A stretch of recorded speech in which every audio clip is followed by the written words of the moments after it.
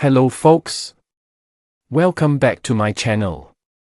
Today, I will be presenting The War of the Worlds by H.G. Wells, which was published in 1897. The story was first serialized in Pearson's magazine in 1897 and published as a full novel in 1898. It was my first encounter with science fiction 40 years ago, and it is also considered one of the earliest and most influential stories to depict a conflict between humankind and an extraterrestrial race.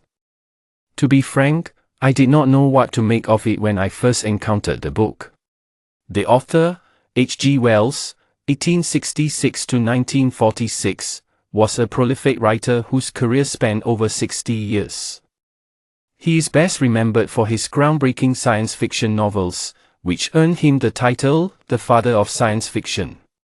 Some of his other most famous works include The Time Machine, 1895, The Island of Dr. Moreau, The Invisible Man, 1897, The First Man in the Moon, 1901, The Food of the Gods and How It Came to Earth, 1904, Keeps, 1905, and The History of Mr. Polly, 1910. Hope you enjoy the video. Here is a 1-minute summary of The War of the Worlds by H.G. Wells, 1897. An unnamed narrator tells of a terrifying invasion from Mars. It begins when a falling star crashes near London, but it's actually a metal cylinder carrying monstrous, octopus-like Martians. Armed with a heat ray that incinerates everything and a poisonous black smoke, the Martians easily crush Earth's armies. As the narrator flees across a collapsing England, he witnesses panic, death, and the Martians' strange red weed spreading over the land. He becomes trapped in a ruined house with a mad curate, watching a Martian feed on human blood. Just when all hope seems lost, the Martians suddenly die. They had no immunity to Earth's microscopic bacteria, tiny germs that win the war humanity could not. The narrator is rescued, and life slowly returns to normal. In the end, Wells delivers a chilling message: humanity is not the pinnacle of creation. We could be to superior beings what ants are to us. But sometimes, nature's smallest creatures save the day. Book 1. The Coming of the Martians. Chapter 1. The Eve of the War.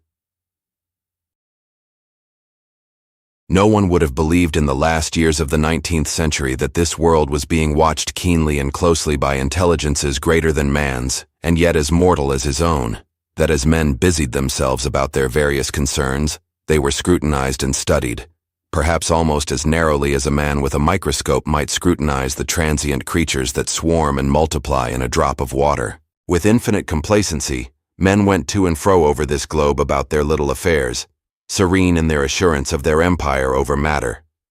It is possible that the infusoria under the microscope do the same. No one gave a thought to the older worlds of space as sources of human danger, or thought of them only to dismiss the idea of life upon them as impossible or improbable. It is curious to recall some of the mental habits of those departed days. At most, terrestrial men fancied there might be other men upon Mars, perhaps inferior to themselves and ready to welcome a missionary enterprise. Yet across the gulf of space, minds that are to our minds as ours are to those of the beasts that perish. Intellects vast and cool and unsympathetic regarded this earth with envious eyes, and slowly and surely drew their plans against us.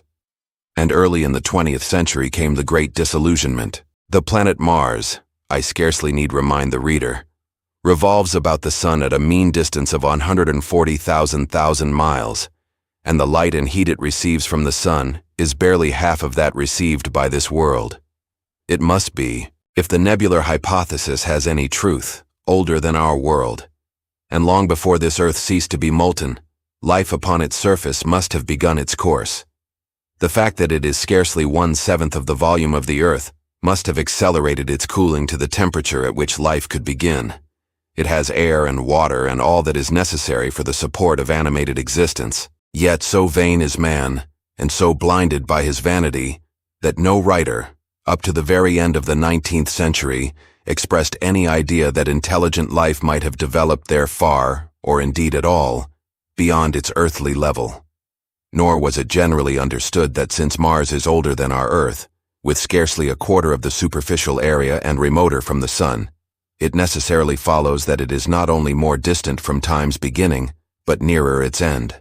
The secular cooling that must someday overtake our planet has already gone far indeed with our neighbor. Its physical condition is still largely a mystery, but we know now that even in its equatorial region, the midday temperature barely approaches that of our coldest winter. Its air is much more attenuated than ours. Its oceans have shrunk until they cover but a third of its surface, and as its slow seasons change, huge snowcaps gather and melt about either pole and periodically inundate its temperate zones. That last stage of exhaustion, which to us is still incredibly remote, has become a present-day problem for the inhabitants of Mars. The immediate pressure of necessity has brightened their intellects, enlarged their powers, and hardened their hearts.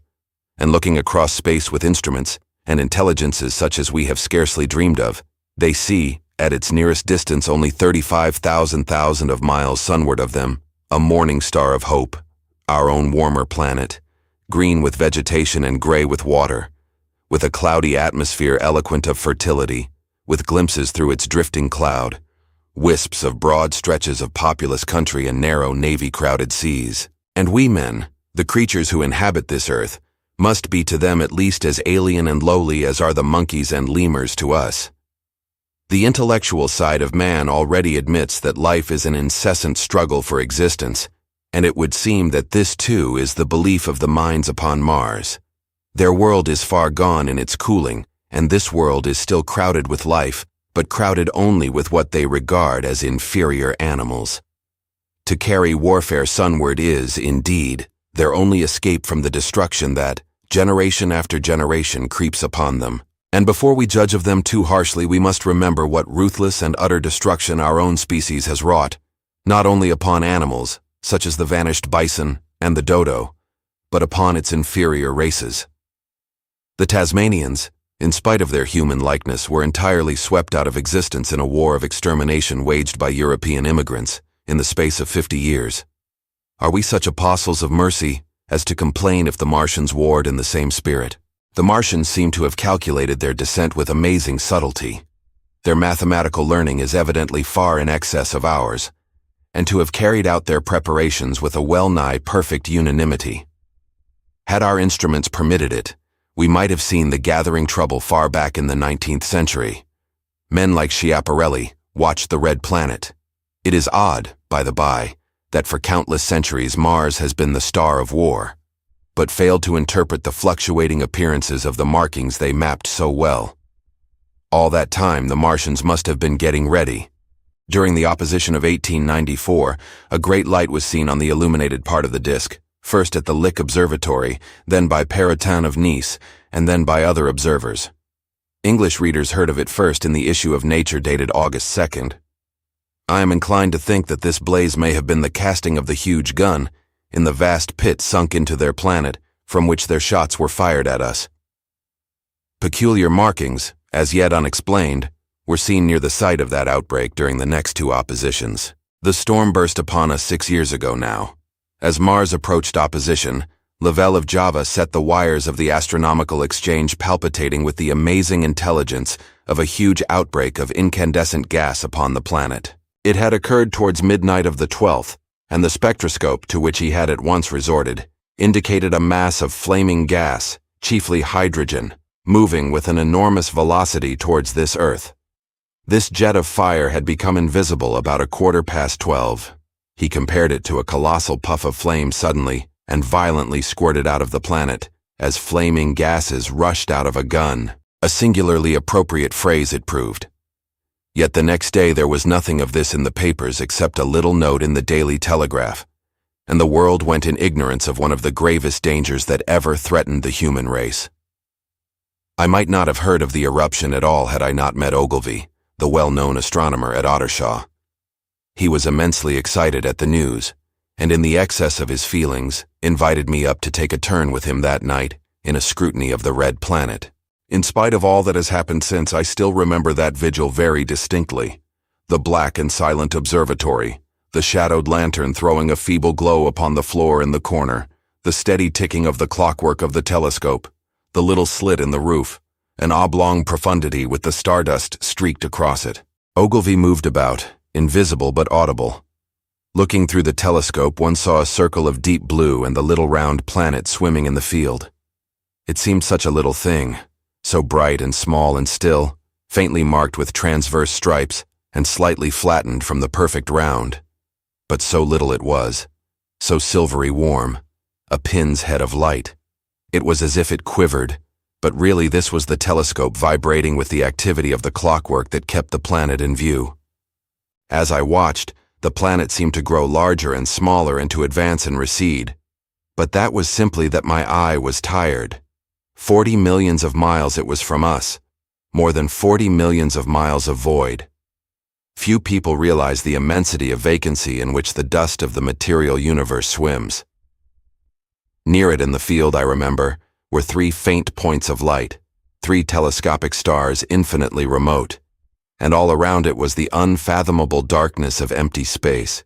You know how that blackness looks on a frosty starlight night. In a telescope it seems far profounder, and invisible to me because it was so remote and small, flying swiftly and steadily towards me across that incredible distance, drawing nearer every minute by so many thousands of miles, came the thing they were sending us, the thing that was to bring so much struggle and calamity and death to the earth. I never dreamed of it then as I watched. No one on Earth dreamed of that unerring missile. That night, too, there was another jetting out of gas from the distant planet. I saw it. A reddish flash at the edge, the slightest projection of the outline just as the chronometer struck midnight. And at that, I told Ogilvy, and he took my place. The night was warm and I was thirsty, and I went stretching my legs clumsily and feeling my way in the darkness to the little table where the siphon stood, while Ogilvy exclaimed at the streamer of gas that came out towards us. That night another invisible missile started on its way to the Earth from Mars, just a second or so under 24 hours after the first one.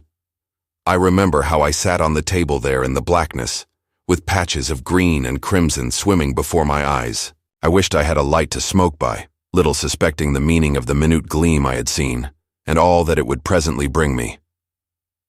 Ogilvy watched till 1 and then gave it up, and we lit the lantern and walked over to his house. Down below in the darkness were Ottershaw and Chertsey and all their hundreds of people, sleeping in peace. He was full of speculation that night about the condition of Mars, and scoffed at the vulgar idea of its having inhabitants who were signaling us. His idea was that meteorites might be falling in a heavy shower upon the planet, or that a huge volcanic explosion was in progress. He pointed out to me how unlikely it was that organic evolution had taken the same direction in the 2 adjacent planets. The chances against anything man-like on Mars are 1,000,000 to 1, he said. Hundreds of observers saw the flame that night, and the night after about midnight, and again the night after, and so for 10 nights, a flame each night. Why the shots ceased after the 10th, no one on Earth has attempted to explain. It may be the gases of the firing caused the Martians inconvenience. Dense clouds of smoke or dust, visible through a powerful telescope on Earth as little gray, fluctuating patches, spread through the clearness of the planet's atmosphere and obscured its more familiar features. Even the daily papers woke up to the disturbances at last, and popular notes appeared here, there, and everywhere concerning the volcanoes upon Mars. The serio-comic periodical Punch, I remember, made a happy use of it in the political cartoon, and, all unsuspected, those missiles the Martians had fired at us drew earthward, rushing now at a pace of many miles a second, through the empty gulf of space, hour by hour and day by day, nearer and nearer. It seems to me now almost incredibly wonderful that, with that swift fate hanging over us, men could go about their petty concerns as they did. I remember how jubilant Markham was at securing a new photograph of the planet for the illustrated paper he edited in those days. People in these latter times scarcely realize the abundance and enterprise of our 19th century papers. For my own part, I was much occupied in learning to ride the bicycle, and busy upon a series of papers discussing the probable developments of moral ideas as civilization progressed. One night, the first missile then could scarcely have been 10,000 miles away, I went for a walk with my wife. It was starlight, and I explained the signs of the zodiac to her, and pointed out Mars, a bright dot of light creeping zenithward, towards which so many telescopes were pointed. It was a warm night. Coming home, a party of excursionists from Chertsey or Isleworth passed us singing and playing music. There were lights in the upper windows of the houses as the people went to bed. From the railway station in the distance came the sound of shunting trains, ringing and rumbling, softened almost into melody by the distance. My wife pointed out to me the brightness of the red, green, and yellow signal lights hanging in a framework against the sky. It seemed so safe and tranquil. Chapter 2: The Falling Star. Then came the night of the first falling star. It was seen early in the morning, rushing over Winchester eastward, a line of flame high in the atmosphere. Hundreds must have seen it, and taken it for an ordinary falling star. Alban described it as leaving a greenish streak behind it that glowed for some seconds. Denning, our greatest authority on meteorites, stated that the height of its first appearance was about 90 or 100 miles. It seemed to him that it fell to Earth about 100 miles east of him. I was at home at that hour and writing in my study, and although my French windows faced towards Ottershaw and the blind was up, for I loved in those days to look up at the night sky, I saw nothing of it. Yet this strangest of all things that ever came to Earth from outer space must have fallen while I was sitting there, visible to me had I only looked up as it passed. Some of those who saw its flight say it traveled with a hissing sound. I myself heard nothing of that. Many people in Berkshire, Surrey, and Middlesex must have seen the fall of it, and at most have thought that another meteorite had descended. No one seems to have troubled to look for the fallen mass that night. But very early in the morning, poor Ogilvy, who had seen the shooting star, and who was persuaded that a meteorite lay somewhere on the common between HORSELL, Ottershaw, and Woking, rose early with the idea of finding it. Find it he did, soon after dawn, and not far from the sand pits. An enormous hole had been made by the impact of the projectile, and the sand and gravel had been flung violently in every direction over the heath, forming heaps visible a mile and a half away. The heather was on fire eastward, and a thin blue smoke rose against the dawn. The thing itself lay almost entirely buried in sand. Amidst the scattered splinters of a fir tree it had shivered to fragments in its descent. The uncovered part had the appearance of a huge cylinder, caked over, and its outline softened by a thick, scaly, dun-colored incrustation. It had a diameter of about 30 yards. He approached the mass, surprised at the size, and more so at the shape, since most meteorites are rounded more or less completely. It was, however, still so hot from its flight through the air as to forbid his near approach. A stirring noise within its cylinder he ascribed to the unequal cooling of its surface, for at that time it had not occurred to him that it might be hollow. He remained standing at the edge of the pit that the thing had made for itself, staring at its strange appearance, astonished chiefly at its unusual shape and color, and dimly perceiving even then some evidence of design in its arrival. The early morning was wonderfully still, and the sun, just clearing the pine trees towards Weybridge, was already warm. He did not remember hearing any birds that morning. There was certainly no breeze stirring, and the only sounds were the faint movements from within the cindery cylinder. He was all alone on the common. Then suddenly he noticed with a start that some of the gray clinker, the ashy incrustation that covered the meteorite, was falling off the circular edge of the end. It was dropping off in flakes and raining down upon the sand. A large piece suddenly came off and fell with a sharp noise that brought his heart into his mouth. For a minute he scarcely realized what this meant, and although the heat was excessive, he clambered down into the pit close to the bulk to see the thing more clearly. He fancied even then that the cooling of the body might account for this. But what disturbed that idea was the fact that the ash was falling only from the end of the cylinder, and then he perceived that very slowly the circular top of the cylinder was rotating on its body. It was such a gradual movement that he discovered it only through noticing that a black mark that had been near him 5 minutes ago was now at the other side of the circumference. Even then he scarcely understood what this indicated until he heard a muffled grating sound and saw the black mark jerk forward an inch or so. Then the thing came upon him in a flash. The cylinder was artificial, hollow, with an end that screwed out. Something within the cylinder was unscrewing the top. "Good heavens," said Ogilvy, "there's a man in it, men in it, half roasted to death, trying to escape." At once, with a quick mental leap, he linked the thing with the flash upon Mars. The thought of the confined creature was so dreadful to him that he forgot the heat and went forward to the cylinder to help turn. But luckily, the dull radiation arrested him before he could burn his hands on the still glowing metal. At that, he stood irresolute for a moment, then turned, scrambled out of the pit, and set off running wildly into Woking. The time then must have been somewhere about 6 o'clock. He met a wagoner and tried to make him understand, but the tale he told and his appearance were so wild, his hat had fallen off in the pit, that the man simply drove on. He was equally unsuccessful with the potman, who was just unlocking the doors of the public house by HORSELL bridge.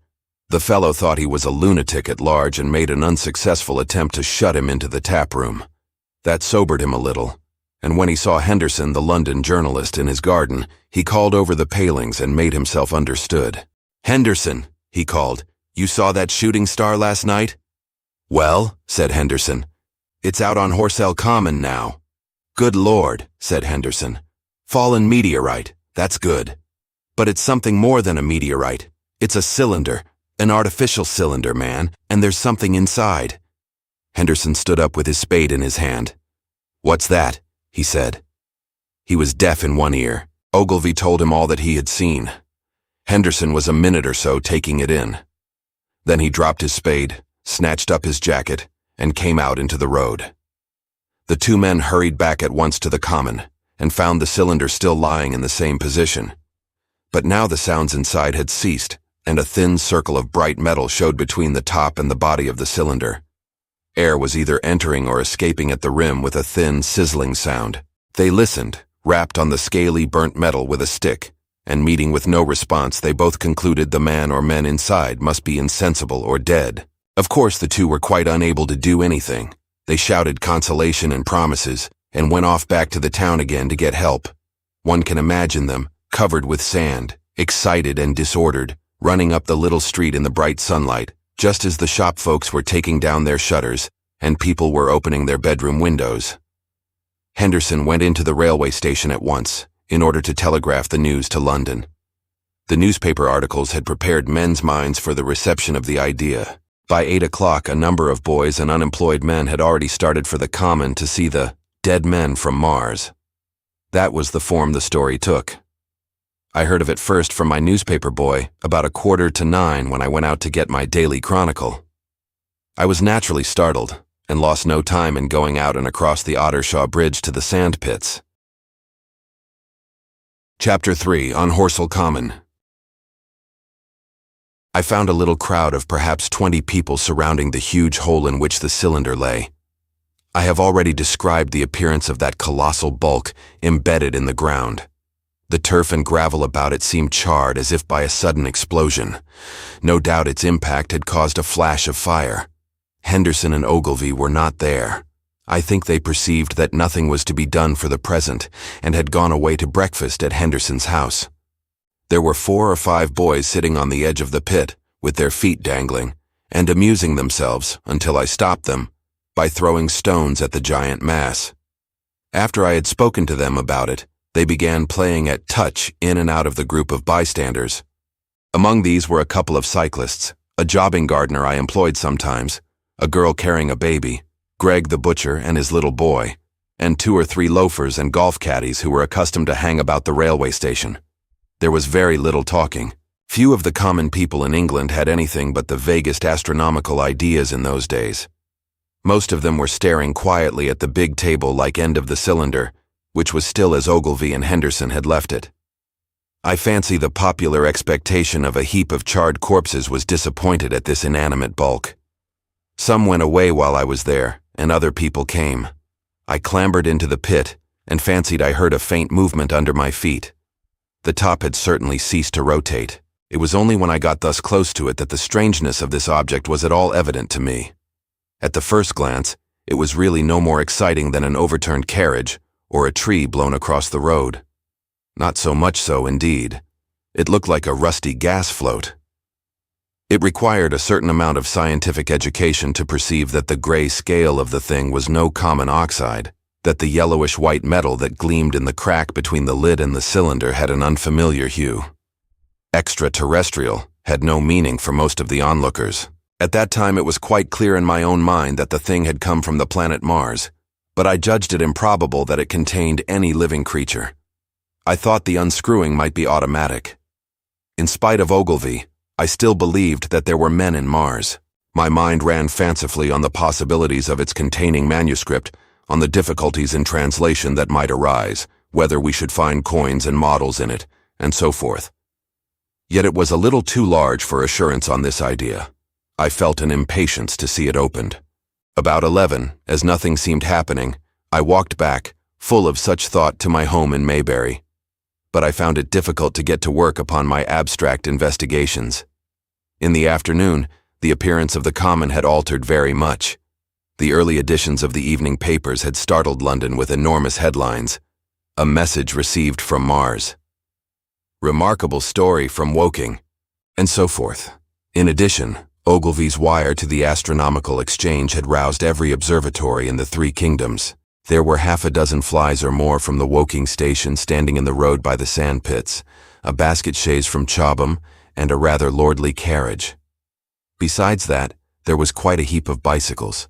In addition, a large number of people must have walked in spite of the heat of the day, from Woking and Chertsey, so that there was altogether quite a considerable crowd, one or two gaily dressed ladies among the others. It was glaringly hot, not a cloud in the sky nor a breath of wind, and the only shadow was that of the few scattered pine trees. The burning heather had been extinguished, but the level ground towards Ottershaw was blackened as far as one could see, and still giving off vertical streamers of smoke. An enterprising sweetstuff dealer in the Chobham Road had sent up his son with a barrow load of green apples and ginger beer. Going to the edge of the pit, I found it occupied by a group of about half a dozen men: Henderson, Ogilvy, and a tall, fair-haired man that I afterwards learned was Stent, the astronomer royal, with several workmen wielding spades and pickaxes. Stent was giving directions in a clear, high-pitched voice. He was standing on the cylinder, which was now evidently much cooler.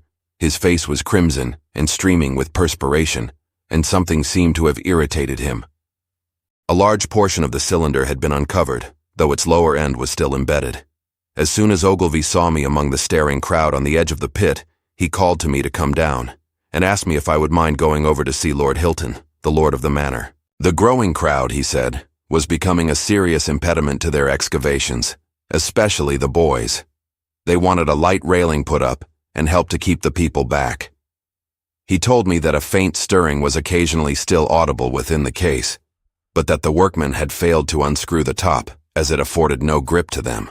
The case appeared to be enormously thick, and it was possible that the faint sounds we heard represented a noisy tumult in the interior. I was very glad to do as he asked, and so become one of the privileged spectators within the contemplated enclosure. I failed to find Lord Hilton at his house, but I was told he was expected from London by the 6 o'clock train from Waterloo, and as it was then about 5:15, I went home, had some tea, and walked up to the station to waylay him. Chapter 4. The Cylinder Opens. When I returned to the Common, the sun was setting. Scattered groups were hurrying from the direction of Woking, and one or two persons were returning.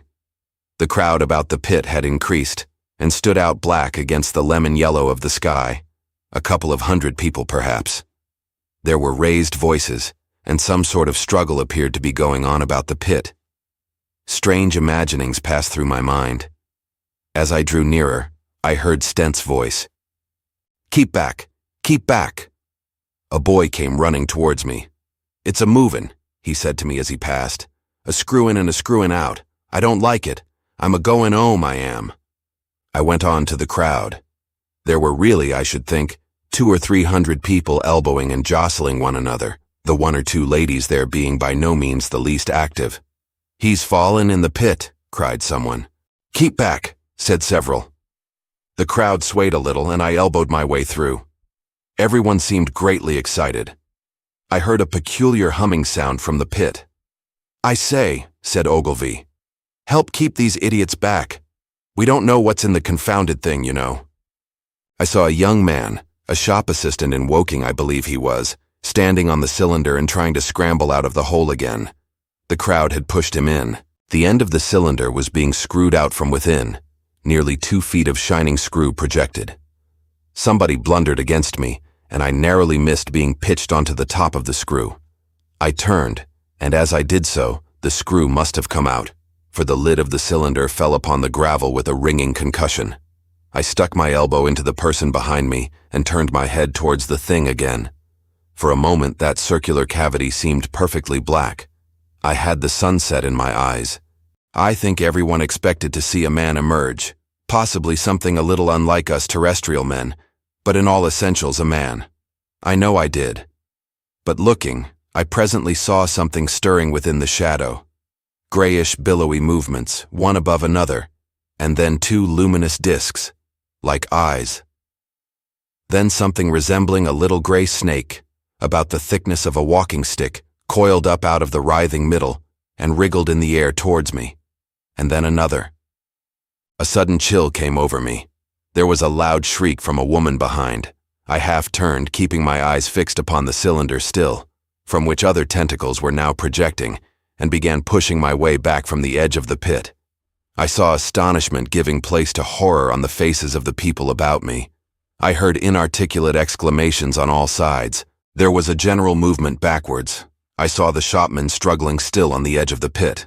I found myself alone, and saw the people on the other side of the pit running off, Stent among them. I looked again at the cylinder, and ungovernable terror gripped me. I stood petrified and staring. A big grayish rounded bulk, the size perhaps of a bear, was rising slowly and painfully out of the cylinder. As it bulged up and caught the light, it glistened like wet leather. 2 large, dark-colored eyes were regarding me steadfastly.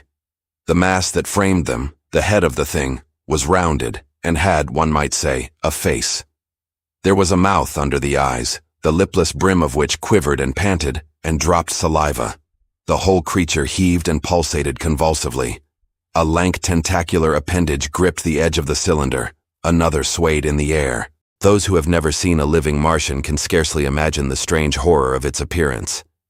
The peculiar V-shaped mouth with its pointed upper lip, the absence of brow ridges, the absence of a chin beneath the wedge-like lower lip, the incessant quivering of this mouth, the gorgon groups of tentacles, the tumultuous breathing of the lungs in a strange atmosphere, the evident heaviness and painfulness of movement due to the greater gravitational energy of the earth, above all the extraordinary intensity of the immense eyes, were at once vital, intense, inhuman, crippled, and monstrous. There was something fungoid in the oily brown skin, something in the clumsy deliberation of the tedious movements unspeakably nasty. Even at this first encounter, this first glimpse, I was overcome with disgust and dread. Suddenly the monster vanished. It had toppled over the brim of the cylinder and fallen into the pit, with a thud like the fall of a great mass of leather. I heard it give a peculiar thick cry, and forthwith another of these creatures appeared darkly in the deep shadow of the aperture. I turned and running madly made for the first group of trees perhaps 100 yards away, but I ran slantingly and stumbling, for I could not avert my face from these things. There, among some young pine trees and furze bushes, I stopped, panting, and waited further developments. The common round the sandpits was dotted with people, standing like myself in a half-fascinated terror, staring at these creatures, or rather, at the heaped gravel at the edge of the pit in which they lay. And then, with a renewed horror, I saw a round, black object bobbing up and down on the edge of the pit. It was the head of the shopman who had fallen in, but showing as a little black object against the hot western sun. Now he got his shoulder and knee up, and again he seemed to slip back until only his head was visible. Suddenly he vanished, and I could have fancied a faint shriek had reached me. I had a momentary impulse to go back and help him that my fears overruled. Everything was then quite invisible, hidden by the deep pit and the heap of sand that the fall of the cylinder had made. Anyone coming along the road from CHOBHAM or Woking would have been amazed at the sight. A dwindling multitude of perhaps 100 people or more standing in a great irregular circle, in ditches, behind bushes, behind gates and hedges, saying little to one another, and that in short, excited shouts, and staring hard at a few heaps of sand. The barrow of ginger beer stood, a queer derelict black against the burning sky, and in the sandpits was a row of deserted vehicles with their horses feeding out of nosebags or pawing the ground. Chapter 5. The Heat Ray. After the glimpse I had had of the Martians emerging from the cylinder in which they had come to the Earth from their planet, a kind of fascination paralyzed my actions. I remained standing knee-deep in the heather, staring at the mound that hid them. I was a battleground of fear and curiosity. I did not dare to go back towards the pit, but I felt a passionate longing to peer into it. I began walking, therefore, in a big curve, seeking some point of vantage and continually looking at the sand heaps that hid these newcomers to our Earth. Once a leash of thin black whips, like the arms of an octopus, flashed across the sunset and was immediately withdrawn, and afterwards a thin rod rose up, joint by joint, bearing at its apex a circular disc that spun with a wobbling motion. What could be going on there?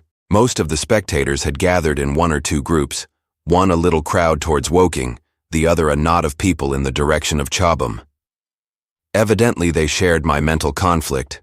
There were few near me. One man I approached. He was, I perceived, a neighbor of mine, though I did not know his name, and accosted. But it was scarcely a time for articulate conversation. "What ugly brutes," he said. "Good God, what ugly brutes." He repeated this over and over again. "Did you see a man in the pit?" I said. But he made no answer to that. We became silent, and stood watching for a time side by side, deriving, I fancy, a certain comfort in one another's company. Then I shifted my position to a little knoll that gave me the advantage of a yard or more of elevation, and when I looked for him presently he was walking towards Woking. The sunset faded to twilight before anything further happened. The crowd far away on the left, towards Woking, seemed to grow, and I heard now a faint murmur from it. The little knot of people towards CHOBHAM dispersed. There was scarcely an intimation of movement from the pit. It was this, as much as anything, that gave people courage, and I suppose the new arrivals from Woking also helped to restore confidence. At any rate, as the dusk came on, a slow, intermittent movement upon the sandpits began, a movement that seemed to gather force as the stillness of the evening about the cylinder remained unbroken. Vertical black figures in twos and threes would advance, stop, watch, and advance again, spreading out as they did so in a thin, irregular crescent that promised to enclose the pit in its attenuated horns. I, too, on my side, began to move towards the pit. Then I saw some cabmen and others had walked boldly into the sandpits, and heard the clatter of hoofs and the gride of wheels. I saw a lad trundling off the barrow of apples. And then, within 30 yards of the pit, advancing from the direction of HORSELL, I noted a little black knot of men, the foremost of whom was waving a white flag. This was the deputation. There had been a hasty consultation, and since the Martians were evidently, in spite of their repulsive forms, intelligent creatures, it had been resolved to show them, by approaching them with signals, that we too were intelligent. Flutter, flutter, went the flag, first to the right, then to the left. It was too far for me to recognize anyone there, but afterwards I learned that Ogilvy, Stent, and Henderson were with others in this attempt at communication. This little group had in its advance dragged inward, so to speak, the circumference of the now almost complete circle of people, and a number of dim black figures followed it at discrete distances. Suddenly there was a flash of light, and a quantity of luminous greenish smoke came out of the pit in 3 distinct puffs, which drove up, one after the other, straight into the still air. This smoke, or flame perhaps would be the better word for it, was so bright that the deep blue sky overhead and the hazy stretches of brown common towards Chertsey, set with black pine trees, seemed to darken abruptly as these puffs arose, and to remain the darker after their dispersal. At the same time, a faint hissing sound became audible. Beyond the pit stood the little wedge of people with the white flag at its apex. Arrested by these phenomena, a little knot of small vertical black shapes upon the black ground. As the green smoke arose, their faces flashed out pallid green, and faded again as it vanished. Then slowly, the hissing passed into a humming, into a long, loud, droning noise. Slowly, a humped shape rose out of the pit, and the ghost of a beam of light seemed to flicker out from it. Forthwith flashes of actual flame, a bright glare leaping from one to another, sprang from the scattered group of men. It was as if some invisible jet impinged upon them and flashed into white flame. It was as if each man were suddenly and momentarily turned to fire. Then, By the light of their own destruction, I saw them staggering and falling, and their supporters turning to run. I stood staring, not as yet realizing that this was death leaping from man to man in that little distant crowd. All I felt was that it was something very strange.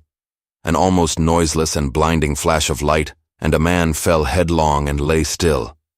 And as the unseen shaft of heat passed over them, pine trees burst into fire, and every dry furze bush became with one dull thud a mass of flames. And far away towards Knaphill, I saw the flashes of trees and hedges and wooden buildings suddenly set alight. It was sweeping round swiftly and steadily, this flaming death, this invisible, inevitable sword of heat. I perceived it coming towards me by the flashing bushes it touched, and was too astounded and stupefied to stir.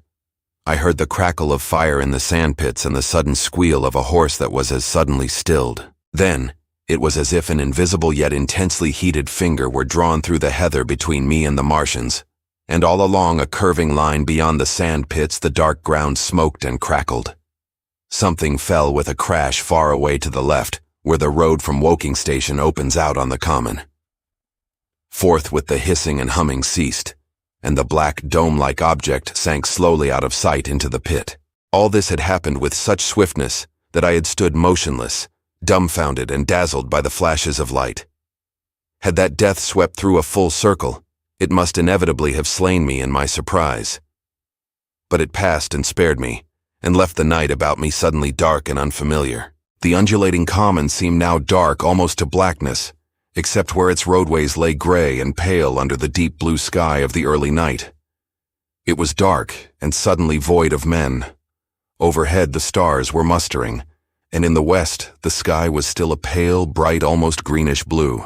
The tops of the pine trees and the roofs of HORSELL came out sharp and black against the western afterglow. The Martians and their appliances were altogether invisible, save for that thin mast upon which their restless mirror wobbled. Patches of bush and isolated trees here and there smoked and glowed still, and the houses towards Woking Station were sending up spires of flame into the stillness of the evening air. Nothing was changed save for that, and a terrible astonishment. The little group of black specks with the flag of white had been swept out of existence, and the stillness of the evening, so it seemed to me, had scarcely been broken. It came to me that I was upon this dark common, helpless, unprotected, and alone. Suddenly, like a thing falling upon me from without, came fear. With an effort I turned and began a stumbling run through the heather.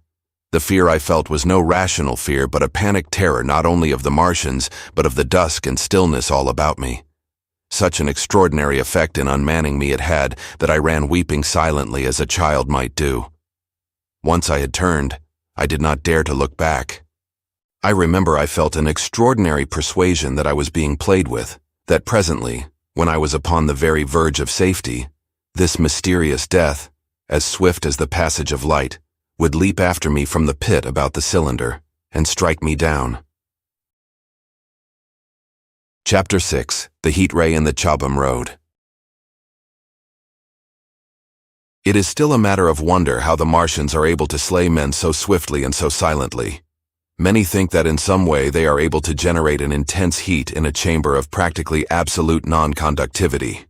This intense heat they project in a parallel beam against any object they choose, by means of a polished parabolic mirror of unknown composition, much as the parabolic mirror of a lighthouse projects a beam of light. But no one has absolutely proved these details. However it is done, it is certain that a beam of heat is the essence of the matter. Heat, and invisible, instead of visible, light. Whatever is combustible flashes into flame at its touch. Lead runs like water. It softens iron, cracks and melts glass. And when it falls upon water, incontinently that explodes into steam. That night nearly 40 people lay under the starlight about the pit, charred and distorted beyond recognition, and all night long the common from HORSELL to Maybury was deserted and brightly ablaze. The news of the massacre probably reached CHOBHAM, Woking, and Ottershaw about the same time. In Woking the shops had closed when the tragedy happened, and a number of people, shop people and so forth, attracted by the stories they had heard, were walking over the HORSELL bridge and along the road between the hedges that runs out at last upon the common. You may imagine the young people brushed up after the labors of the day, and making this novelty, as they would make any novelty, the excuse for walking together and enjoying a trivial flirtation. You may figure to yourself the hum of voices along the road in the gloaming. As yet, of course, few people in Woking even knew that the cylinder had opened, though poor Henderson had sent a messenger on a bicycle to the post office with a special wire to an evening paper. As these folks came out by twos and threes upon the open, they found little knots of people talking excitedly and peering at the spinning mirror over the sandpits, and the newcomers were, no doubt, soon infected by the excitement of the occasion. By 8:30, when the deputation was destroyed, there may have been a crowd of 300 people or more at this place, besides those who had left the road to approach the Martians nearer. There were 3 policemen too, one of whom was mounted doing their best under instructions from Stent to keep the people back and deter them from approaching the cylinder. There was some booing from those more thoughtless and excitable souls to whom a crowd is always an occasion for noise and horseplay. Stent and Ogilvy, anticipating some possibilities of a collision, had telegraphed from HORSELL to the barracks as soon as the Martians emerged, for the help of a company of soldiers to protect these strange creatures from violence. After that, they returned to lead that ill-fated advance. The description of their death, as it was seen by the crowd, tallies very closely with my own impressions. The 3 puffs of green smoke, the deep humming note, and the flashes of flame. But that crowd of people had a far narrower escape than mine. Only the fact that a hummock of heathery sand intercepted the lower part of the heat ray saved them. Had the elevation of the parabolic mirror been a few yards higher, none could have lived to tell the tale. They saw the flashes and the men falling, and an invisible hand, as it were, lit the bushes as it hurried towards them through the twilight. Then, with a whistling note that rose above the droning of the pit, the beam swung close over their heads, lighting the tops of the beech trees that line the road, and splitting the bricks, smashing the windows, firing the window frames, and bringing down in crumbling ruin a portion of the gable of the house nearest the corner. In the sudden thud, hiss, and glare of the igniting trees, the panic-stricken crowd seems to have swayed hesitatingly for some moments. Sparks and burning twigs began to fall into the road, and single leaves like puffs of flame. Hats and dresses caught fire. Then came a crying from the common. There were shrieks and shouts, and suddenly a mounted policeman came galloping through the confusion with his hands clasped over his head, screaming. "They're coming!" a woman shrieked, and incontinently everyone was turning and pushing at those behind in order to clear their way to Woking again. They must have bolted as blindly as a flock of sheep. Where the road grows narrow and black between the high banks, the crowd jammed, and a desperate struggle occurred. All that crowd did not escape. 3 persons at least, 2 women and a little boy, were crushed and trampled there, and left to die amid the terror and the darkness. Chapter 7. How I Reached Home. For my own part, I remember nothing of my flight except the stress of blundering against trees and stumbling through the heather. All about me gathered the invisible terrors of the Martians. That pitiless sword of heat seemed whirling to and fro, flourishing overhead before it descended and smote me out of life. I came into the road between the crossroads and HORSELL and ran along this to the crossroads. At last I could go no further. I was exhausted with the violence of my emotion and of my flight, and I staggered and fell by the wayside. That was near the bridge that crosses the canal by the gasworks. I fell and lay still. I must have remained there some time. I sat up, strangely perplexed. For a moment, perhaps, I could not clearly understand how I came there. My terror had fallen from me like a garment. My hat had gone, and my collar had burst away from its fastener. A few minutes before, there had only been 3 real things before me: the immensity of the night and space and nature, my own feebleness and anguish, and the near approach of death. Now it was as if something turned over, and the point of view altered abruptly. There was no sensible transition from one state of mind to the other. I was immediately the self of every day again, a decent, ordinary citizen. The silent common, the impulse of my flight, the starting flames, were as if they had been in a dream. I asked myself, had these latter things indeed happened? I could not credit it. I rose and walked unsteadily up the steep incline of the bridge. My mind was blank wonder. My muscles and nerves seemed drained of their strength. I dare say I staggered drunkenly. A head rose over the arch, and the figure of a workman carrying a basket appeared. Beside him ran a little boy. He passed me, wishing me good night. I was minded to speak to him, but did not. I answered his greeting with a meaningless mumble and went on over the bridge. Over the Maybury Arch a train, a billowing tumult of white fire-lit smoke, and a long caterpillar of lighted windows, went flying south. Clatter, clatter, clap, rap, and it had gone. A dim group of people talked in the gate of one of the houses in the pretty little row of gables that was called Oriental Terrace. It was all so real and so familiar. And that behind me. It was frantic, fantastic. Such things, I told myself, could not be. Perhaps I am a man of exceptional moods. I do not know how far my experience is common. At times I suffer from the strangest sense of detachment from myself and the world about me. I seem to watch it all from the outside, from somewhere inconceivably remote, out of time, out of space, out of the stress and tragedy of it all. This feeling was very strong upon me that night. Here was another side to my dream. But the trouble was the blank incongruity of this serenity and the swift death flying yonder not 2 miles away. There was a noise of business from the gasworks, and the electric lamps were all alight. I stopped at the group of people. "What news from the common?" said I. There were 2 men and a woman at the gate. "Eh?" said one of the men, turning. "What news from the common?" I said. "Ain't you just been there?" asked the men. "People seem fair silly about the common," said the woman over the gate. "What's it all abart?" "Haven't you heard of the men from Mars?" said I. "The creatures from Mars?" "Quite enough," said the woman over the gate. "Thanks." And all 3 of them laughed. I felt foolish and angry.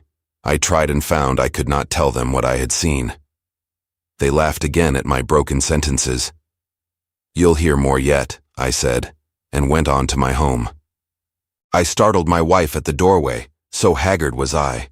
I went into the dining room, sat down, drank some wine, and so soon as I could collect myself sufficiently, I told her the things I had seen. The dinner, which was a cold one, had already been served, and remained neglected on the table while I told my story. "There is one thing," I said, to allay the fears I had aroused. "They are the most sluggish things I ever saw crawl. They may keep the pit and kill people who come near them, but they cannot get out of it. But the horror of them—" "Don't, dear," said my wife, knitting her brows and putting her hand on mine. "Poor Ogilvy," I said. "To think he may be lying dead there." My wife, at least, did not find my experience incredible. When I saw how deadly white her face was, I ceased abruptly. "They may come here," she said again and again. I pressed her to take wine, and tried to reassure her. "They can scarcely move," I said. I began to comfort her and myself by repeating all that Ogilvy had told me of the impossibility of the Martians establishing themselves on the Earth. In particular, I laid stress on the gravitational difficulty.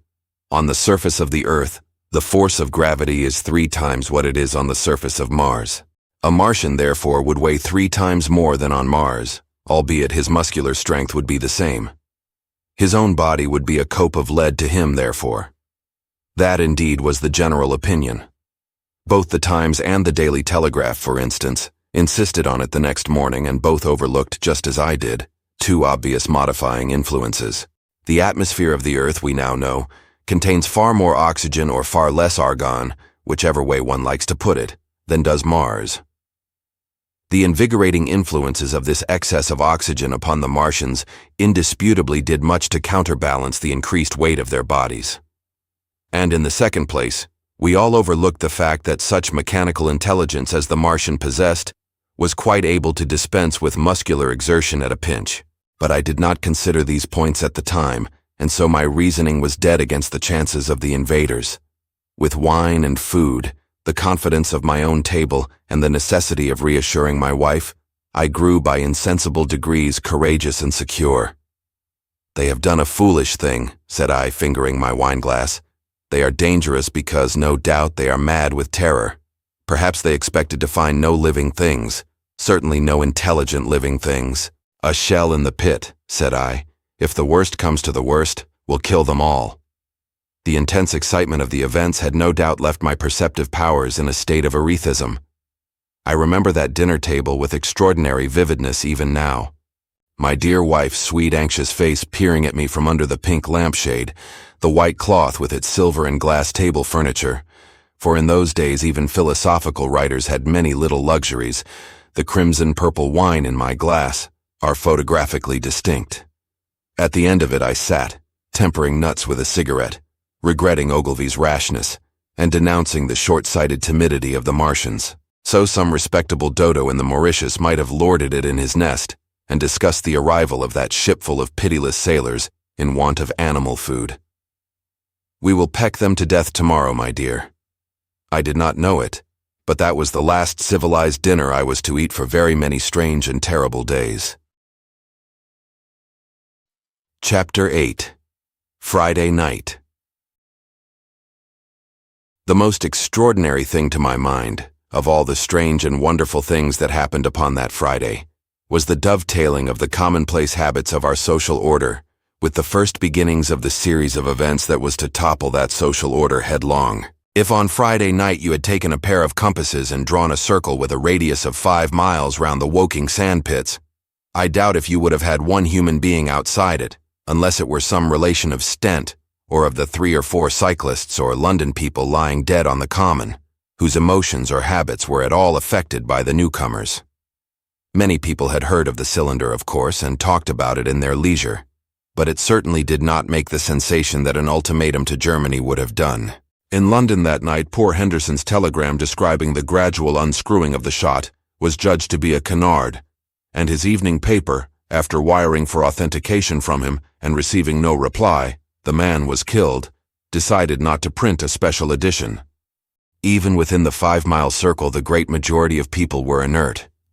I have already described the behavior of the men and women to whom I spoke. All over the district, people were dining and supping, working men were gardening after the labors of the day, children were being put to bed, young people were wandering through the lanes lovemaking, students sat over their books. Maybe there was a murmur in the village streets, a novel and dominant topic in the public houses, and here and there a messenger, or even an eyewitness of the later occurrences, caused a whirl of excitement, a shouting, and a running to and fro. But for the most part, the daily routine of working, eating, drinking, sleeping, went on as it had done for countless years, as though no planet Mars existed in the sky.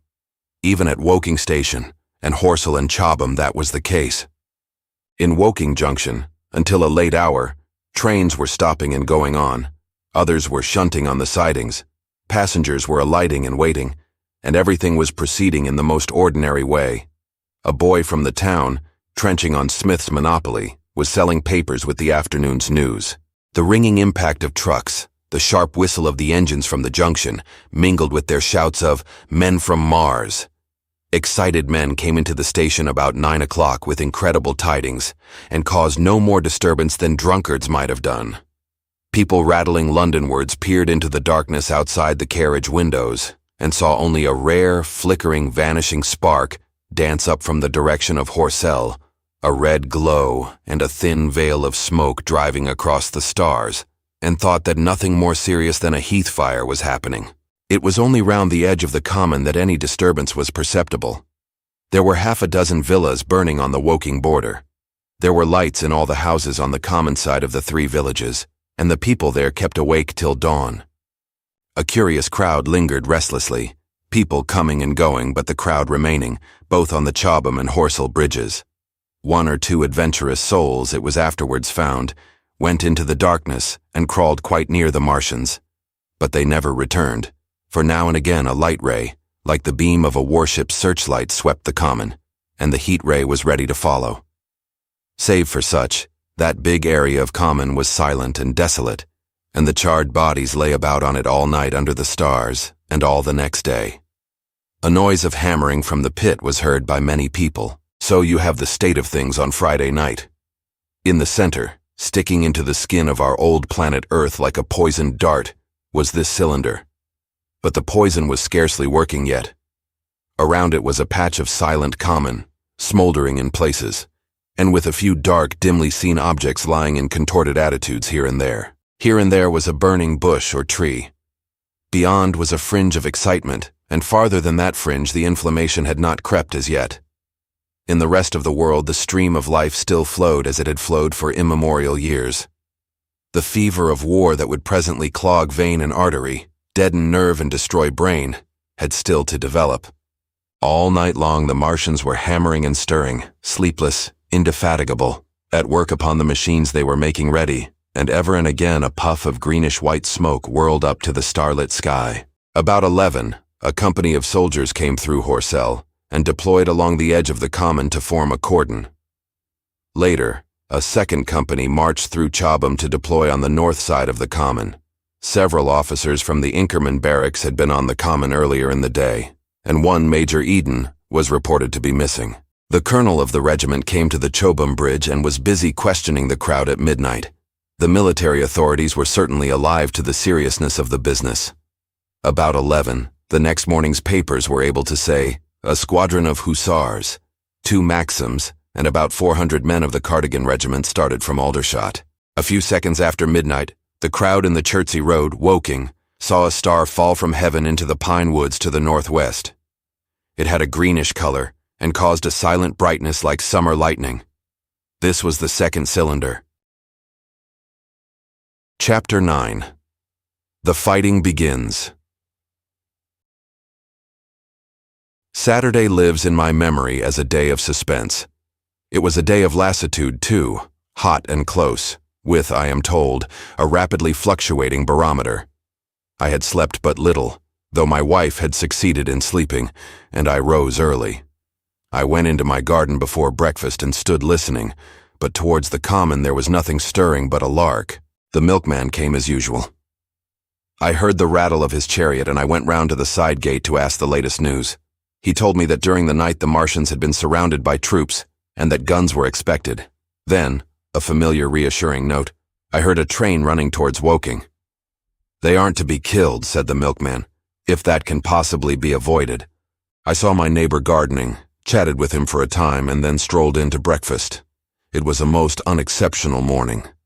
My neighbor was of opinion that the troops would be able to capture or to destroy the Martians during the day. It's a pity they make themselves so unapproachable, he said. It would be curious to know how they live on another planet. We might learn a thing or two. He came up to the fence and extended a handful of strawberries, for his gardening was as generous as it was enthusiastic. At the same time he told me of the burning of the pine woods about the Byfleet golf links. They say, said he, that there's another of those blessed things fallen there. Number 2. But one's enough, surely. This lot'll cost the insurance people a pretty penny before everything's settled. He laughed with an air of the greatest good humor as he said this. The woods, he said, were still burning, and pointed out a haze of smoke to me.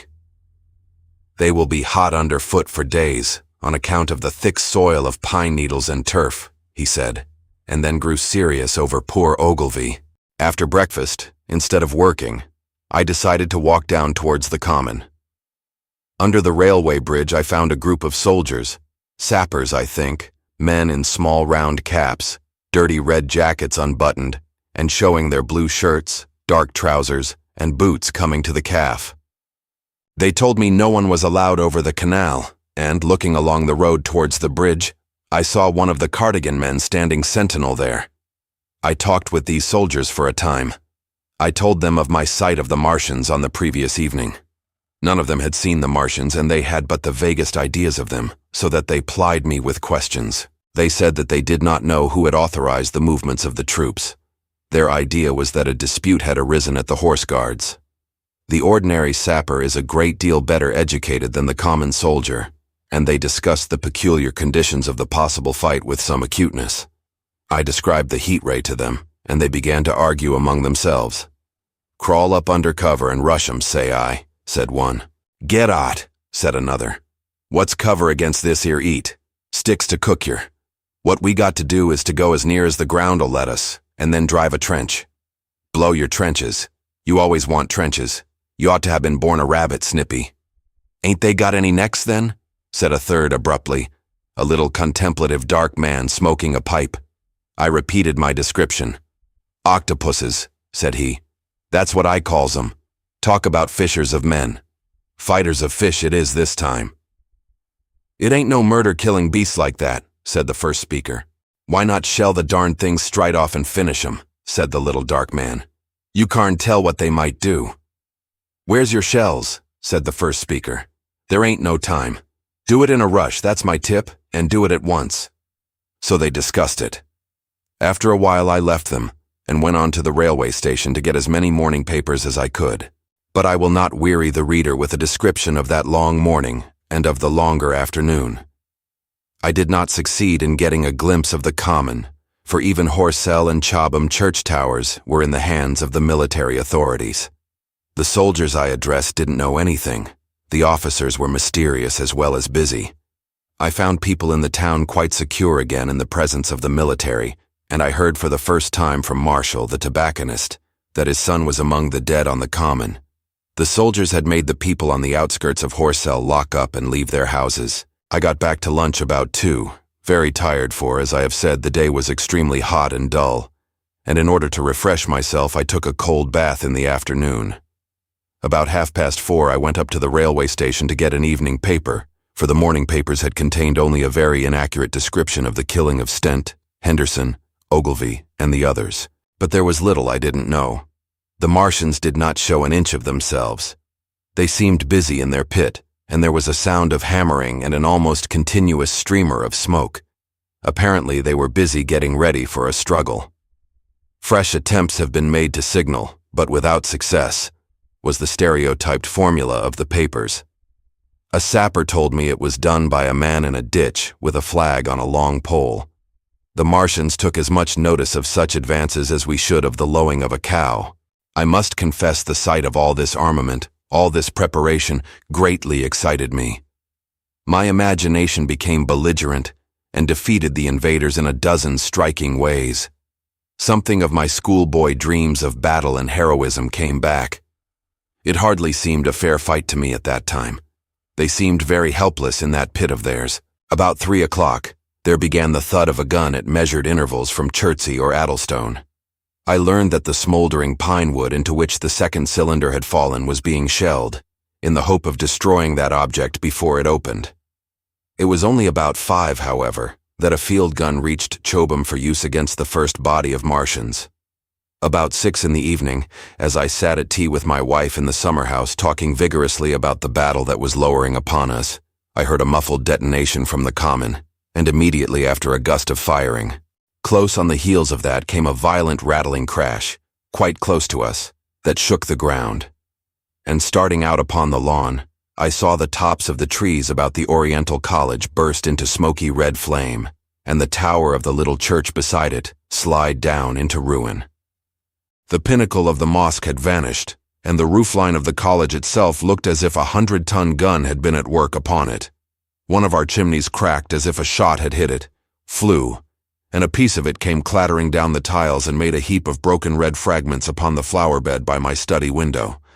I and my wife stood amazed. Then I realized that the crest of Mayberry Hill must be within range of the Martians' heat ray, now that the college was cleared out of the way. At that, I gripped my wife's arm, and without ceremony ran her out into the road. Then I fetched out the servant, telling her I would go upstairs myself for the box she was clamoring for. "We can't possibly stay here," I said, and as I spoke, the firing reopened for a moment upon the common. "But where are we to go?" said my wife in terror. I thought, perplexed. Then I remembered her cousins at Leatherhead. "Leatherhead!" I shouted above the sudden noise. She looked away from me downhill. The people were coming out of their houses astonished. "How are we to get to Leatherhead?" she said. Down the hill I saw a bevy of hussars ride under the railway bridge. 3 galloped through the open gates of the Oriental College. 2 others dismounted and began running from house to house. The sun, shining through the smoke that drove up from the tops of the trees, seemed blood-red and threw an unfamiliar lurid light upon everything. "Stop here," said I. "You are safe here." And I started off at once for the Spotted Dog, for I knew the landlord had a horse and dog cart. I ran, for I perceived that in a moment everyone upon this side of the hill would be moving. I found him in his bar, quite unaware of what was going on behind his house. A man stood with his back to me, talking to him. "I must have £1," said the landlord. and I've no one to drive it." "I'll give you 2, said I over the stranger's shoulder. "What for?" "And I'll bring it back by midnight," I said. "Lord," said the landlord, "what's the hurry? I'm selling my bit of a pig. £2 and you bring it back? What's going on now?" I explained hastily that I had to leave my home, and so secured the dog cart. At the time, it did not seem to me nearly so urgent that the landlord should leave his.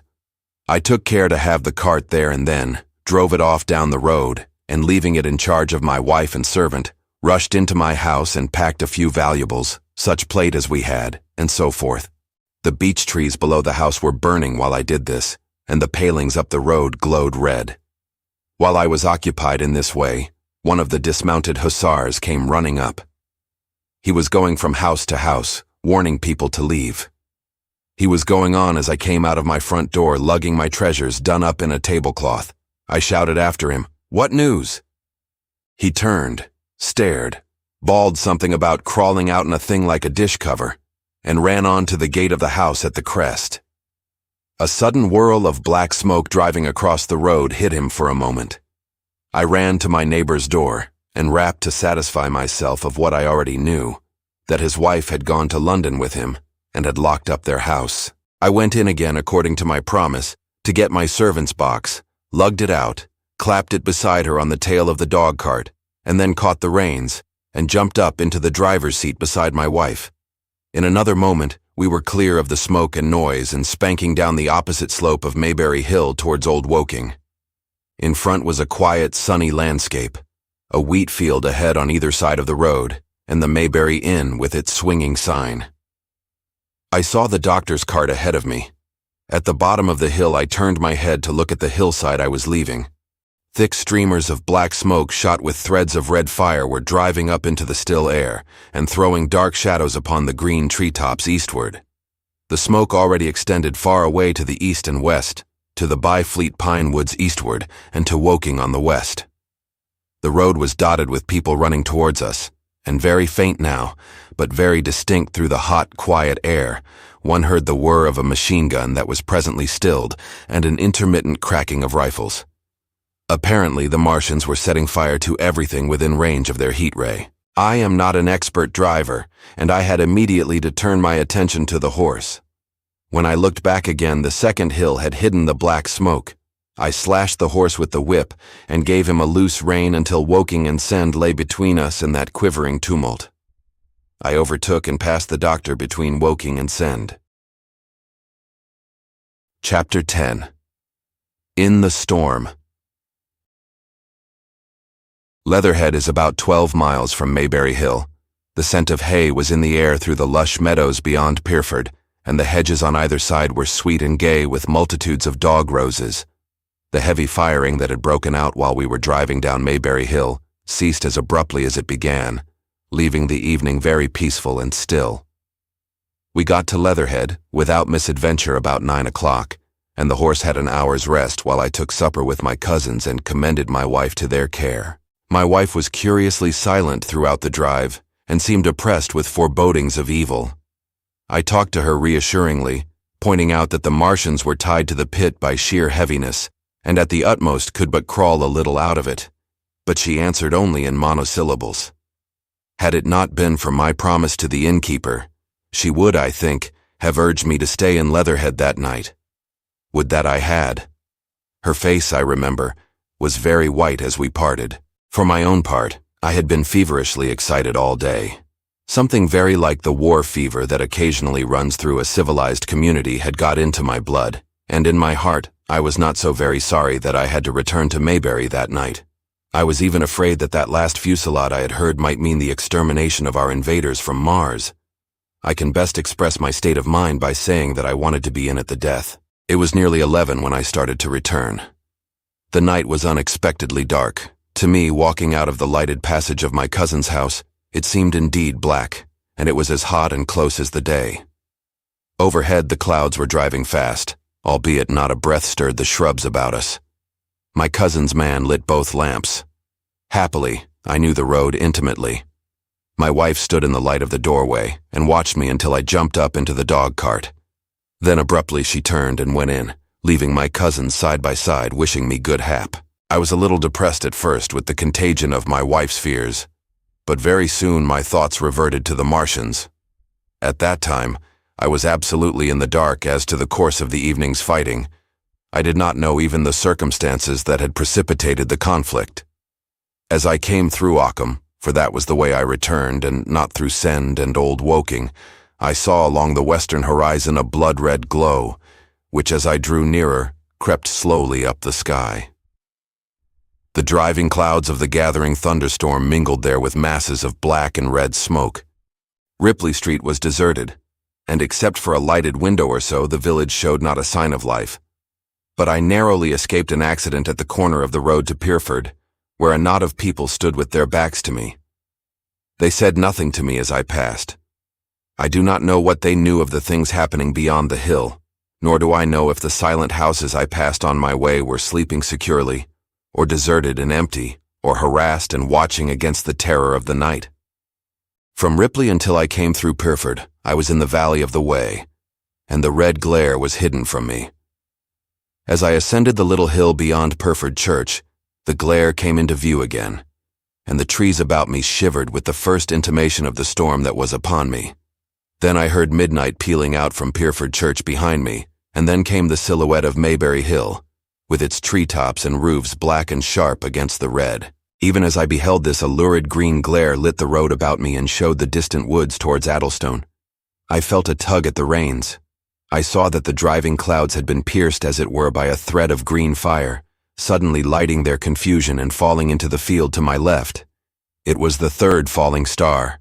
Close on its apparition, and blindingly violet by contrast, danced out the first lightning of the gathering storm, and the thunder burst like a rocket overhead.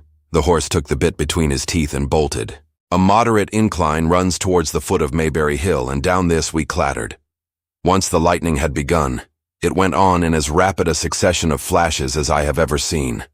The thunderclaps, treading one on the heels of another, and with a strange crackling accompaniment, sounded more like the working of a gigantic electric machine than the usual detonating reverberations.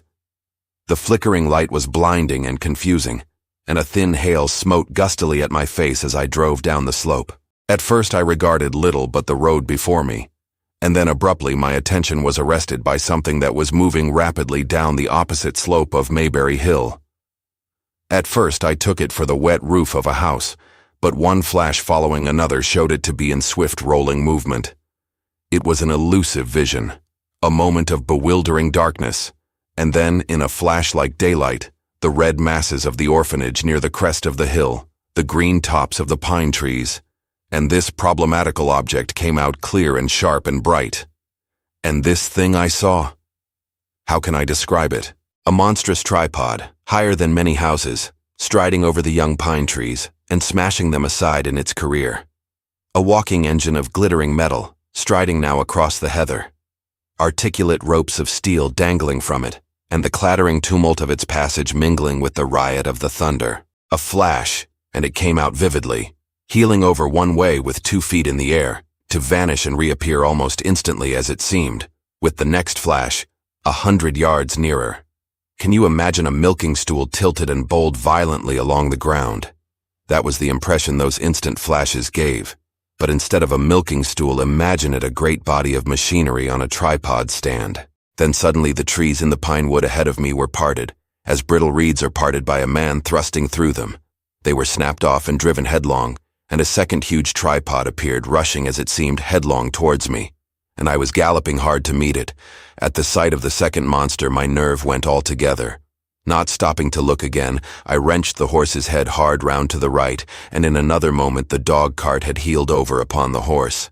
The shafts smashed noisily, and I was flung sideways and fell heavily into a shallow pool of water. I crawled out almost immediately and crouched, my feet still in the water, under a clump of firs. The horse lay motionless. His neck was broken, poor brute, and by the lightning flashes I saw the black bulk of the overturned dog cart and the silhouette of the wheel still spinning slowly. In another moment the colossal mechanism went striding by me and passed uphill towards Pierford. Seen nearer, the thing was incredibly strange, for it was no mere insensate machine driving on its way. Machine it was, with a ringing metallic pace, and long, flexible, glittering tentacles, one of which gripped a young pine tree, swinging and rattling about its strange body. It picked its road as it went striding along, and the brazen hood that surmounted it moved to and fro with the inevitable suggestion of a head looking about. Behind the main body was a huge mass of white metal like a gigantic fisherman's basket, and puffs of green smoke squirted out from the joints of the limbs as the monster swept by me. And in an instant, it was gone. So much I saw then, all vaguely for the flickering of the lightning, in blinding highlights and dense black shadows. As it passed, it set up an exultant, deafening howl that drowned the thunder. Alloo! Alloo! And in another minute it was with its companion, half a mile away, stooping over something in the field. I have no doubt this thing in the field was the third of the 10 cylinders they had fired at us from Mars. For some minutes I lay there in the rain and darkness watching, by the intermittent light, these monstrous beings of metal moving about in the distance over the hedge tops. A thin hail was now beginning, and as it came and went their figures grew misty, and then flashed into clearness again. Now and then came a gap in the lightning, and the night swallowed them up. I was soaked with hail above and puddle water below. It was some time before my blank astonishment would let me struggle up the bank to a drier position, or think at all of my imminent peril. Not far from me was a little one-roomed squatter's hut of wood, surrounded by a patch of potato garden. I struggled to my feet at last, and crouching and making use of every chance of cover, I made a run for this. I hammered at the door, but I could not make the people hear, if there were any people inside. And after a time I desisted, and availing myself of a ditch for the greater part of the way, succeeded in crawling, unobserved by these monstrous machines, into the pine woods towards Mayberry. Under cover of this I pushed on, wet and shivering now, towards my own house. I walked among the trees trying to find the footpath. It was very dark indeed in the wood, for the lightning was now becoming infrequent, and the hail, which was pouring down in a torrent, fell in columns through the gaps in the heavy foliage. If I had fully realized the meaning of all the things I had seen, I should have immediately worked my way round through Byfleet to Street Cobham, and so gone back to rejoin my wife at Leatherhead. But that night, the strangeness of things about me, and my physical wretchedness prevented me, for I was bruised, weary, wet to the skin, deafened and blinded by the storm. I had a vague idea of going on to my own house, and that was as much motive as I had.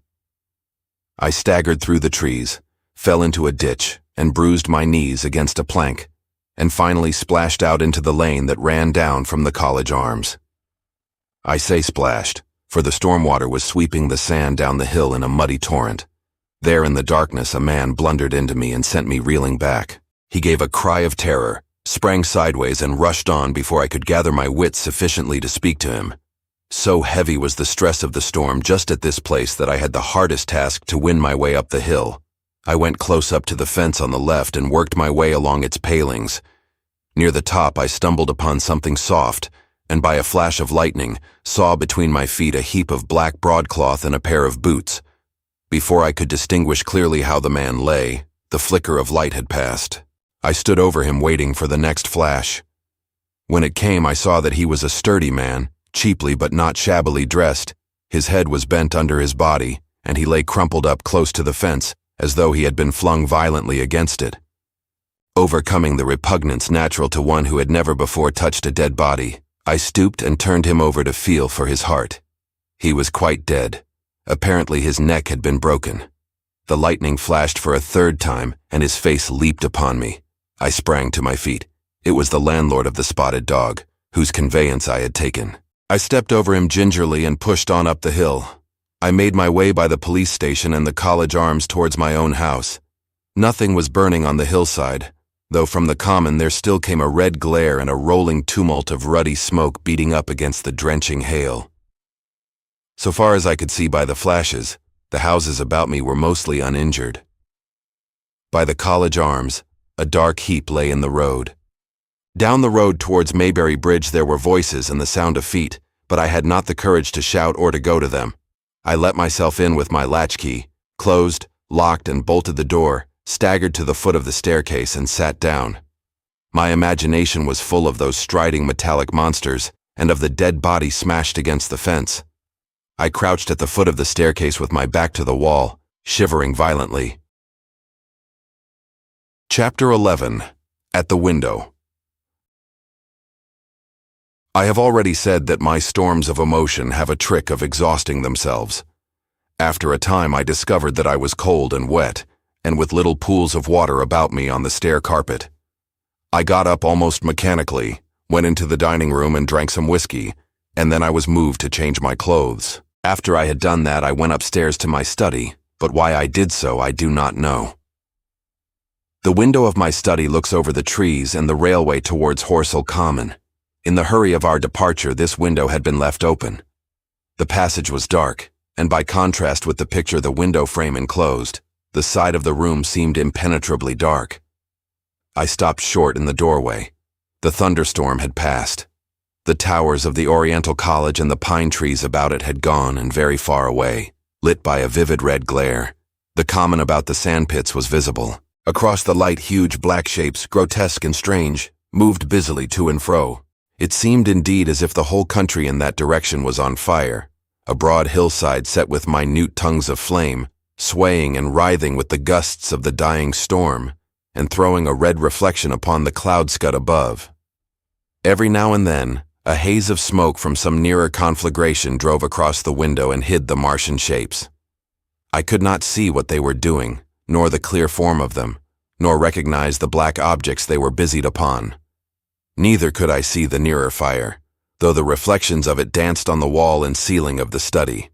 A sharp, resinous tang of burning was in the air. I closed the door noiselessly and crept towards the window. As I did so, the view opened out until, on the one hand, it reached to the houses about Woking Station, and on the other, to the charred and blackened pine woods of Byfleet.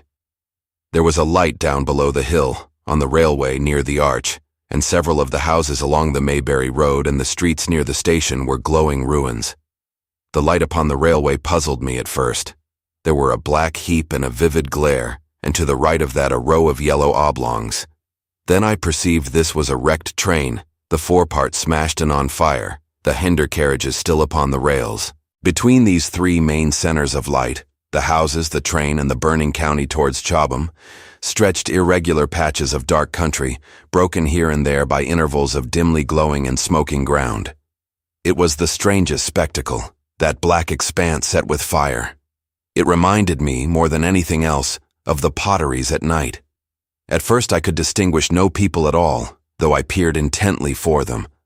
Later I saw against the light of Woking Station a number of black figures hurrying one after the other across the line. And this was the little world in which I had been living securely for years, this fiery chaos. What had happened in the last 7 hours I still did not know, nor did I know, though I was beginning to guess, the relation between these mechanical colossi and the sluggish lumps I had seen disgorged from the cylinder. With a queer feeling of impersonal interest, I turned my desk chair to the window, sat down, and stared at the blackened country, and particularly at the three gigantic black things that were going to and fro in the glare about the sand pits. They seemed amazingly busy. I began to ask myself what they could be. Were they intelligent mechanisms? Such a thing I felt was impossible. Or did a Martian sit within each, ruling, directing, using, much as a man's brain sits and rules in his body? I began to compare the things to human machines, to ask myself for the first time in my life how an ironclad or a steam engine would seem to an intelligent lower animal. The storm had left the sky clear, and over the smoke of the burning land the little fading pinpoint of Mars was dropping into the west, when a soldier came into my garden. I heard a slight scraping at the fence, and rousing myself from the lethargy that had fallen upon me, I looked down and saw him dimly, clambering over the palings.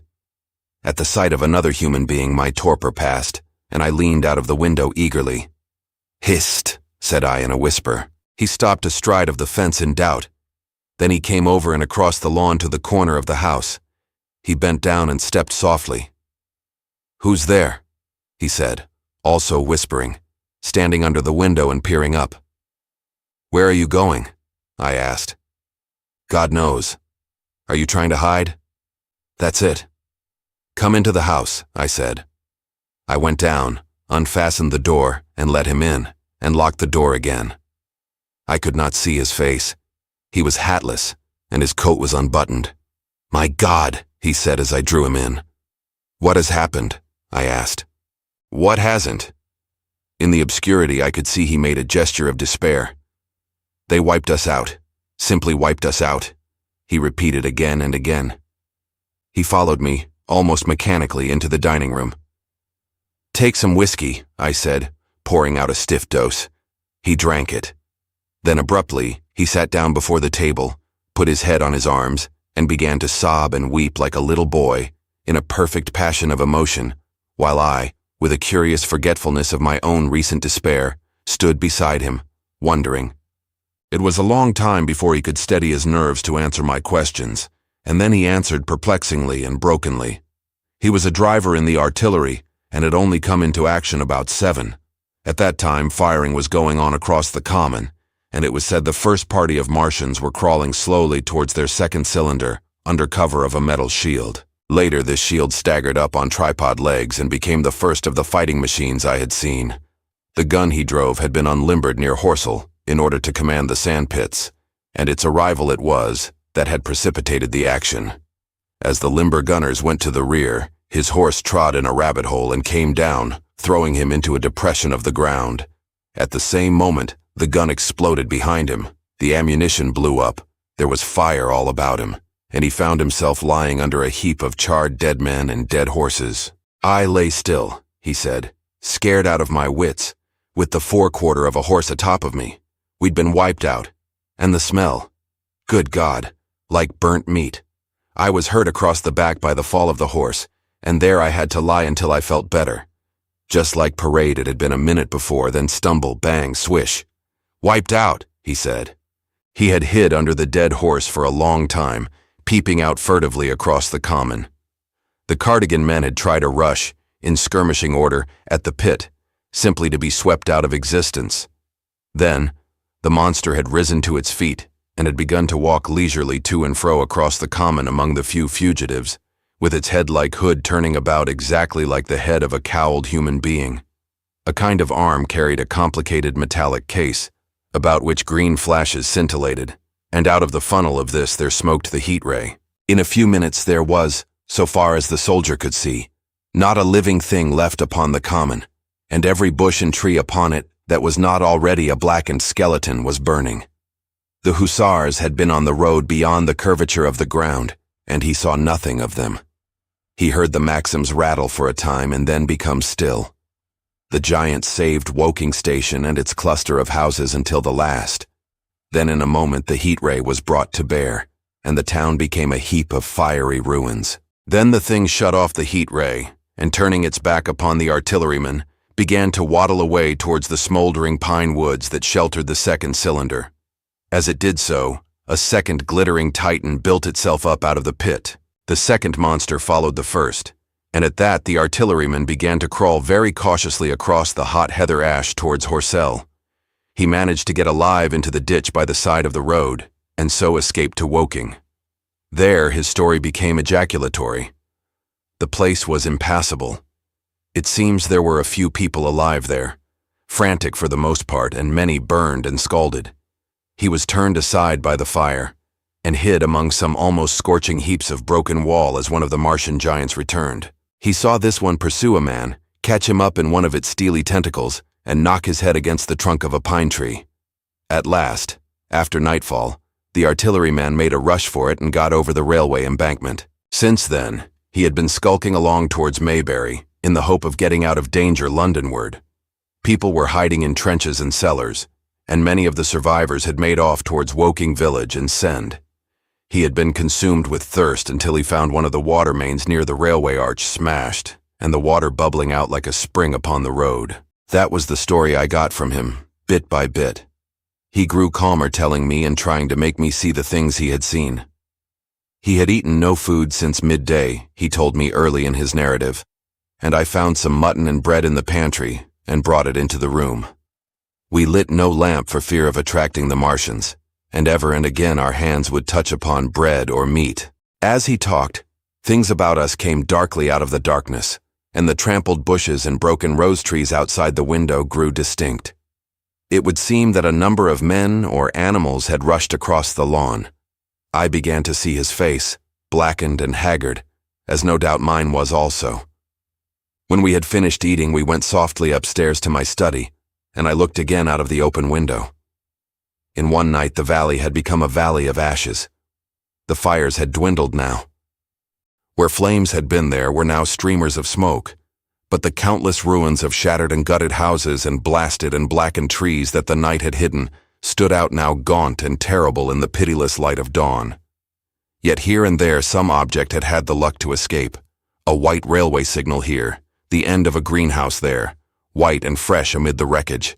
Never before in the history of warfare had destruction been so indiscriminate and so universal. And shining with the growing light of the east, 3 of the metallic giants stood about the pit, their cowls rotating as though they were surveying the desolation they had made. It seemed to me that the pit had been enlarged, and ever and again puffs of vivid green vapor streamed up and out of it towards the brightening dawn, streamed up, whirled, broke, and vanished. Beyond were the pillars of fire about CHOBHAM. They became pillars of bloodshot smoke at the first touch of day. Chapter 12. What I saw of the destruction of WEYBRIDGE and SHEPPERTON. As the dawn grew brighter, we withdrew from the window from which we had watched the Martians and went very quietly downstairs. The artilleryman agreed with me that the house was no place to stay in. He proposed, he said, to make his way Londonward and thence rejoin his battery, number 12, of the horse artillery. My plan was to return at once to Leatherhead, and so greatly had the strength of the Martians impressed me that I had determined to take my wife to New Haven and go with her out of the country forthwith. For I already perceived clearly that the country about London must inevitably be the scene of a disastrous struggle before such creatures as these could be destroyed. Between us and Leatherhead, however, lay the 3rd cylinder with its guarding giants. Had I been alone, I think I should have taken my chance and struck across country. But the artilleryman dissuaded me.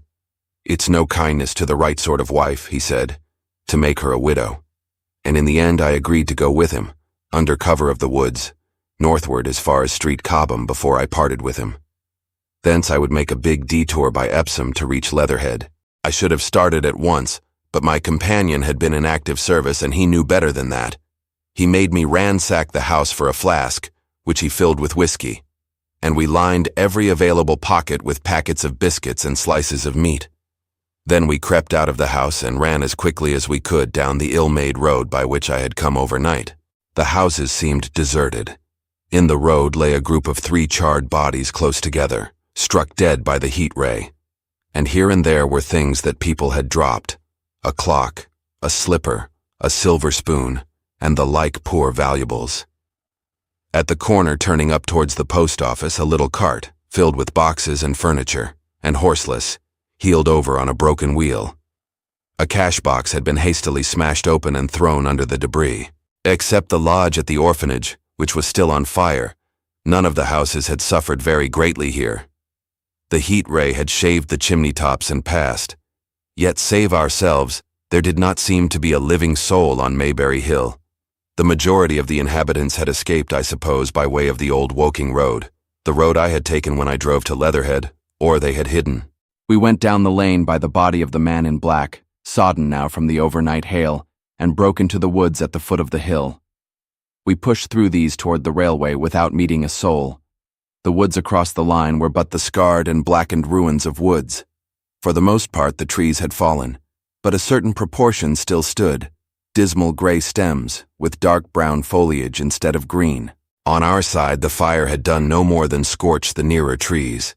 It had failed to secure its footing. In one place the woodmen had been at work on Saturday.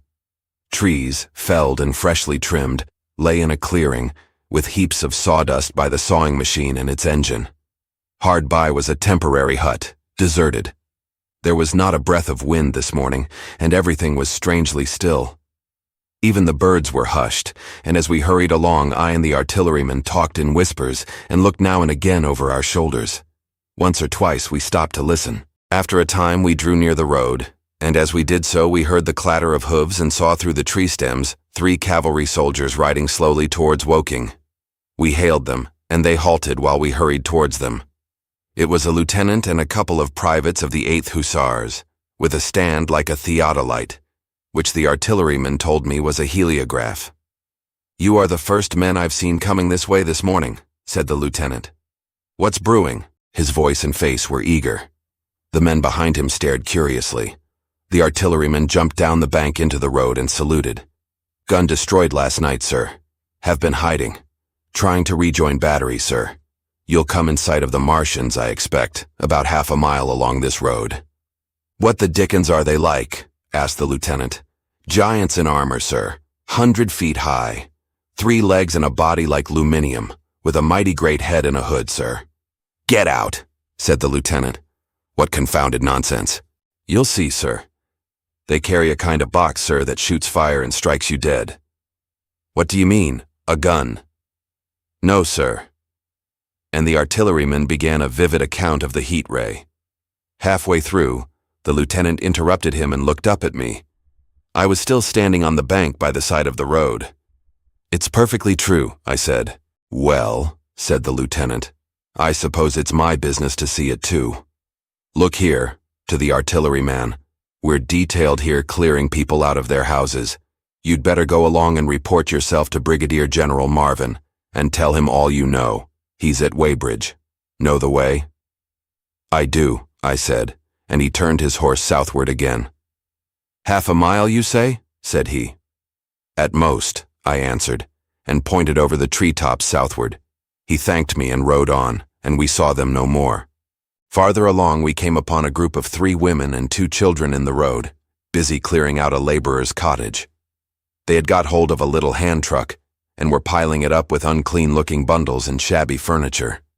They were all too assiduously engaged to talk to us as we passed. By Byfleet Station we emerged from the pine trees, and found the country calm and peaceful under the morning sunlight. We were far beyond the range of the heat ray there, and had it not been for the silent desertion of some of the houses, the stirring movement of packing in others, and the knot of soldiers standing on the bridge over the railway and staring down the line towards Woking, the day would have seemed very like any other Sunday. Several farm wagons and carts were moving creakily along the road to Addlestone, and suddenly through the gate of a field we saw, across a stretch of flat meadow, 6 12-pounders standing neatly at equal distances pointing towards Woking. The gunners stood by the guns waiting, and the ammunition wagons were at a businesslike distance. The men stood almost as if under inspection. "That's good," said I. "They will get one fair shot at any rate." The artilleryman hesitated at the gate. "I shall go on," he said. Farther on towards Weybridge, just over the bridge, there were a number of men in white fatigue jackets throwing up a long rampart, and more guns behind. "It's bows and arrows against the lightning anyhow," said the artilleryman. "They haven't seen that fire beam yet." The officers who were not actively engaged stood and stared over the treetops southwestward, and the men digging would stop every now and again to stare in the same direction. Byfleet was in a tumult. People packing, and a score of hussars, some of them dismounted, some on horseback, were hunting them about. 3 or 4 black government wagons, with crosses in white circles, and an old omnibus, among other vehicles, were being loaded in the village street. There were scores of people, most of them sufficiently sabbatical to have assumed their best clothes.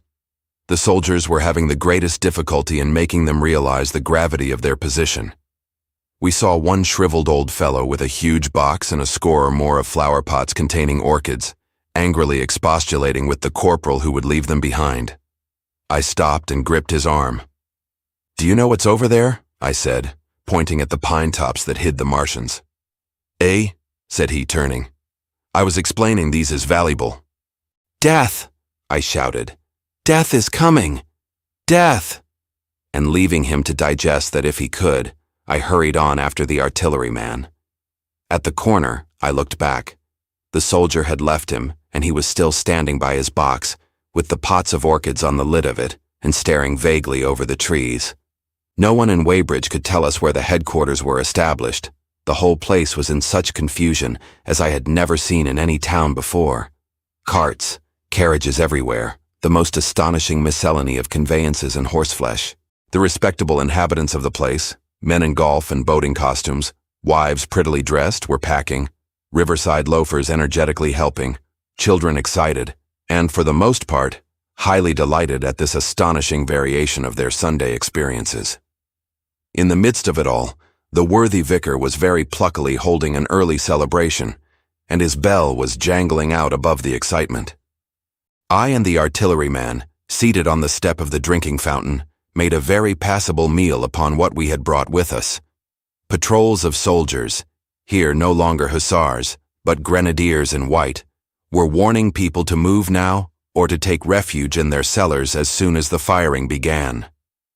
We saw as we crossed the railway bridge that a growing crowd of people had assembled in and about the railway station, and the swarming platform was piled with boxes and packages. The ordinary traffic had been stopped, I believe, in order to allow of the passage of troops and guns to CHIRTSEY, and I have heard since that a savage struggle occurred for places in the special trains that were put on at a later hour. We remained at Weybridge until midday, and at that hour we found ourselves at the place near Shepperton Lock where the Wey and Thames join. Part of the time we spent helping two old women to pack a little cart. The Wey has a treble mouth, and at this point boats are to be hired, and there was a ferry across the river. On the Shepperton side was an inn with a lawn, and beyond that the tower of Shepperton Church, it has been replaced by a spire, rose above the trees. Here we found an excited and noisy crowd of fugitives. As yet the flight had not grown to a panic, but there were already far more people than all the boats going to and fro could enable to cross. People came panting along under heavy burdens. One husband and wife were even carrying a small outhouse door between them, with some of their household goods piled thereon. One man told us he meant to try to get away from Shepperton Station. There was a lot of shouting, and one man was even jesting. The idea people seemed to have here was that the Martians were simply formidable human beings, who might attack and sack the town, to be certainly destroyed in the end. Every now and then people would glance nervously across the way, at the meadows towards CHIRTSEY, but everything over there was still. Across the Thames, except just where the boats landed, everything was quiet, in vivid contrast with the Surrey side. The people who landed there from the boats went tramping off down the lane. The big ferry boat had just made a journey. 3 or 4 soldiers stood on the lawn of the inn, staring and jesting at the fugitives without offering to help. The inn was closed, as it was now within prohibited hours. "What's that?" cried a boatman, and "Shut up, you fool," said a man near me to a yelping dog. Then the sound came again, this time from the direction of CHIRTSEY, a muffled thud, the sound of a gun. The fighting was beginning. Almost immediately unseen batteries across the river to our right, unseen because of the trees, took up the chorus, firing heavily one after the other. A woman screamed. Everyone stood arrested by the sudden stir of battle, near us and yet invisible to us. Nothing was to be seen save flat meadows, cows feeding unconcernedly for the most part, and silvery pollard willows motionless in the warm sunlight. "The soldiers'll stop 'em," said a woman beside me doubtfully. A haziness rose over the treetops. Then suddenly we saw a rush of smoke far away up the river, a puff of smoke that jerked up into the air and hung. And forthwith the ground heaved underfoot, and a heavy explosion shook the air, smashing 2 or 3 windows in the houses near, and leaving us astonished. "Here they are," shouted a man in a blue jersey. "Yonder, do you see them? Yonder!" Quickly, one after the other, 1, 2, 3, 4 of the armored Martians appeared, far away over the little trees, across the flat meadows that stretched towards CHIRTSEY, and striding hurriedly towards the river. Little cowled figures they seemed at first, going with a rolling motion and as fast as flying birds. Then, advancing obliquely towards us, came a 5th. Their armored bodies glittered in the sun as they swept swiftly forward upon the guns, growing rapidly larger as they drew nearer. One on the extreme left, the remotest that is, flourished a huge case high in the air, and the ghostly, terrible heat ray I had already seen on Friday night smote towards CHIRTSEY and struck the town. At sight of these strange, swift, and terrible creatures, the crowd near the water's edge seemed to me to be for a moment horror-struck. There was no screaming or shouting, but a silence. Then a hoarse murmur and a movement of feet, a splashing from the water. A man, too frightened to drop the portmanteau he carried on his shoulder, swung round and sent me staggering with a blow from the corner of his burden. A woman thrust at me with her hand and rushed past me. I turned with the rush of the people, but I was not too terrified for thought. The terrible heat ray was in my mind. To get under water, that was it. "Get under water," I shouted, unheeded. I faced about again, and rushed towards the approaching Martian, rushed right down the gravelly beach and headlong into the water. Others did the same. A boatload of people putting back came leaping out as I rushed past. The stones under my feet were muddy and slippery, and the river was so low that I ran perhaps 20 feet, scarcely waist deep. Then, as the Martian towered overhead scarcely a couple of 100 yards away, I flung myself forward under the surface. The splashes of the people in the boats leaping into the river sounded like thunderclaps in my ears. People were landing hastily on both sides of the river, but the Martian machine took no more notice for the moment of the people running this way and that than a man would of the confusion of ants in a nest against which his foot has kicked. When, half suffocated, I raised my head above water, the Martian's hood pointed at the batteries that were still firing across the river, and as it advanced, it swung loose what must have been the generator of the heat ray. In another moment it was on the bank, and in a stride waiting halfway across. The knees of its foremost legs bent at the farther bank, and in another moment it had raised itself to its full height again, close to the village of Shepperton. Forthwith the 6 guns which, unknown to anyone on the right bank, had been hidden behind the outskirts of that village, fired simultaneously. The sudden near concussion, the last close upon the first, made my heart jump. The monster was already raising the case generating the heat ray as the first shell burst 6 yards above the hood. I gave a cry of astonishment. I saw and thought nothing of the other 4 Martian monsters. My attention was riveted upon the nearer incident. Simultaneously, 2 other shells burst in the air near the body, as the hood twisted round in time to receive, but not in time to dodge, the 4th shell. The shell burst clean in the face of the thing. The hood bulged, flashed, was whirled off in a dozen tattered fragments of red flesh and glittering metal. "Hit!" shouted I, with something between a scream and a cheer. I heard answering shouts from the people in the water about me. I could have leaped out of the water with that momentary exultation. The decapitated colossus reeled like a drunken giant, but it did not fall over. It recovered its balance by a miracle, and no longer heeding its steps and with the camera that fired the heat ray now rigidly upheld, it reeled swiftly upon Shepperton. The living intelligence, the Martian within the hood, was slain and splashed to the 4 winds of heaven, and the thing was now but a mere intricate device of metal whirling to destruction. It drove along in a straight line, incapable of guidance. It struck the tower of Shepperton Church, smashing it down as the impact of a battering ram might have done, swerved aside, blundered on and collapsed with tremendous force into the river out of my sight. A violent explosion shook the air, and a spout of water, steam, mud, and shattered metal shot far up into the sky. As the camera of the heat ray hit the water, the latter had immediately flashed into steam. In another moment a huge wave, like a muddy tidal bore but almost scaldingly hot, came sweeping round the bend upstream. I saw people struggling shorewards, and heard their screaming and shouting faintly above the seething and roar of the Martian's collapse. For a moment I heeded nothing of the heat, forgot the patent need of self-preservation. I splashed through the tumultuous water, pushing aside a man in black to do so, until I could see round the bend. Half a dozen deserted boats pitched aimlessly upon the confusion of the waves. The fallen Martian came into sight downstream, lying across the river, and for the most part, submerged. Thick clouds of steam were pouring off the wreckage, and through the tumultuously whirling wisps I could see, intermittently and vaguely, the gigantic limbs churning the water and flinging a splash and spray of mud and froth into the air. The tentacles swayed and struck like living arms, and save for the helpless purposelessness of these movements, it was as if some wounded thing were struggling for its life amid the waves. Enormous quantities of a ruddy brown fluid were spurting up in noisy jets out of the machine. My attention was diverted from this death flurry by a furious yelling, like that of the thing called a siren in our manufacturing towns. A man, knee-deep near the towing path, shouted inaudibly to me and pointed. Looking back, I saw the other Martians advancing with gigantic strides down the riverbank from the direction of CHIII. The Shepperton gun spoke this time unavailingly. At that I ducked at once under water, and holding my breath until movement was an agony, blundered painfully ahead under the surface as long as I could. The water was in a tumult about me, and rapidly growing hotter.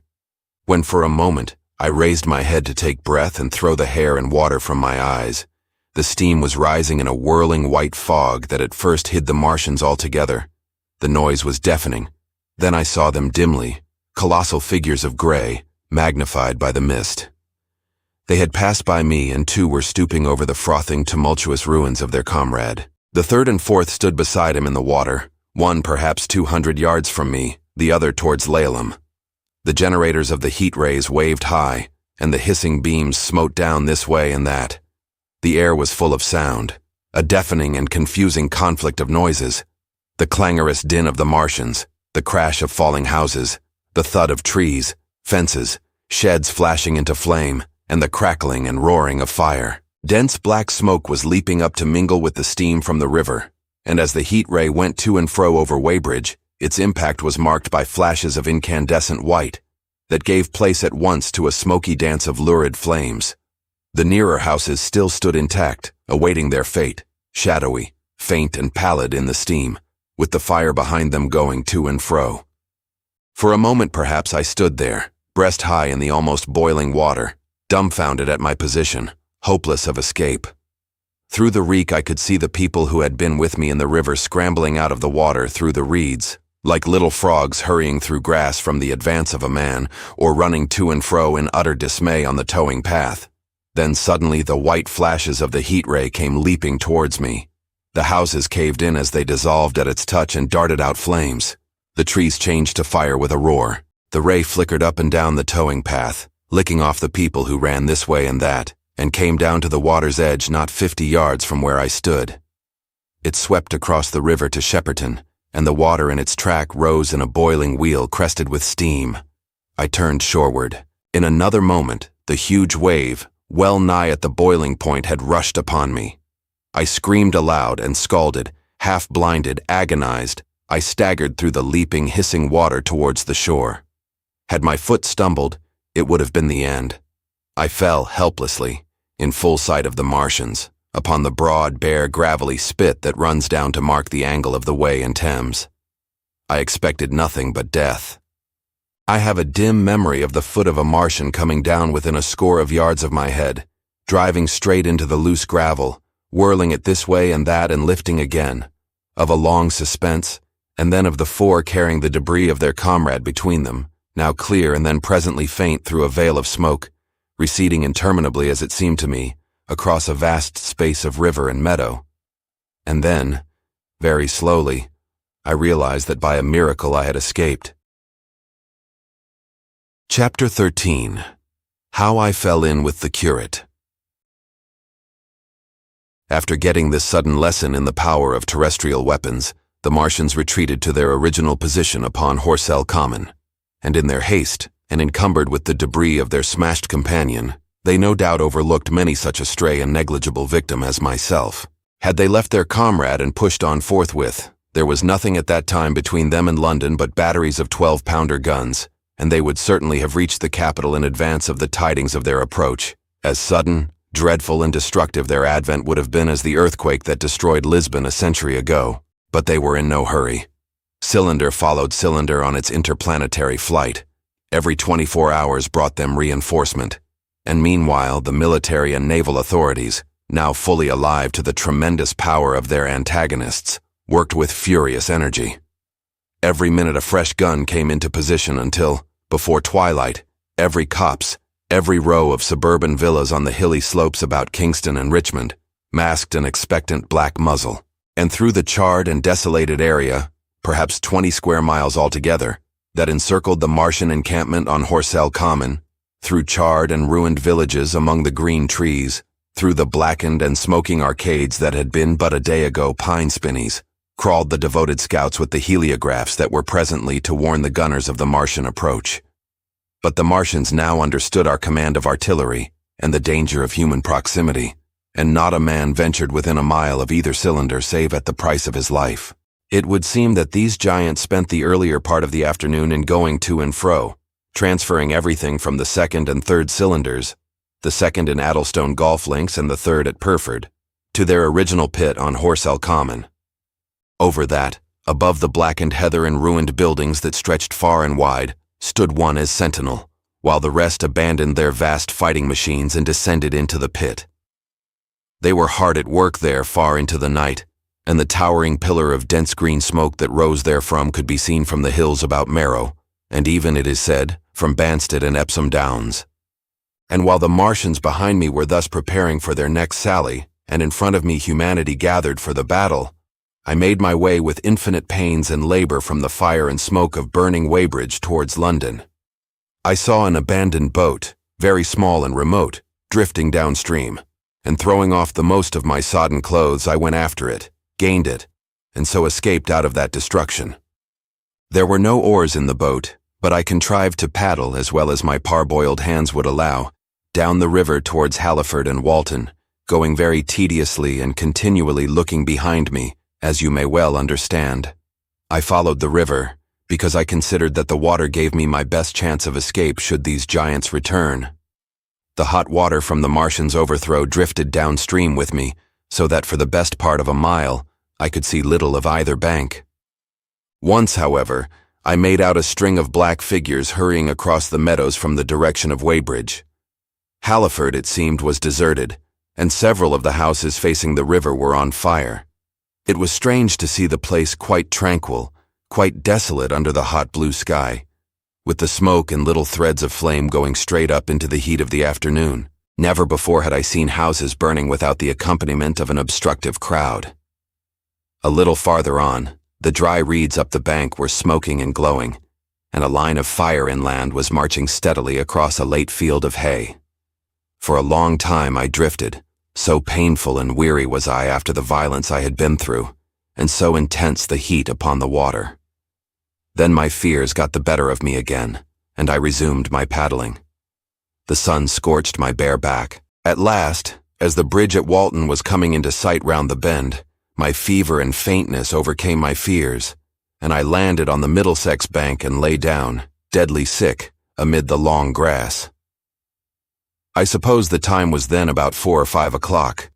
I got up presently, walked perhaps half a mile without meeting a soul, and then lay down again in the shadow of a hedge. I seem to remember talking, wanderingly, to myself during that last spurt. I was also very thirsty, and bitterly regretful I had drunk no more water. It is a curious thing that I felt angry with my wife. I cannot account for it, but my impotent desire to reach Leatherhead worried me excessively. I do not clearly remember the arrival of the curate, so that probably I dozed. I became aware of him as a seated figure in soot-smudged shirt-sleeves, and with his upturned, clean-shaven face, staring at a faint flickering that danced over the sky. The sky was what is called a mackerel sky, rows and rows of faint down plumes of cloud, just tinted with the midsummer sunset. I sat up, and at the rustle of my motion, he looked at me quickly. "Have you any water?" I asked abruptly. He shook his head. "You have been asking for water for the last hour," he said. For a moment we were silent, taking stock of each other. I dare say he found me a strange enough figure, naked, save for my water-soaked trousers and socks, scalded, and my face and shoulders blackened by the smoke. His face was a fair weakness, his chin retreated and his hair lay in crisp, almost flaxen curls on his low forehead. His eyes were rather large, pale blue, and blankly staring. He spoke abruptly, looking vacantly away from me. "What does it mean?" he said. "What do these things mean?" I stared at him and made no answer. He extended a thin white hand and spoke in almost a complaining tone. "Why are these things permitted? What sins have we done?" The morning service was over. I was walking through the roads to clear my brain for the afternoon. And then, fire, earthquake, death. As if it were Sodom and Gomorrah. All our work undone, all the work. What are these Martians? "What are we?" I answered, clearing my throat. He gripped his knees and turned to look at me again. For half a minute, perhaps, he stared silently. I was walking through the roads to clear my brain, he said. And suddenly, fire, earthquake, death. He relapsed into silence, with his chin now sunken almost to his knees. Presently, he began waving his hand. All the work, all the Sunday schools. What have we done? What has WEYBRIDGE done? Everything gone. Everything destroyed. The church, we rebuilt it only 3 years ago. Gone, swept out of existence. Why? Another pause, and he broke out again like one demented. The smoke of her burning goeth up forever and ever, he shouted. His eyes flamed, and he pointed a lean finger in the direction of WEYBRIDGE. By this time I was beginning to take his measure. The tremendous tragedy in which he had been involved. It was evident he was a fugitive from WEYBRIDGE, had driven him to the very verge of his reason. Are we far from Sunbury? I said in a matter-of-fact tone. What are we to do? He asked. Are these creatures everywhere? Has the earth been given over to them? Are we far from Sunbury? Only this morning I officiated at early celebration. Things have changed, I said quietly. You must keep your head. There is still hope. Hope. Yes, plentiful hope for all this destruction. I began to explain my view of our position. He listened at first, but as I went on the interest dawning in his eyes gave place to their former stare, and his regard wandered from me. This must be the beginning of the end, he said, interrupting me. The end! The great and terrible day of the Lord!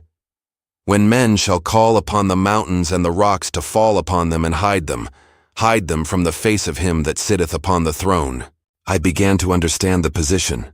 I ceased my labored reasoning, struggled to my feet, and standing over him laid my hand on his shoulder. Be a man, said I. You are scared out of your wits. What good is religion if it collapses under calamity?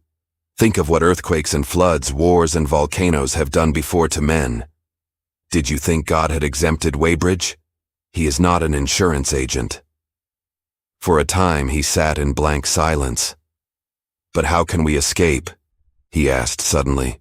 They are invulnerable, they are pitiless, they are neither the one nor perhaps the other, I answered. And the mightier they are, the more sane and wary should we be. One of them was killed yonder not 3 hours ago. Killed, he said, staring about him. How can God's ministers be killed? I saw it happen. I proceeded to tell him. We have chanced to come in for the thick of it, said I, and that is all. What is that flicker in the sky? He asked abruptly. I told him it was the heliograph signaling, that it was the sign of human help and effort in the sky. We are in the midst of it, I said, quiet as it is. That flicker in the sky tells of the gathering storm. Yonder, I take it, are the Martians, and Londonward, where those hills rise about Richmond and Kingston and the trees give cover, earthworks are being thrown up and guns are being placed. Presently the Martians will be coming this way again. And even as I spoke, he sprang to his feet and stopped me by a gesture. Listen, he said. From beyond the low hills across the water came the dull resonance of distant guns and a remote, weird crying. Then everything was still. A cockchafer came droning over the hedge and past us. High in the west, the crescent moon hung faint and pale above the smoke of Weybridge and Shepperton and the hot, still splendor of the sunset. We had better follow this path, I said, northward. Chapter 14. In London. My younger brother was in London when the Martians fell at Woking. He was a medical student working for an imminent examination, and he heard nothing of the arrival until Saturday morning. The morning papers on Saturday contained, in addition to lengthy special articles on the planet Mars, on life in the planets and so forth, a brief and vaguely worded telegram, all the more striking for its brevity. The Martians, alarmed by the approach of a crowd, had killed a number of people with a quick-firing gun, so the story ran. The telegram concluded with the words, "Formidable as they seem to be, the Martians have not moved from the pit into which they have fallen, and indeed seem incapable of doing so. Probably this is due to the relative strength of the Earth's gravitational energy." On that last text, their leader-writer expanded very comfortingly. Of course, all the students in the Crammers biology class, to which my brother went that day, were intensely interested. but there were no signs of any unusual excitement in the streets. The afternoon papers puffed scraps of news under big headlines. They had nothing to tell beyond the movements of troops about the common and the burning of the pine woods between Woking and Weybridge until 8. Then the St. James's Gazette, in an extra special edition, announced the bare fact of the interruption of telegraphic communication. This was thought to be due to the falling of burning pine trees across the line. Nothing more of the fighting was known that night, the night of my drive to Leatherhead and back. My brother felt no anxiety about us, as he knew from the description in the papers that the cylinder was a good 2 miles from my house. He made up his mind to run down that night to me, in order, as he says, to see the things before they were killed. He dispatched a telegram which never reached me about 4 o'clock, and spent the evening at a music hall. In London also, on Saturday night there was a thunderstorm, and my brother reached Waterloo in a cab. On the platform from which the midnight train usually starts, he learned, after some waiting, that an accident prevented trains from reaching Woking that night. The nature of the accident he could not ascertain. Indeed, the railway authorities did not clearly know at that time. There was very little excitement in the station, as the officials, failing to realize that anything further than a breakdown between Byfleet and Woking Junction had occurred, were running the theatre trains which usually passed through Woking round by Virginia Water or Guildford. They were busy making the necessary arrangements to alter the route of the Southampton and Portsmouth Sunday League excursions. A nocturnal newspaper reporter, mistaking my brother for the traffic manager, to whom he bears a slight resemblance, waylaid and tried to interview him. Few people, excepting the railway officials, connected the breakdown with the Martians. I have read, in another account of these events, that on Sunday morning, all London was electrified by the news from Woking. As a matter of fact, there was nothing to justify that very extravagant phrase. Plenty of Londoners did not hear of the Martians until the panic of Monday morning.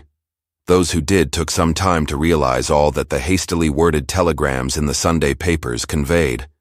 The majority of people in London do not read Sunday papers. The habit of personal security, moreover, is so deeply fixed in the Londoner's mind, and startling intelligence so much a matter of course in the papers, that they could read without any personal tremors.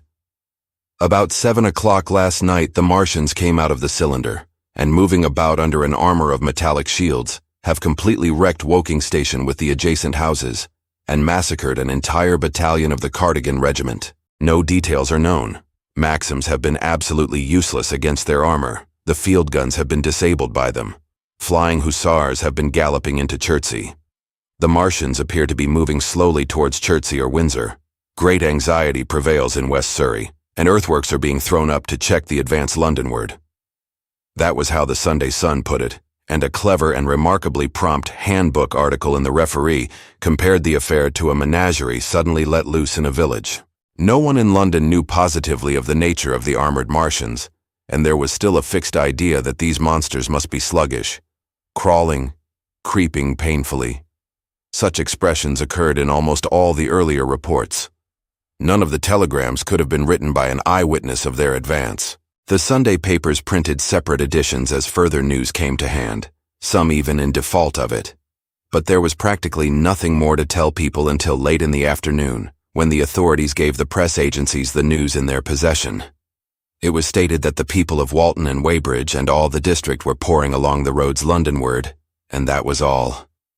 My brother went to church at the Foundling Hospital in the morning, still in ignorance of what had happened on the previous night. There he heard allusions made to the invasion, and a special prayer for peace. Coming out, he bought a Referee.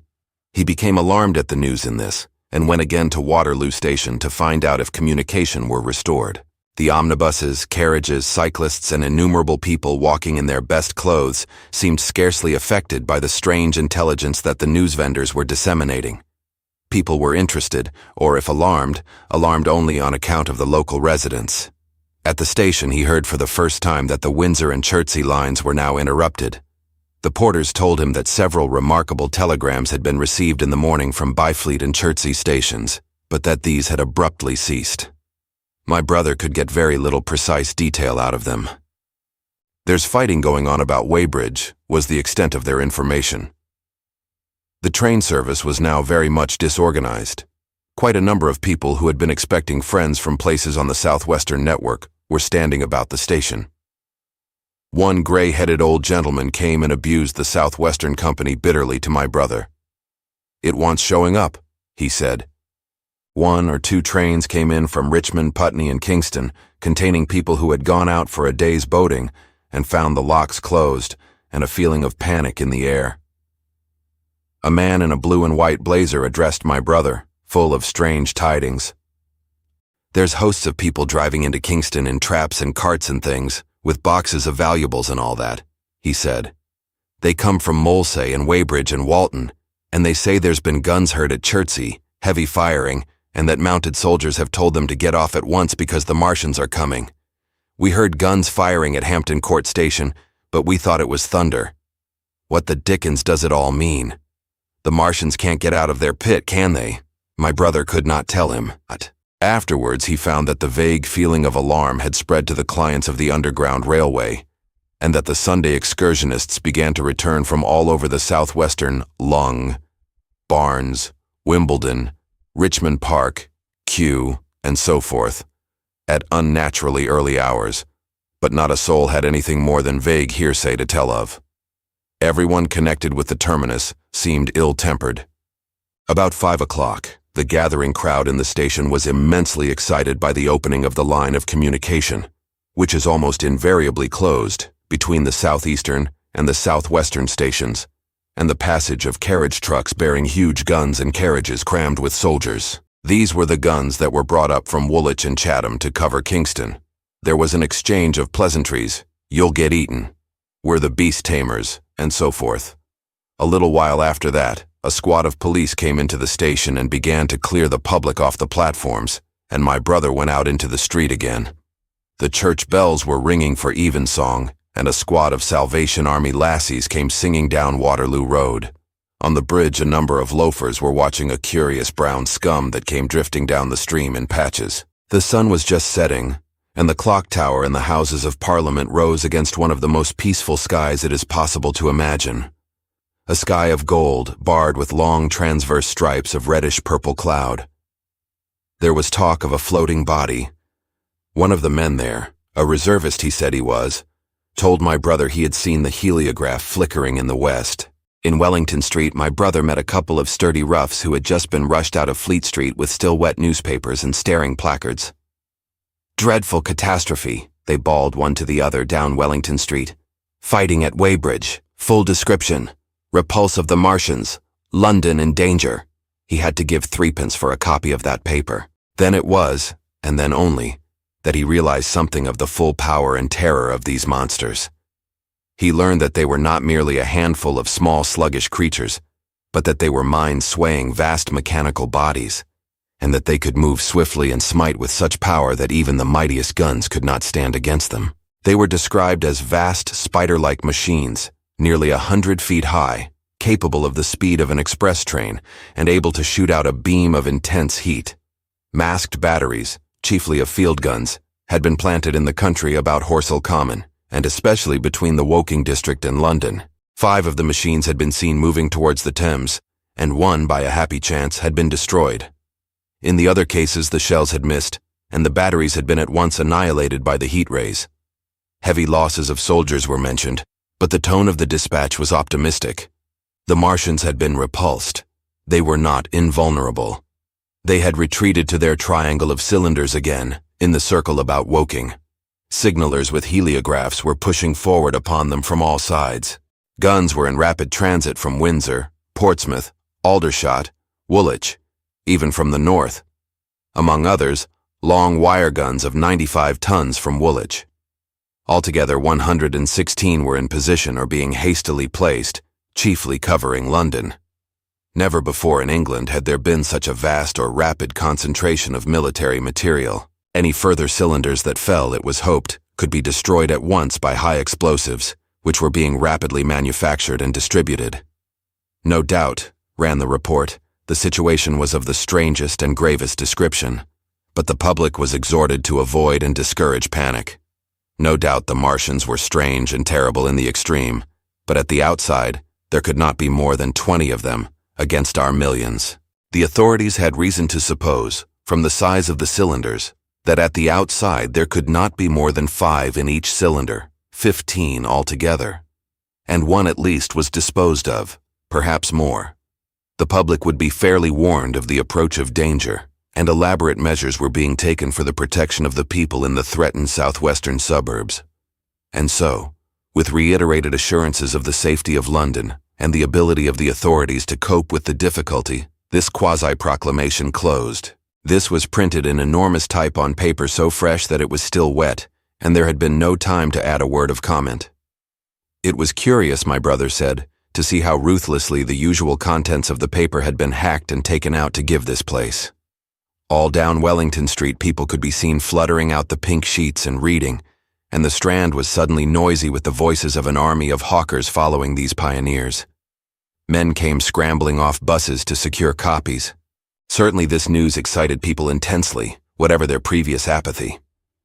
The shutters of a map shop in the Strand were being taken down, my brother said, and a man in his Sunday raiment, lemon-yellow gloves even, was visible inside the window hastily fastening maps of Surrey to the glass. Going on along the Strand to Trafalgar Square, the paper in his hand, my brother saw some of the fugitives from West Surrey. There was a man with his wife and 2 boys, and some articles of furniture in a cart such as greengrocers use. He was driving from the direction of Westminster Bridge, and close behind him came a hay wagon with 5 or 6 respectable-looking people in it, and some boxes and bundles. The faces of these people were haggard, and their entire appearance contrasted conspicuously with the Sabbath-best appearance of the people on the omnibuses. People in fashionable clothing peeped at them out of cabs. They stopped at the square as if undecided which way to take, and finally turned eastward along the Strand. Some way behind these came a man in workday clothes, riding one of those old-fashioned tricycles with a small front wheel. He was dirty and white in the face. My brother turned down towards Victoria and met a number of such people. He had a vague idea that he might see something of me. He noticed an unusual number of police regulating the traffic. Some of the refugees were exchanging news with the people on the omnibuses. One was professing to have seen the Martians. Boilers on stilts, I tell you, striding along like men. Most of them were excited and animated by their strange experience. Beyond Victoria, the public houses were doing a lively trade with these arrivals. At all the street corners, groups of people were reading papers, talking excitedly, or staring at these unusual Sunday visitors. They seemed to increase as night drew on, until at last the roads, my brother said, were like Epsom High Street on a Derby day. My brother addressed several of these fugitives and got unsatisfactory answers from most. None of them could tell him any news of Woking except one man, who assured him that Woking had been entirely destroyed on the previous night. "I come from Byfleet," he said. "A man on a bicycle came through the place in the early morning and ran from door to door warning us to come away. Then came soldiers. We went out to look, and there were clouds of smoke to the south. Nothing but smoke, and not a soul coming that way. Then we heard the guns at Chertsey, and folks coming from Weybridge. So I've locked up my house and come on." At that time there was a strong feeling in the streets that the authorities were to blame for their incapacity to dispose of the invaders without all this inconvenience. About 8 o'clock, a noise of heavy firing was distinctly audible all over the south of London. My brother could not hear it for the traffic in the main thoroughfares, but by striking through the quiet back streets to the river, he was able to distinguish it quite plainly. He walked from Westminster to his apartments near Regent's Park, about 2. He was now very anxious on my account, and disturbed at the evident magnitude of the trouble. His mind was inclined to run, even as mine had run on Saturday, on military details. He thought of all those silent, expectant guns of the suddenly nomadic countryside. He tried to imagine boilers on stilts, 100 feet high. There were 1 or 2 cartloads of refugees passing along Oxford Street and several in the Marylebone Road. But so slowly was the news spreading that Regent Street and Portland Place were full of their usual Sunday night promenaders, albeit they talked in groups, and along the edge of Regent's Park there were as many silent couples walking out together under the scattered gas lamps as ever there had been. The night was warm and still, and a little oppressive. The sound of guns continued intermittently, and after midnight there seemed to be sheet lightning in the south. He read and reread the paper, fearing the worst had happened to me. He was restless, and after supper prowled out again aimlessly. He returned and tried in vain to divert his attention to his examination notes. He went to bed a little after midnight, and was awakened from lurid dreams in the small hours of Monday by the sound of door knockers, feet running in the street, distant drumming, and a clamor of bells. Red reflections danced on the ceiling. For a moment he lay astonished, wondering whether day had come or the world gone mad. Then he jumped out of bed and ran to the window. His room was an attic, and as he thrust his head out, up and down the street there were a dozen echoes to the noise of his window sash, and heads in every kind of night disarray appeared. Inquiries were being shouted. "They are coming," bawled a policeman, hammering at the door. "The Martians are coming," and hurried to the next door. The sound of drumming and trumpeting came from the Albany Street barracks, and every church within earshot was hard at work, killing sleep with a vehement disorderly tocsin. There was a noise of doors opening, and window after window in the houses opposite flashed from darkness into yellow illumination. Up the street came galloping a closed carriage, bursting abruptly into noise at the corner, rising to a clattering climax under the window, and dying away slowly in the distance. Close on the rear of this came a couple of cabs, the forerunners of a long procession of flying vehicles, going for the most part to Chalk Farm Station, where the Northwestern special trains were loading up, instead of coming down the gradient into Euston. For a long time my brother stared out of the window in blank astonishment, watching the policemen hammering at door after door and delivering their incomprehensible message. Then the door behind him opened, and the man who lodged across the landing came in, dressed only in shirt, trousers, and slippers, his braces loose about his waist, his hair disordered from his pillow. "What the devil is it?" he asked. "A fire. What a devil of a row." They both craned their heads out of the window, straining to hear what the policemen were shouting. People were coming out of the side streets and standing in groups at the corners talking. "What the devil is it all about?" said my brother's fellow lodger. My brother answered him vaguely and began to dress, running with each garment to the window in order to miss nothing of the growing excitement. And presently, men selling unnaturally early newspapers came bawling into the street. "London in danger of suffocation, the Kingston and Richmond defenses forced, fearful massacres in the Thames Valley." And all about him, in the rooms below, in the houses on each side and across the road, and behind in the park terraces, and in the 100 other streets of that part of Marylebone, and the Westbourne Park District, and St. Pancras, and westward and northward in Kilburn and St. John's Wood and Hampstead, and eastward in Shoreditch and Highbury and Haggerston and Hoxton, and indeed through all the vastness of London from Ealing to East Ham.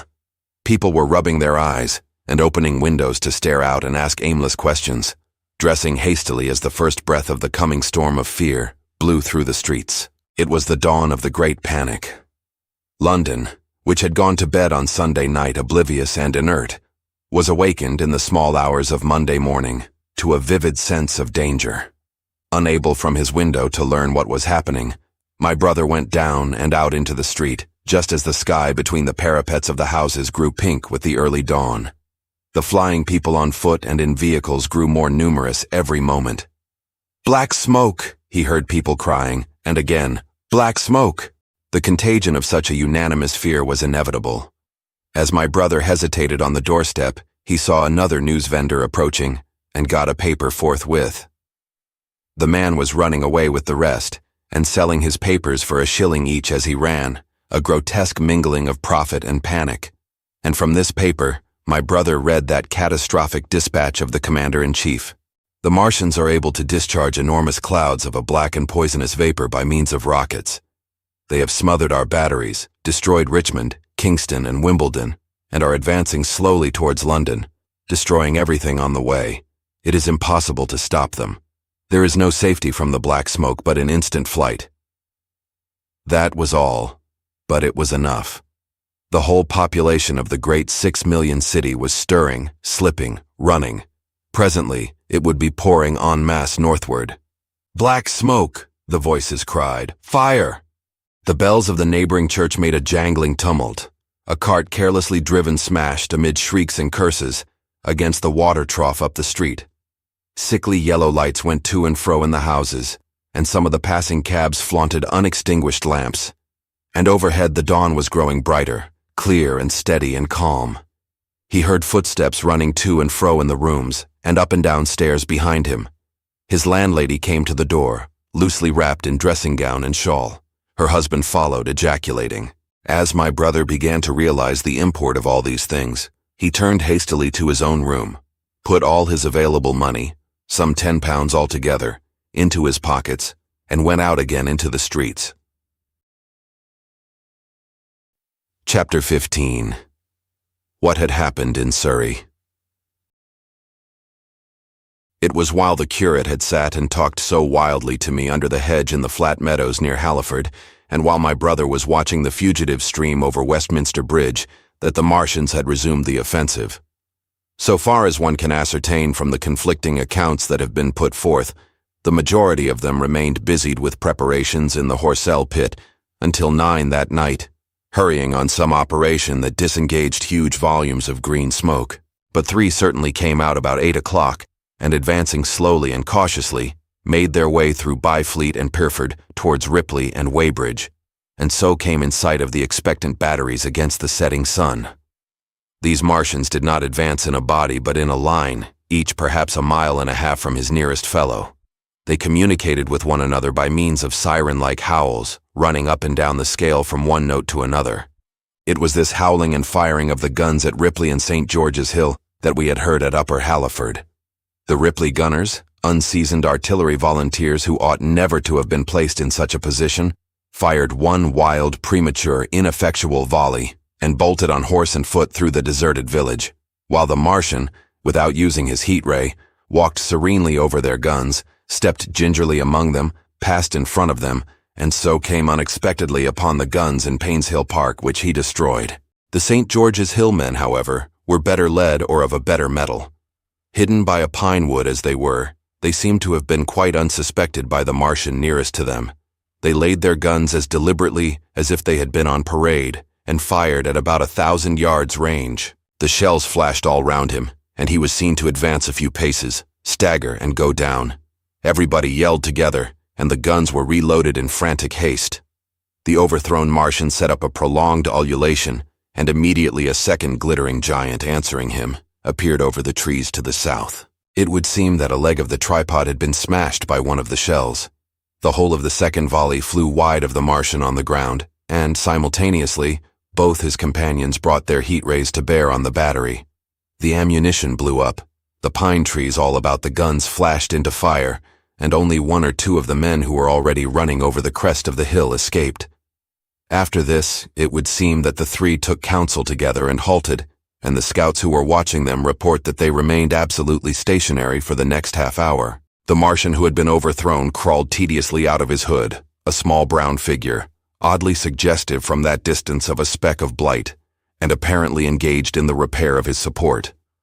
About 9 he had finished, for his cowl was then seen above the trees again. It was a few minutes past 9 that night when these 3 sentinels were joined by 4 other Martians, each carrying a thick black tube. A similar tube was handed to each of the 3, and the 7 proceeded to distribute themselves at equal distances along a curved line between St. George's Hill, Weybridge, and the village of Send, southwest of Ripley. A dozen rockets sprang out of the hills before them so soon as they began to move, and warned the waiting batteries about Ditton and Esher. At the same time, 4 of their fighting machines, similarly armed with tubes, crossed the river, and 2 of them, black against the western sky, came into sight of myself and the curate as we hurried wearily and painfully along the road that runs northward out of Halliford. They moved, as it seemed to us, upon a cloud, for a milky mist covered the fields and rose to 1/3 of their height. At this sight the curate cried faintly in his throat and began running, but I knew it was no good running from a Martian, and I turned aside and crawled through dewy nettles and brambles into the broad ditch by the side of the road. He looked back, saw what I was doing, and turned to join me. The 2 halted, the nearer to us standing and facing Sunbury, the remoter being a gray indistinctness towards the evening star, away towards Staines. The occasional howling of the Martians had ceased. They took up their positions in the huge crescent about their cylinders in absolute silence. It was a crescent with 12 miles between its horns. Never since the devising of gunpowder was the beginning of a battle so still. To us and to an observer about Ripley, it would have had precisely the same effect. The Martian seemed in solitary possession of the darkling night, lit only as it was by the slender moon, the stars, the afterglow of the daylight, and the ruddy glare from St. George's Hill and the woods of Painshill. But facing that crescent everywhere, at Staines, Hounslow, Ditton, Esher, Ockham, behind hills and woods south of the river, and across the flat grass meadows to the north of it, wherever a cluster of trees or village houses gave sufficient cover, the guns were waiting. The signal rockets burst and rained their sparks through the night and vanished, and the spirit of all those watching batteries rose to a tense expectation. The Martians had but to advance into the line of fire, and instantly those motionless black forms of men, those guns glittering so darkly in the early night, would explode into a thunderous fury of battle. No doubt the thought that was uppermost in 1,000 of those vigilant minds, even as it was uppermost in mine, was the riddle: how much they understood of us. Did they grasp that we in our millions were organized, disciplined, working together? Or did they interpret our spurts of fire, the sudden stinging of our shells, our steady investment of their encampment, as we should the furious unanimity of onslaught in a disturbed hive of bees? Did they dream they might exterminate us? At that time, no one knew what food they needed. 100 such questions struggled together in my mind as I watched that vast sentinel shape, and in the back of my mind was the sense of all the huge unknown and hidden forces Londonward. Had they prepared pitfalls? Were the powder mills at Hounslow ready as a snare? Would the Londoners have the heart and courage to make a greater Moscow of their mighty province of houses? Then, after an interminable time as it seemed to us, crouching and peering through the hedge, came a sound like the distant concussion of a gun. Another nearer, and then another. And then the Martian beside us raised his tube on high and discharged it, gun-wise, with a heavy report that made the ground heave. The one towards Staines answered him. There was no flash, no smoke, simply that loaded detonation. I was so excited by these heavy, minute guns following one another that I so far forgot my personal safety and my scalded hands as to clamber up into the hedge and stare towards Sunbury. As I did so, a second report followed, and a big projectile hurtled overhead towards Hounslow. I expected at least to see smoke or fire, or some such evidence of its work. But all I saw was the deep blue sky above, with one solitary star, and the white mist spreading wide and low beneath. And there had been no crash, no answering explosion. The silence was restored.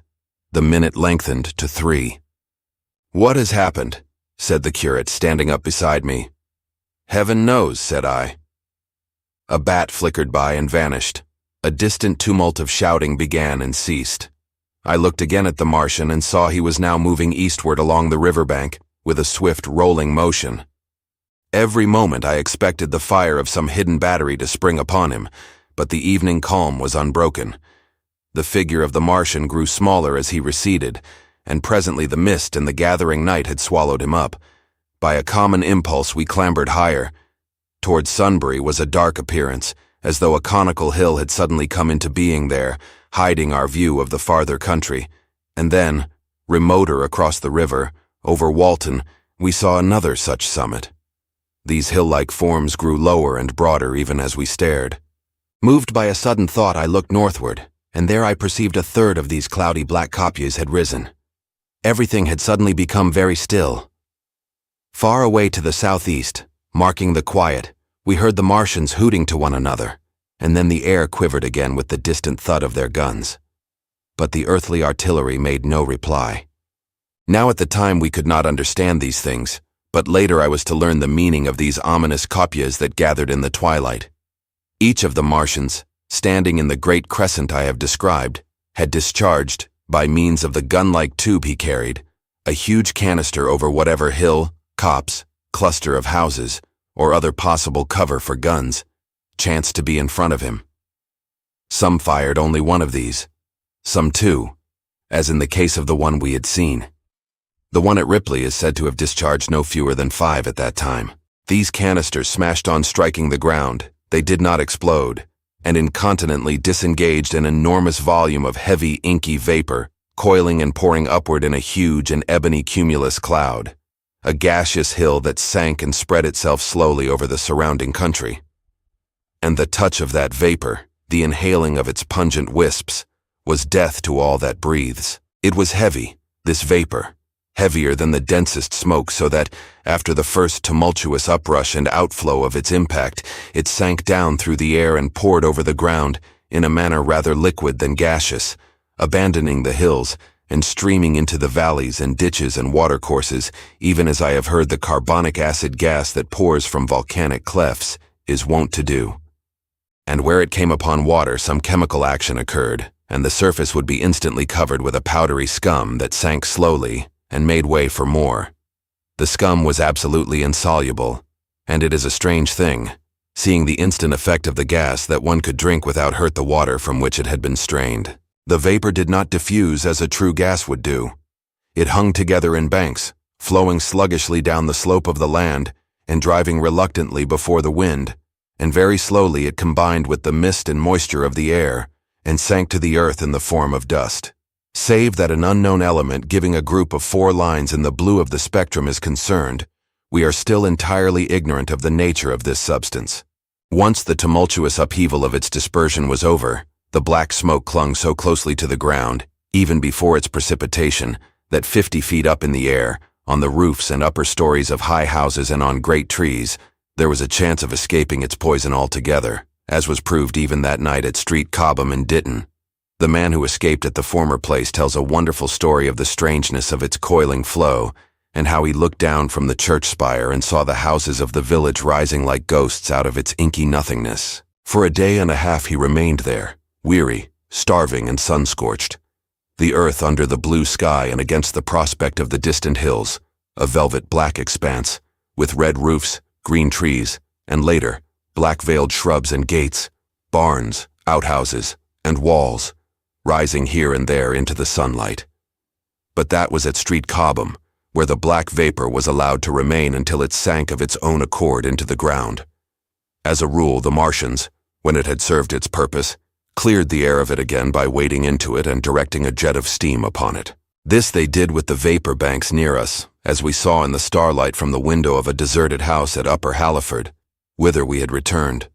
From there we could see the searchlights on Richmond Hill and Kingston Hill going to and fro, and about 11 the windows rattled, and we heard the sound of the huge siege guns that had been put in position there.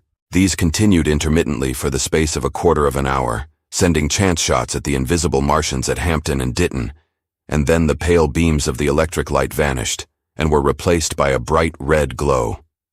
Then the 4th cylinder fell, a brilliant green meteor, as I learned afterwards, in Bushy Park. Before the guns on the Richmond and Kingston line of hills began, there was a fitful cannonade far away in the southwest, due, I believe, to guns being fired haphazard before the black vapor could overwhelm the gunners.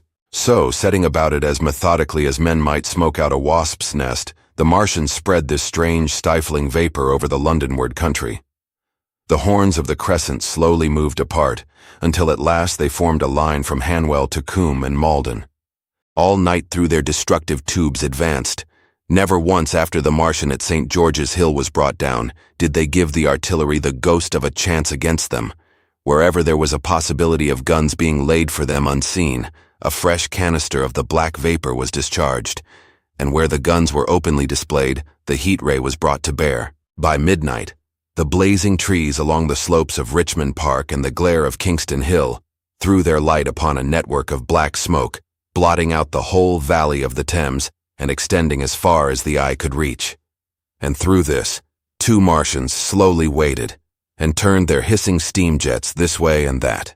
They were sparing of the heat ray that night, either because they had but a limited supply of material for its production, or because they did not wish to destroy the country, but only to crush and overawe the opposition they had aroused. In the latter aim, they certainly succeeded. Sunday night was the end of the organized opposition to their movements. After that, no body of men would stand against them, so hopeless was the enterprise. Even the crews of the torpedo boats and destroyers that had brought their quick-firers up the Thames refused to stop, mutinied, and went down again.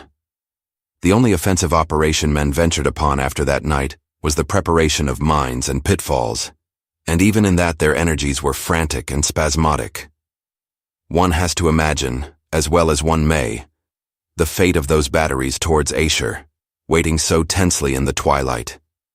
Survivors there were none. One may picture the orderly expectation, the officers alert and watchful, the gunners ready, the ammunition piled to hand, the limber gunners with their horses and wagons, the groups of civilian spectators standing as near as they were permitted, the evening stillness, the ambulances and hospital tents with the burned and wounded from Weybridge, then the dull resonance of the shots the Martians fired, and the clumsy projectile whirling over the trees and houses and smashing amid the neighboring fields. One may picture, too, the sudden shifting of the attention, the swiftly spreading coils and bellyings of that blackness advancing headlong, towering heavenward, turning the twilight to a palpable darkness, a strange and horrible antagonist of vapor striding upon its victims, men and horses near it seen dimly, running, shrieking, falling headlong, shouts of dismay, the guns suddenly abandoned, men choking and writhing on the ground, and the swift broadening out of the opaque cone of smoke.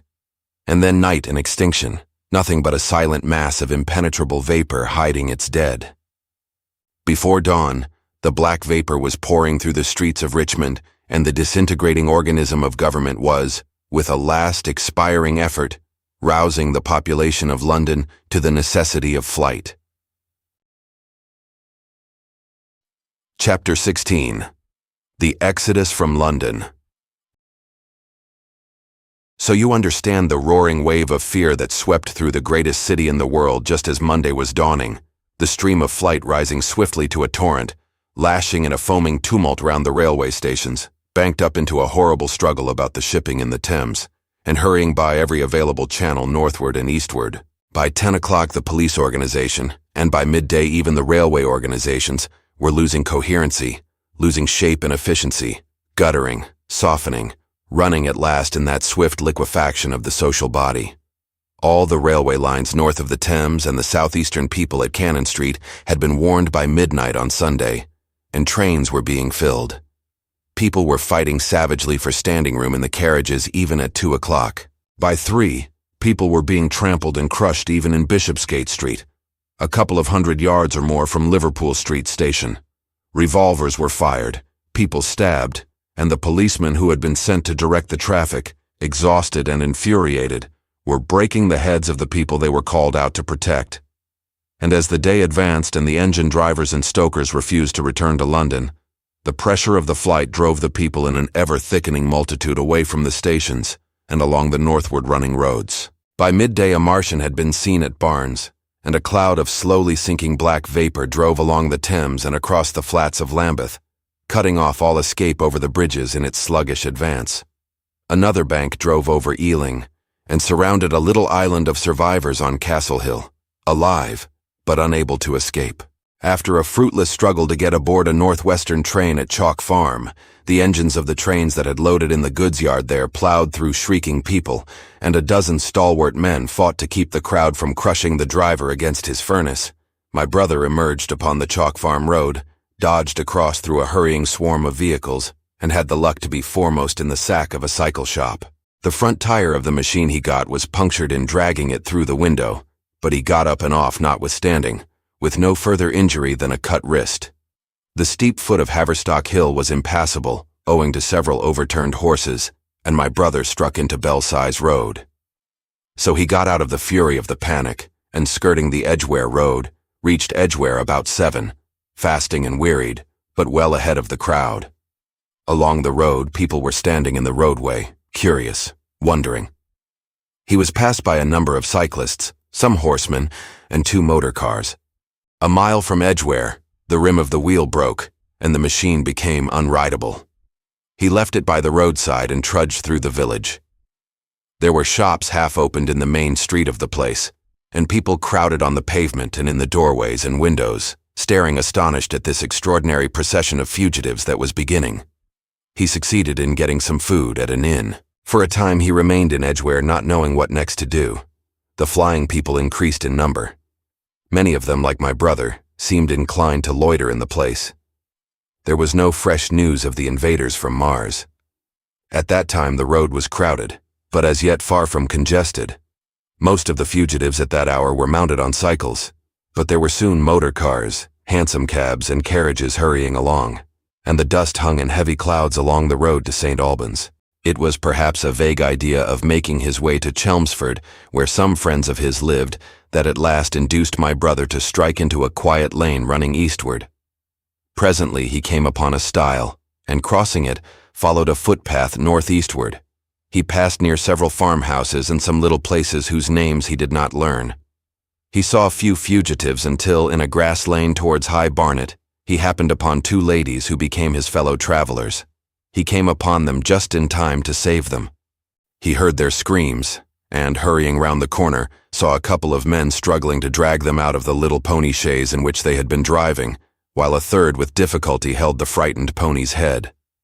One of the ladies, a short woman dressed in white, was simply screaming. The other, a dark, slender figure, slashed at the man who gripped her arm with a whip she held in her disengaged hand. My brother immediately grasped the situation, shouted, and hurried towards the struggle. One of the men desisted and turned towards him, and my brother, realizing from his antagonist's face that a fight was unavoidable, and being an expert boxer, went into him forthwith and sent him down against the wheel of the chaise. It was no time for pugilistic chivalry, and my brother laid him quiet with a kick and gripped the collar of the man who pulled at the slender lady's arm. He heard the clatter of hoofs, the whip stung across his face, a third antagonist struck him between the eyes, and the man he held wrenched himself free and made off down the lane in the direction from which he had come. Partly stunned, he found himself facing the man who had held the horse's head, and became aware of the chaise receding from him down the lane, swaying from side to side, and with the women in it looking back. The man before him, a burly rough, tried to close, and he stopped him with a blow in the face. Then, realizing that he was deserted, he dodged round and made off down the lane after the chaise, with the sturdy man close behind him, and the fugitive, who had turned now, following remotely. Suddenly he stumbled and fell. His immediate pursuer went headlong, and he rose to his feet to find himself with a couple of antagonists again. He would have had little chance against them, had not the slender lady very pluckily pulled up and returned to his help. It seems she had had a revolver all this time, but it had been under the seat when she and her companion were attacked. She fired at 6 yards distance, narrowly missing my brother. The less courageous of the robbers made off, and his companion followed him, cursing his cowardice. They both stopped in sight down the lane, where the third man lay insensible.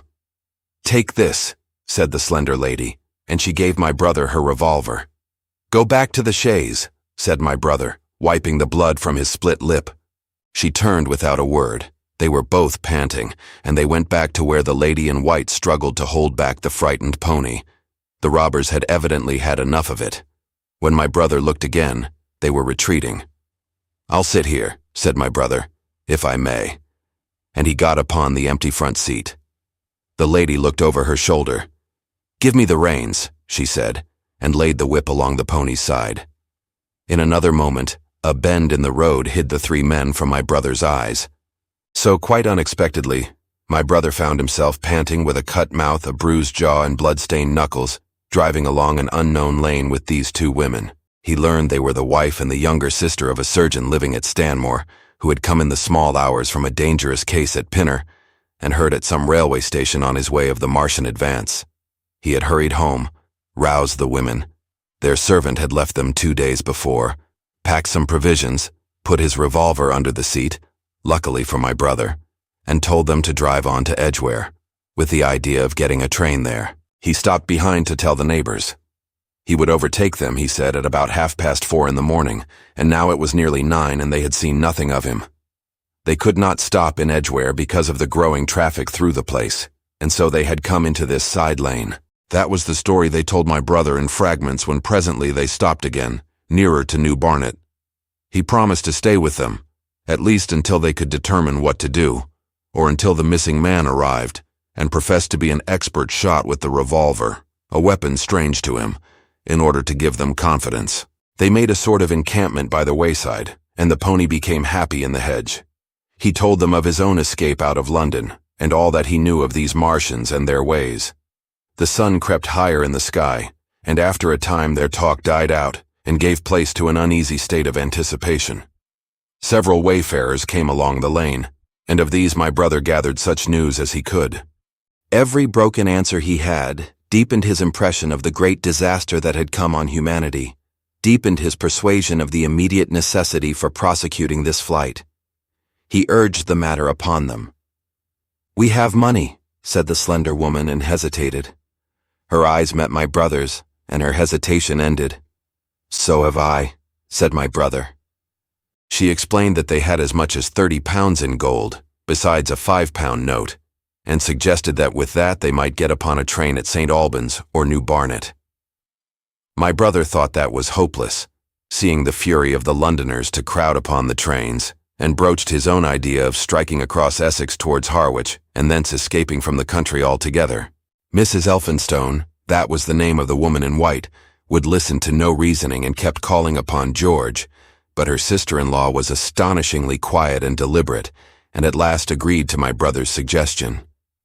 So, designing to cross the Great North Road, they went on towards Barnet, my brother leading the pony to save it as much as possible.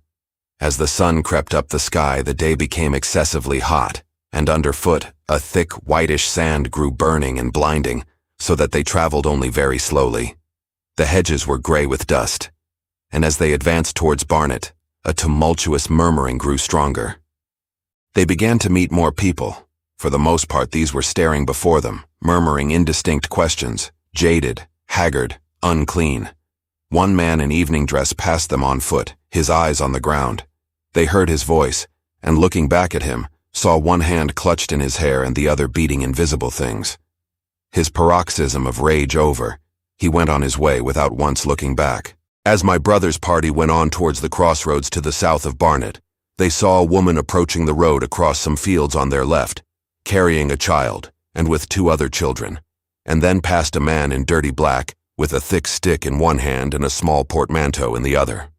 Then round the corner of the lane, from between the villas that guarded it at its confluence with the high road, came a little cart, drawn by a sweating black pony and driven by a sallow youth in a bowler hat, gray with dust.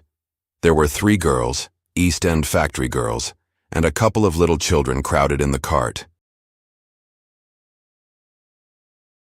"This'll take us round Edgware?" asked the driver, wild-eyed, white-faced, and when my brother told him it would if he turned to the left, he whipped up at once without the formality of thanks. My brother noticed a pale gray smoke or haze rising among the houses in front of them and veiling the white facade of a terrace beyond the road that appeared between the backs of the villas. Mrs. Elphinstone suddenly cried out at a number of tongues of smoky red flame leaping up above the houses in front of them against the hot blue sky. The tumultuous noise resolved itself now into the disorderly mingling of many voices, the gride of many wheels, the creaking of wagons, and the staccato of hooves. The lane came round sharply not 50 yards from the crossroads. "Good heavens!" cried Mrs. Elphinstone. "What is this you are driving us into?" My brother stopped. For the main road was a boiling stream of people, a torrent of human beings rushing northward, one pressing on another. A great bank of dust, white and luminous in the blaze of the sun, made everything within 20 feet of the ground gray and indistinct, and was perpetually renewed by the hurrying feet of a dense crowd of horses and of men and women on foot, and by the wheels of vehicles of every description. "Way!" my brother heard voices crying. "Make way!" It was like riding into the smoke of a fire to approach the meeting point of the lane and road. The crowd roared like a fire, and the dust was hot and pungent. And indeed, a little way up the road, a villa was burning and sending rolling masses of black smoke across the road to add to the confusion. 2 men came past them, then a dirty woman carrying a heavy bundle and weeping. A lost retriever dog with hanging tongue circled dubiously round them, scared and wretched, and fled at my brother's threat. So much as they could see of the road, Londonward between the houses to the right was a tumultuous stream of dirty, hurrying people, pent in between the villas on either side. The black heads, the crowded forms, grew into distinctness as they rushed towards the corner, hurried past, and merged their individuality again in a receding multitude that was swallowed up at last in a cloud of dust. "Go on! Go on!" cried the voices. "Way! Way!" One man's hands pressed on the back of another. My brother stood at the pony's head, Irresistibly attracted, he advanced slowly, pace by pace, down the lane. Edgware had been a scene of confusion, Chalk Farm a riotous tumult. But this was a whole population in movement. It is hard to imagine that host.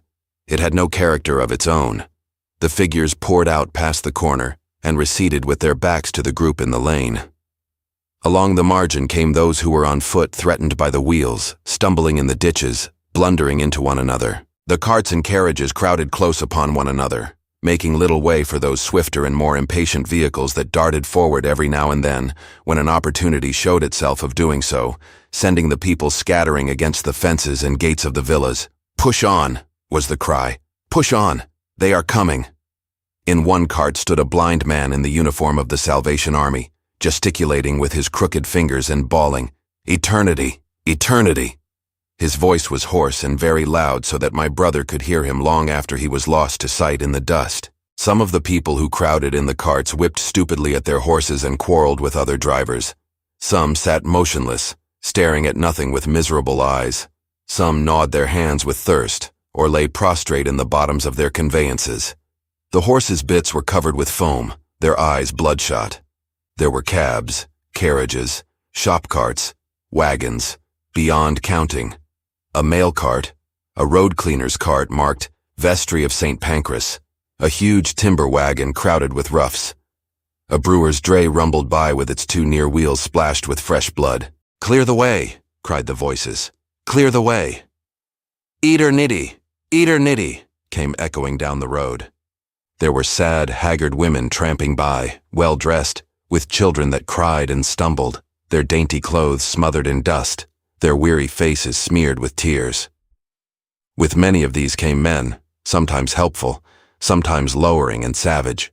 Fighting side by side with them pushed some weary street outcast in faded black rags, wide-eyed, loud-voiced, and foul-mouthed. There were sturdy workmen thrusting their way along, wretched, unkempt men, clothed like clerks or shopmen, struggling spasmodically. A wounded soldier my brother noticed, men dressed in the clothes of railway porters, one wretched creature in a nightshirt with a coat thrown over it.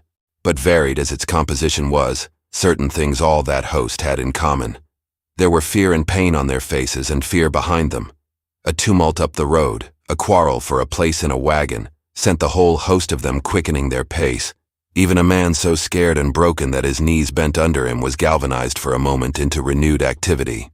The heat and dust had already been at work upon this multitude. Their skins were dry, their lips black and cracked. They were all thirsty, weary, and footsore. And amid the various cries one heard disputes, reproaches, groans of weariness and fatigue. The voices of most of them were hoarse and weak. Through it all ran a refrain. "Way! Way! The Martians are coming!" Few stopped and came aside from that flood. The lane opened slantingly into the main road with a narrow opening, and had a delusive appearance of coming from the direction of London. Yet a kind of eddy of people drove into its mouth, weaklings elbowed out of the stream, who for the most part rested but a moment before plunging into it again. A little way down the lane, with two friends bending over him, lay a man with a bare leg, wrapped about with bloody rags. He was a lucky man to have friends. A little old man with a gray military mustache and a filthy black frock coat limped out and sat down beside the trap, removed his boot, his sock was blood-stained, shook out a pebble, and hobbled on again.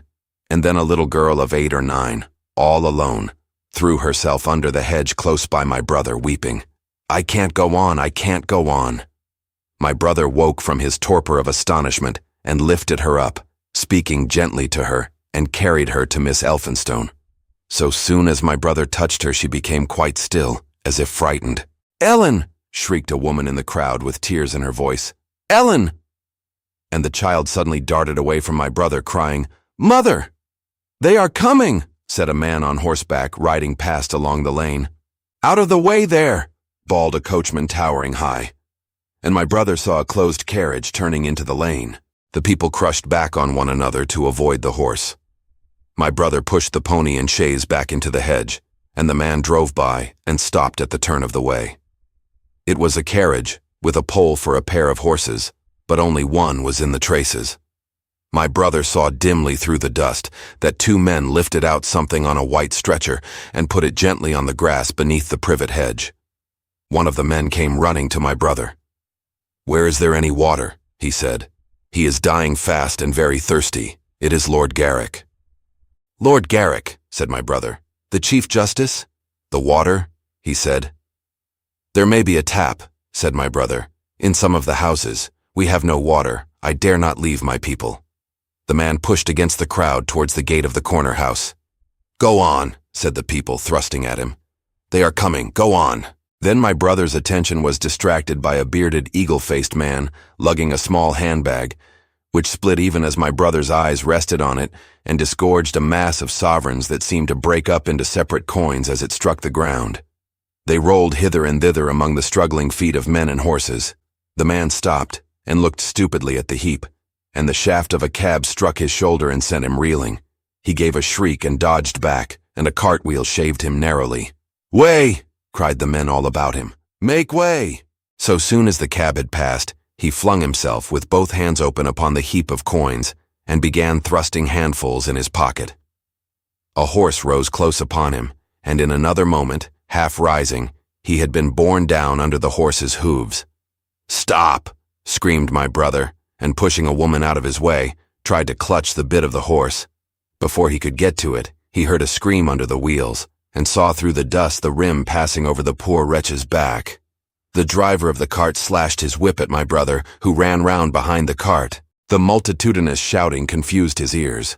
The man was writhing in the dust among his scattered money, unable to rise, for the wheel had broken his back, and his lower limbs lay limp and dead.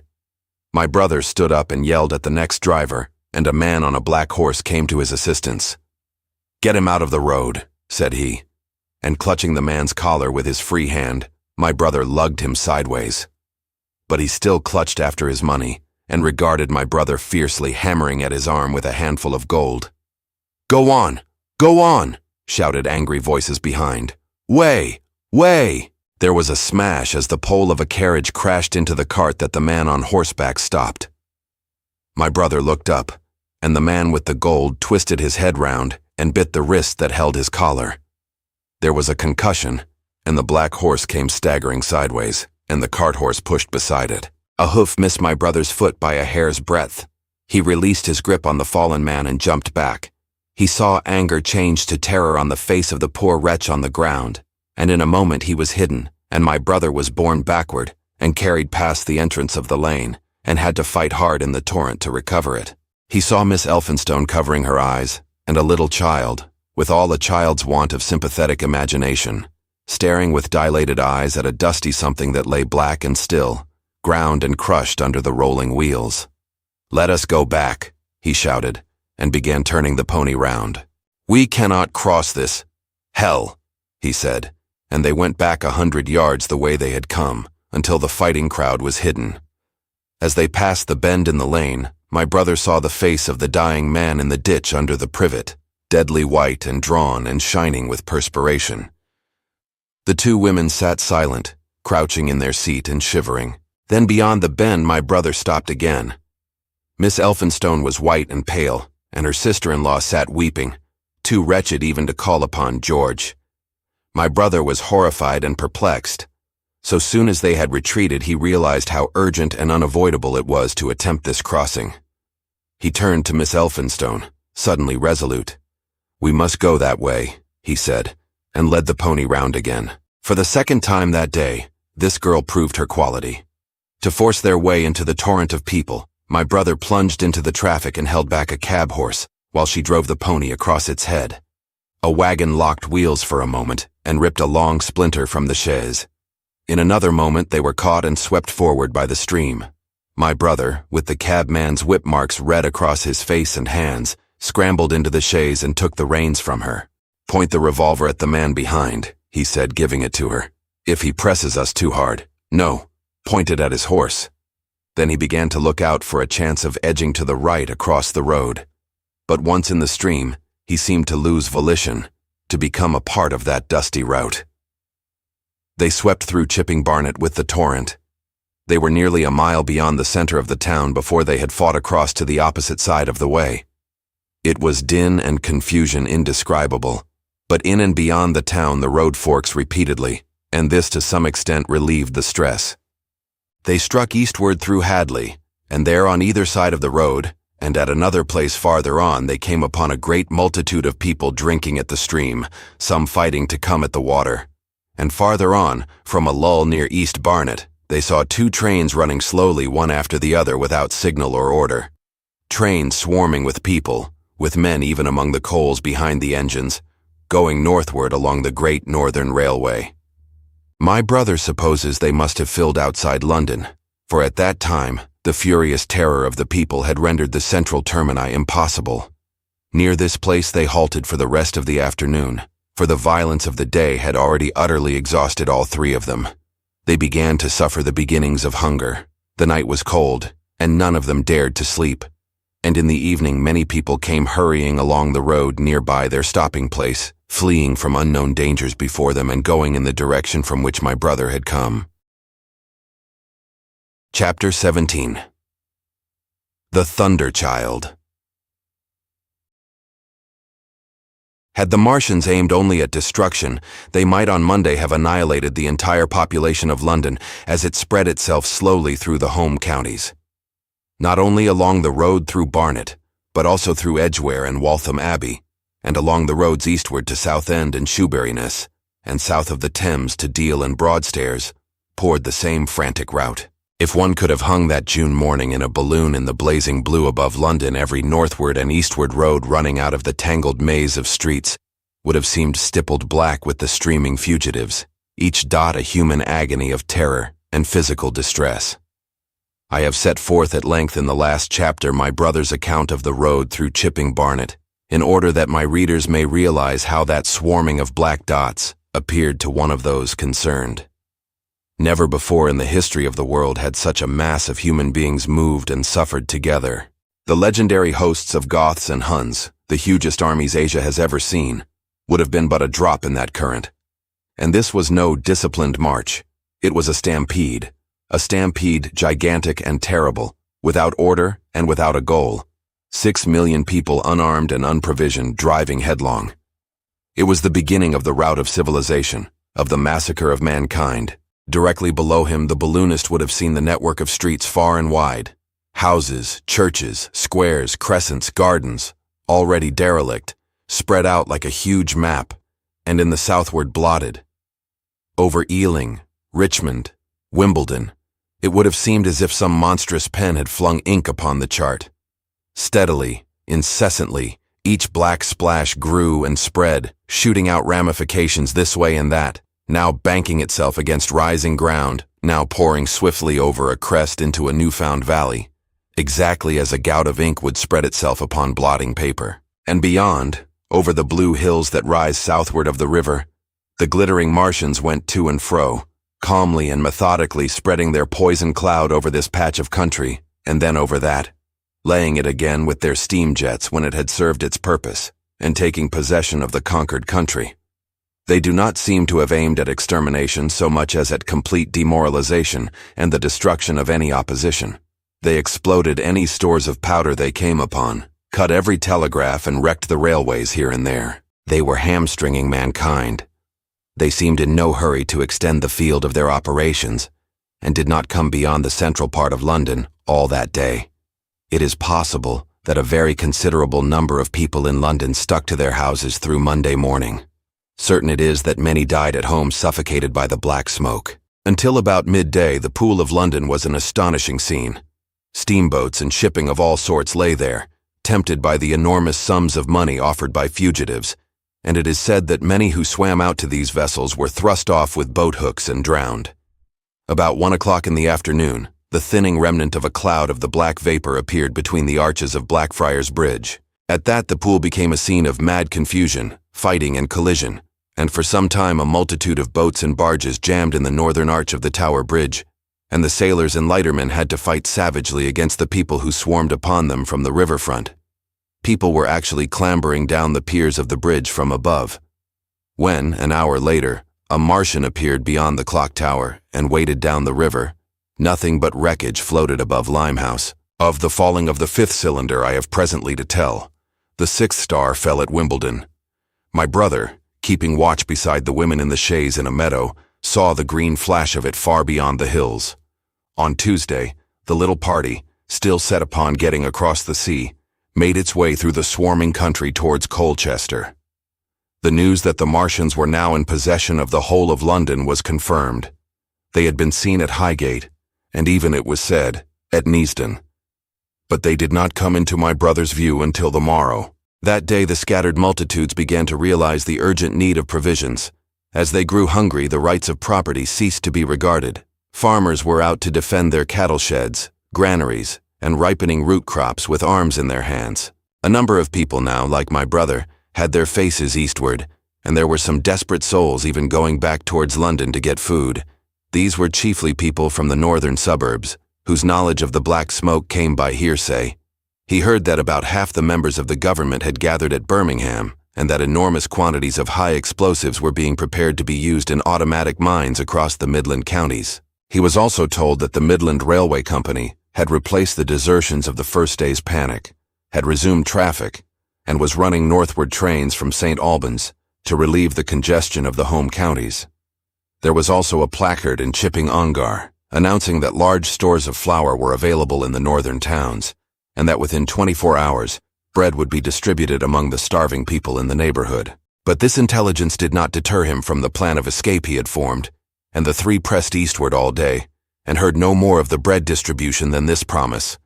Nor, as a matter of fact, did anyone else hear more of it. That night fell the seventh star, falling upon Primrose Hill.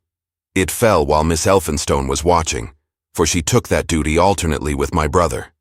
She saw it.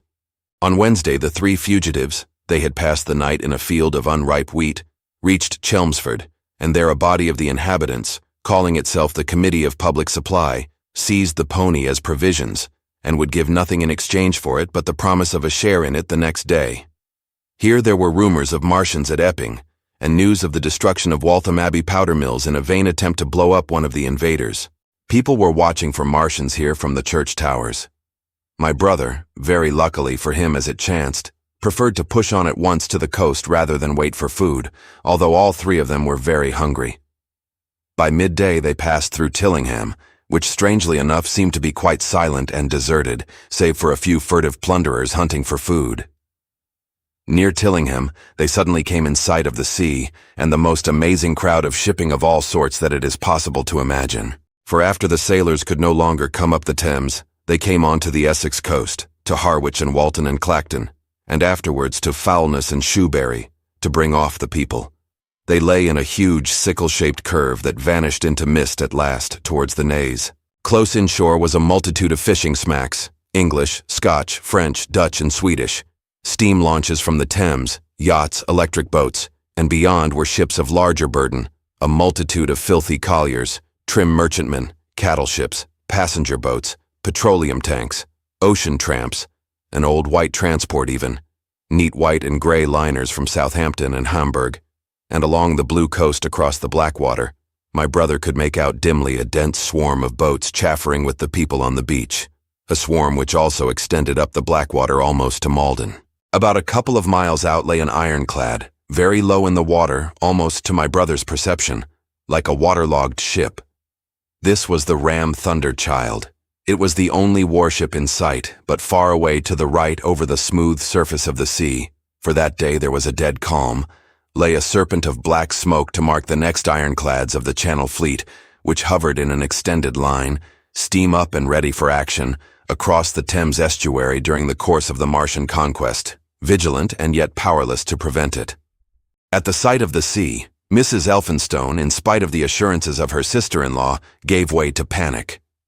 She had never been out of England before, she would rather die than trust herself friendless in a foreign country, and so forth. She seemed, poor woman, to imagine that the French and the Martians might prove very similar.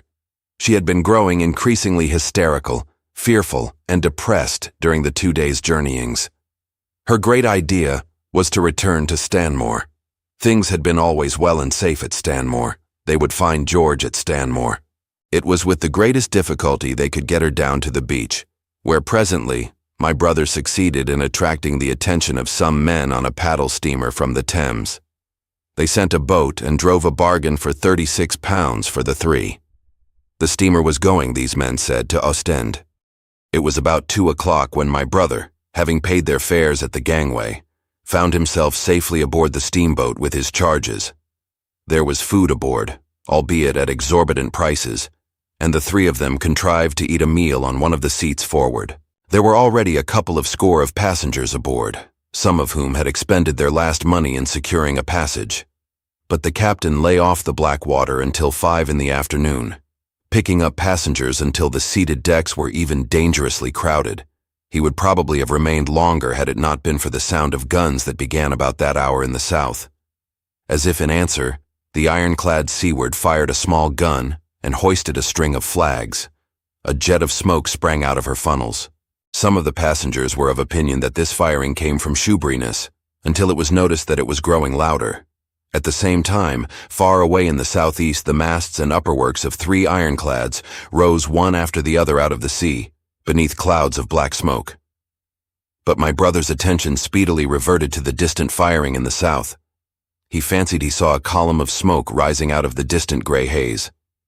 The little steamer was already flapping her way eastward of the big crescent of shipping, and the low Essex coast was growing blue and hazy, when a Martian appeared, small and faint in the remote distance, advancing along the muddy coast from the direction of foulness. At that, the captain on the bridge swore at the top of his voice with fear and anger at his own delay, and the paddles seemed infected with his terror. Every soul aboard stood at the bulwarks or on the seats of the steamer and stared at that distant shape, higher than the trees or church towers inland, and advancing with a leisurely parody of a human stride. It was the first Martian my brother had seen, and he stood, more amazed than terrified, watching this Titan advancing deliberately towards the shipping, wading farther and farther into the water as the coast fell away. Then far away beyond the crouch came another, striding over some stunted trees, and then yet another, still farther off, wading deeply through a shiny mudflat that seemed to hang halfway up between sea and sky. They were all stalking seaward, as if to intercept the escape of the multitudinous vessels that were crowded between Foulness and the Naze. In spite of the throbbing exertions of the engines of the little paddle boat and the pouring foam that her wheels flung behind her, she receded with terrifying slowness from this ominous advance. Glancing northwestward, my brother saw the large crescent of shipping already writhing with the approaching terror. One ship passing behind another coming round from broadside to end on, steamships whistling and giving off volumes of steam, sails being let out, launches rushing hither and thither. He was so fascinated by this, and by the creeping danger away to the left, that he had no eyes for anything seaward. And then a swift movement of the steamboat, she had suddenly come round to avoid being run down, flung him headlong from the seat upon which he was standing. There was a shouting all about him, a trampling of feet, and a cheer that seemed to be answered faintly. The steamboat lurched and rolled him over upon his hands. He sprang to his feet and saw to starboard, and not 100 yards from their heeling pitching boat, a vast iron bulk like the blade of a plow tearing through the water, tossing it on either side in huge waves of foam that leaped towards the steamer, flinging her paddles helplessly in the air, and then sucking her deck down almost to the waterline. A douche of spray blinded my brother for a moment. When his eyes were clear again, he saw the monster had passed and was rushing landward. Big iron upperworks rose out of this headlong structure, and from that, twin funnels projected and spat a smoking blast shot with fire. It was the torpedo ram, Thunderchild, steaming headlong, coming to the rescue of the threatened shipping. Keeping his footing on the heaving deck by clutching the bulwarks, my brother looked past this charging Leviathan at the Martians again, and he saw the three of them now close together, and standing so far out to sea that their tripod supports were almost entirely submerged. Thus, sunken and seen in remote perspective, they appeared far less formidable than the huge iron bulk in whose wake the steamer was pitching so helplessly. It would seem they were regarding this new antagonist with astonishment. To their intelligence, it may be, the giant was even such another as themselves. The Thunderchild fired no gun, but simply drove full speed towards them. It was probably her not firing that enabled her to get so near the enemy as she did. They did not know what to make of her. One shell, and they would have sent her to the bottom forthwith with the heat ray. She was steaming at such a pace that in a minute she seemed halfway between the steamboat and the Martians, a diminishing black bulk against the receding horizontal expanse of the Essex coast. Suddenly, the foremost Martian lowered his tube and discharged a canister of the black gas at the ironclad. It hit her larboard side and glanced off in an inky jet that rolled away to seaward, an unfolding torrent of black smoke from which the ironclad drove clear. To the watchers from the steamer, low in the water and with the sun in their eyes, it seemed as though she were already among the Martians. They saw the gaunt figures separating and rising out of the water as they retreated shoreward, and one of them raised the camera-like generator of the heat ray. He held it pointing obliquely downward, and a bank of steam sprang from the water at its touch. It must have driven through the iron of the ship's side like a white-hot iron rod through paper. A flicker of flame went up through the rising steam, and then the Martian reeled and staggered. In another moment he was cut down, and a great body of water and steam shot high in the air. The guns of the Thunderchild sounded through the reek, going off one after the other, and one shot splashed the water high close by the steamer, ricocheted towards the other flying ships to the north, and smashed a smack to matchwood. But no one heeded that very much. At the sight of the Martian's collapse, the captain on the bridge yelled inarticulately, and all the crowding passengers on the steamer's stern shouted together, and then they yelled again. For surging out beyond the white tumult, drove something long and black, the flames streaming from its middle parts, its ventilators and funnels spouting fire. She was alive still. The steering gear, it seems, was intact, and her engines working. She headed straight for a second Martian, and was within 100 yards of him when the heat ray came to bear. Then with a violent thud, a blinding flash, her decks, her funnels, leaped upward. The Martian staggered with the violence of her explosion, and in another moment the flaming wreckage, still driving forward with the impetus of its pace, had struck him and crumpled him up like a thing of cardboard. My brother shouted involuntarily. A boiling tumult of steam hit everything again. "Two!" yelled the captain. Everyone was shouting. The whole steamer from end to end rang with frantic cheering that was taken up first by one and then by all in the crowding multitude of ships and boats that was driving out to sea. The steam hung upon the water for many minutes, hiding the third Martian and the coast altogether.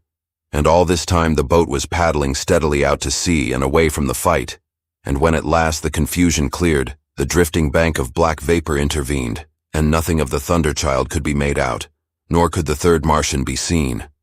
But the ironclads to seaward were now quite close and standing in towards shore past the steamboat. The little vessel continued to beat its way seaward, and the ironclads receded slowly towards the coast, which was hidden still by a marbled bank of vapor, part steam, part black gas, eddying and combining in the strangest way. The fleet of refugees was scattering to the northeast. Several smacks were sailing between the ironclads and the steamboat. After a time, and before they reached the sinking cloud bank, the warships turned northward, and then abruptly went about, and passed into the thickening haze of evening southward. The coast grew faint, and at last indistinguishable amid the low banks of clouds that were gathering about the sinking sun. Then suddenly out of the golden haze of the sunset came the vibration of guns and a form of black shadows moving. Everyone struggled to the rail of the steamer and peered into the blinding furnace of the west, but nothing was to be distinguished clearly. A mass of smoke rose slanting and barred the face of the sun. The steamboat throbbed on its way through an interminable suspense. The sun sank into gray clouds, the sky flushed and darkened. The evening star trembled into sight. It was deep twilight when the captain cried out and pointed. My brother strained his eyes. Something rushed up into the sky out of the grayness, rushed slantingly upward and very swiftly into the luminous clearness above the clouds in the western sky. Something flat and broad and very large, that swept round in a vast curve, grew smaller, sank slowly, and vanished again into the gray mystery of the night. And as it flew, it rained down darkness upon the land.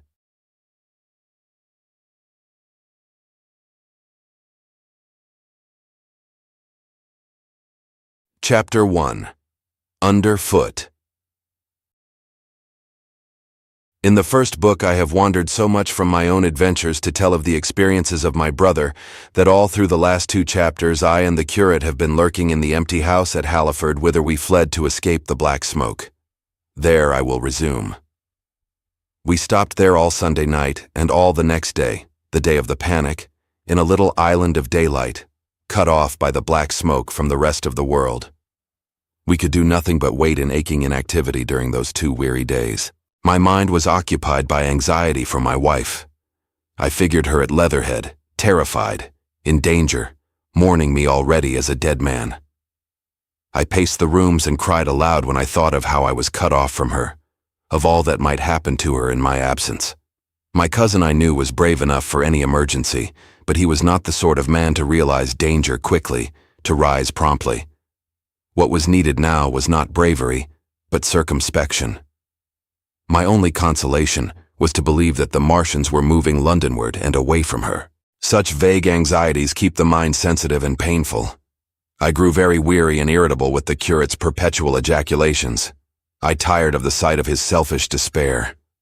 After some ineffectual remonstrance, I kept away from him, staying in a room, evidently a children's schoolroom, containing globes, forms, and copybooks.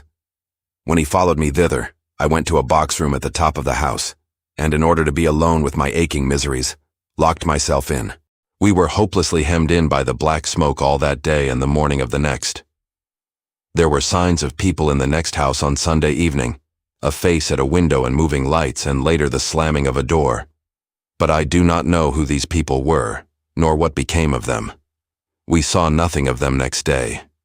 The black smoke drifted slowly riverward all through Monday morning, creeping nearer and nearer to us, driving at last along the roadway outside the house that hid us. A Martian came across the fields about midday, laying the stuff with a jet of superheated steam that hissed against the walls, smashed all the windows it touched, and scalded the curate's hand as he fled out of the front room. When at last we crept across the sodden rooms and looked out again, the country northward was as though a black snowstorm had passed over it. Looking towards the river, we were astonished to see an unaccountable redness mingling with the black of the scorched meadows. For a time we did not see how this change affected our position, save that we were relieved of our fear of the black smoke. But later, I perceived that we were no longer hemmed in, that now we might get away. So soon as I realized that the way of escape was open, my dream of action returned, but the curate was lethargic, unreasonable. "We are safe here," he repeated. "Safe here." I resolved to leave him. Would that I had.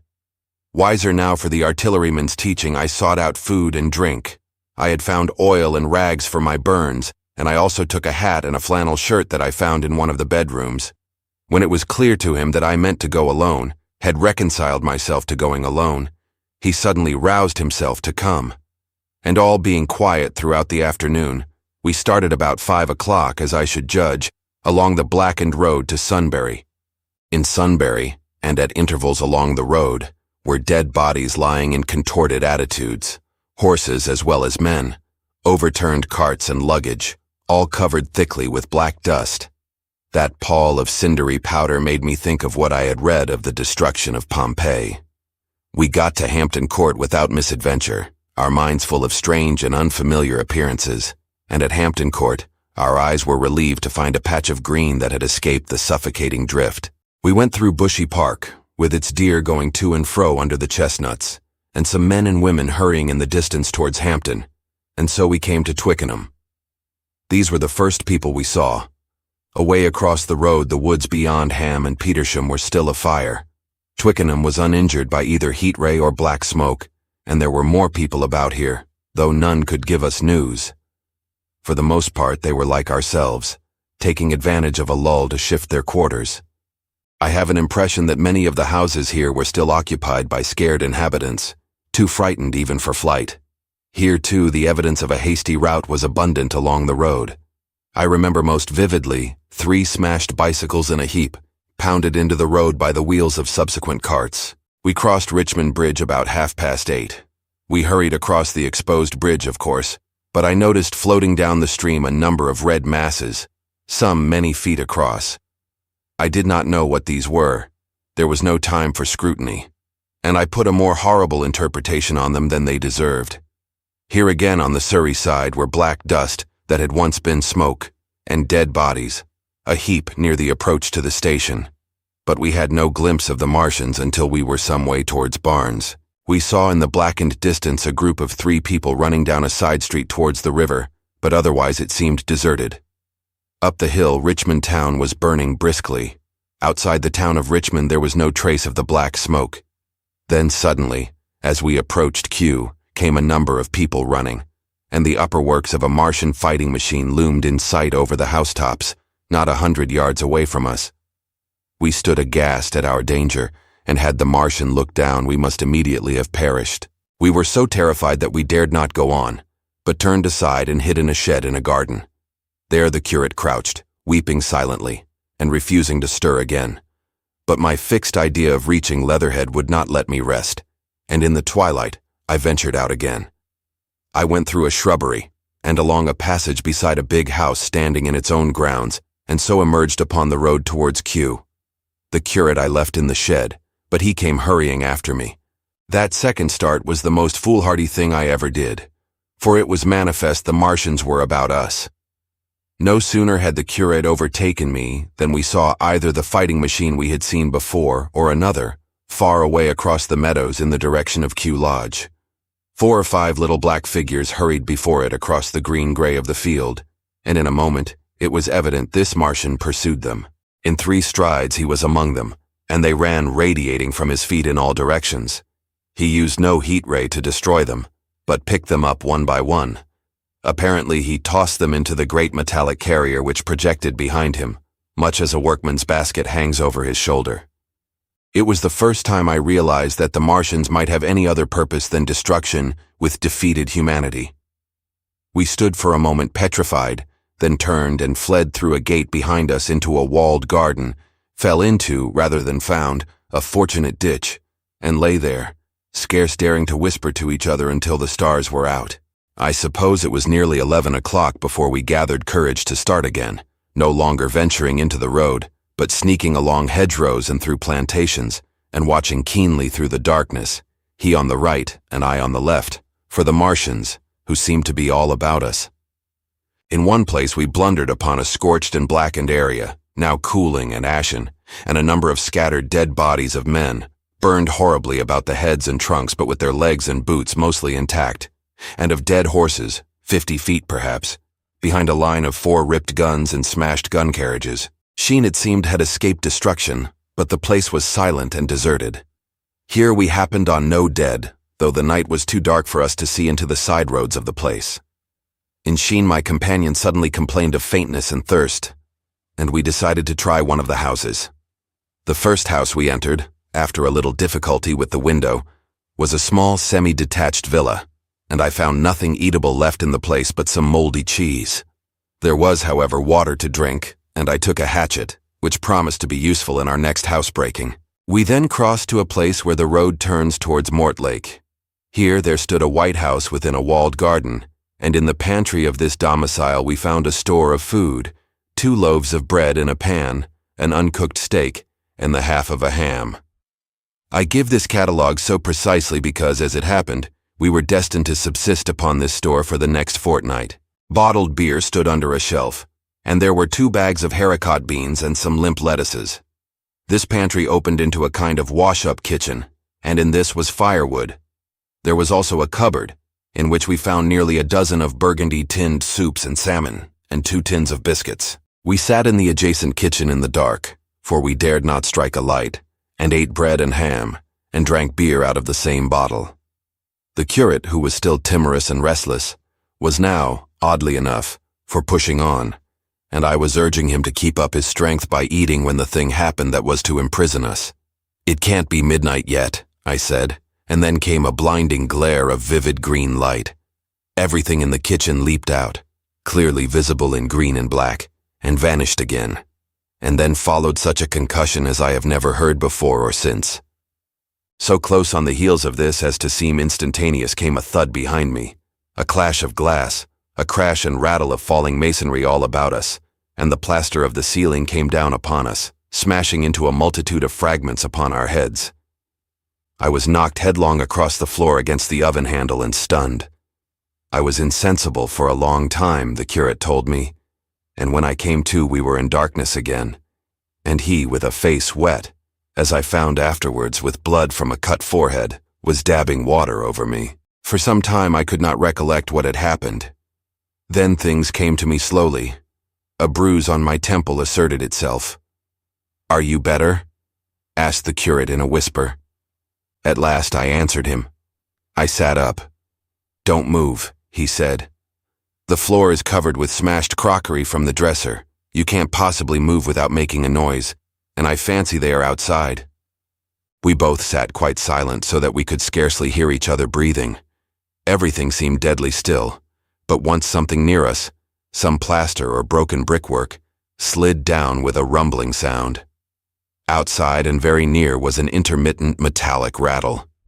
"That?" said the curate when presently it happened again. "Yes," I said. "But what is it?" "A Martian," said the curate. I listened again. "It was not like the heat ray," I said, and for a time I was inclined to think one of the great fighting machines had stumbled against the house, as I had seen one stumble against the tower of Shepperton Church. Our situation was so strange and incomprehensible that for 3 or 4 hours until the dawn came, we scarcely moved. And then the light filtered in, not through the window, which remained black, but through a triangular aperture between a beam and a heap of broken bricks in the wall behind us. The interior of the kitchen we now saw grayly for the first time. The window had been burst in by a mass of garden mold, which flowed over the table upon which we had been sitting and lay about our feet. Outside, the soil was banked high against the house. At the top of the window frame we could see an uprooted drain pipe. The floor was littered with smashed hardware. The end of the kitchen towards the house was broken into, and since the daylight shone in there, it was evident the greater part of the house had collapsed. Contrasting vividly with this ruin was the neat dresser, stained in the fashion, pale green, and with a number of copper and tin vessels below it, the wallpaper imitating blue and white tiles, and a couple of colored supplements fluttering from the walls above the kitchen range. As the dawn grew clearer, we saw through the gap in the wall the body of a Martian, standing sentinel, I suppose, over the still glowing cylinder. At the sight of that, we crawled as circumspectly as possible out of the twilight of the kitchen into the darkness of the scullery. Abruptly, the right interpretation dawned upon my mind. "The 5th cylinder," I whispered. "The 5th shot from Mars has struck this house and buried us under the ruins." For a time the curate was silent, and then he whispered, "God have mercy upon us." I heard him presently whimpering to himself. Save for that sound, we lay quite still in the scullery. I, for my part, scarce dared breathe, and sat with my eyes fixed on the faint light of the kitchen door. I could just see the curate's face, a dim oval shape, and his collar and cuffs. Outside there began a metallic hammering, then a violent hooting, and then again, after a quiet interval, a hissing like the hissing of an engine. These noises, for the most part problematical, continued intermittently, and seemed if anything to increase in number as time wore on. Presently a measured thudding and a vibration that made everything about us quiver, and the vessels in the pantry ring and shift, began and continued. Once the light was eclipsed, and the ghostly kitchen doorway became absolutely dark. For many hours we must have crouched there, silent and shivering, until our tired attention failed. At last I found myself awake and very hungry. I am inclined to believe we must have spent the greater portion of a day before that awakening. My hunger was at a stride so insistent that it moved me to action. I told the curate I was going to seek food, and felt my way towards the pantry.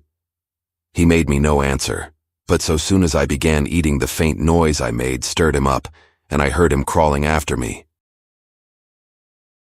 Chapter 2. What we saw from the ruined house. After eating, we crept back to the scullery, and there I must have dozed again, for when presently I looked round, I was alone. The thudding vibration continued with wearisome persistence. I whispered for the curate several times, and at last felt my way to the door of the kitchen. It was still daylight, and I perceived him across the room, lying against the triangular hole that looked out upon the Martians. His shoulders were hunched so that his head was hidden from me. I could hear a number of noises almost like those in an engine shed, and the place rocked with that beating thud. Through the aperture in the wall, I could see the top of a tree touched with gold and the warm blue of a tranquil evening sky. For a minute or so, I remained watching the curate, and then I advanced, crouching and stepping with extreme care amid the broken crockery that littered the floor. I touched the curate's leg, and he started so violently that a mass of plaster went sliding down outside and fell with a loud impact. I gripped his arm, fearing he might cry out, and for a long time, we crouched motionless. Then I turned to see how much of our rampart remained. The detachment of the plaster had left a vertical slit open in the debris, and by raising myself cautiously across a beam, I was able to see out of this gap into what had been overnight a quiet suburban roadway. Vast indeed was the change that we beheld. Change. The fifth cylinder must have fallen right into the midst of the house we had first visited. The building had vanished, completely smashed, pulverized, and dispersed by the blow. The cylinder lay now far beneath the original foundations, deep in a hole, already vastly larger than the pit I had looked into at Woking. The earth all round it had splashed under that tremendous impact. Splashed is the only word, and lay in heaped piles that hid the masses of the adjacent houses. It had behaved exactly like mud under the violent blow of a hammer. Our house had collapsed backward. The front portion, even on the ground floor, had been destroyed completely. By a chance, the kitchen and scullery had escaped, and stood buried now under soil and ruins, closed in by tons of earth on every side, save towards the cylinder. Over that aspect we hung now on the very edge of the great circular pit the Martians were engaged in making. The heavy beating sound was evidently just behind us, and ever and again, a bright green vapor drove up like a veil across our peephole. The cylinder was already opened in the center of the pit, and on the farther edge of the pit, amid the smashed and gravel-heaped shrubbery, one of the great fighting machines, deserted by its occupant, stood stiff and tall against the evening sky. At first I scarcely noticed the pit and the cylinder, although it has been convenient to describe them first, on account of the extraordinary glittering mechanism I saw busy in the excavation, and on account of the strange creatures that were crawling slowly and painfully across the heaped mold near it. The mechanism it certainly was that held my attention first. It was one of those complicated fabrics that have since been called handling machines, and the study of which has already given such an enormous impetus to terrestrial invention. As it dawned upon me first, it presented a sort of metallic spider with 5 jointed agile legs, and with an extraordinary number of jointed levers, bars, and reaching and clutching tentacles about its body. Most of its arms were retracted, but with 3 long tentacles it was fishing out a number of rods, plates, and bars which lined the covering, and apparently strengthened the walls of the cylinder. These, as it extracted them, were lifted out and deposited upon a level surface of earth behind it. Its motion was so swift, complex, and perfect that at first I did not see it as a machine, in spite of its metallic glitter. The fighting machines were coordinated and animated to an extraordinary pitch, but nothing to compare with this. People who have never seen these structures, and have only the ill-imagined efforts of artists or the imperfect descriptions of such eyewitnesses as myself to go upon, scarcely realize that living quality. I recall particularly the illustration of one of the first pamphlets to give a consecutive account of the war. The artist had evidently made a hasty study of one of the fighting machines, and there his knowledge ended. He presented them as tilted, stiff tripods, without either flexibility or subtlety, and with an altogether misleading monotony of effect. The pamphlet containing these renderings had a considerable vogue, and I mention them here simply to warn the reader against the impression they may have created. They were no more like the Martians I saw in action than a Dutch doll is like a human being. To my mind, the pamphlet would have been much better without them. At first, I say, the handling machine did not impress me as a machine, but as a crab-like creature with a glittering integument, the controlling Martian whose delicate tentacles actuated its movements, seeming to be simply the equivalent of the crab's cerebral portion. But then I perceived the resemblance of its gray-brown, shiny, leathery integument to that of the other sprawling bodies beyond, and the true nature of this dexterous workman dawned upon me. With that realization, my interest shifted to those other creatures, the real Martians.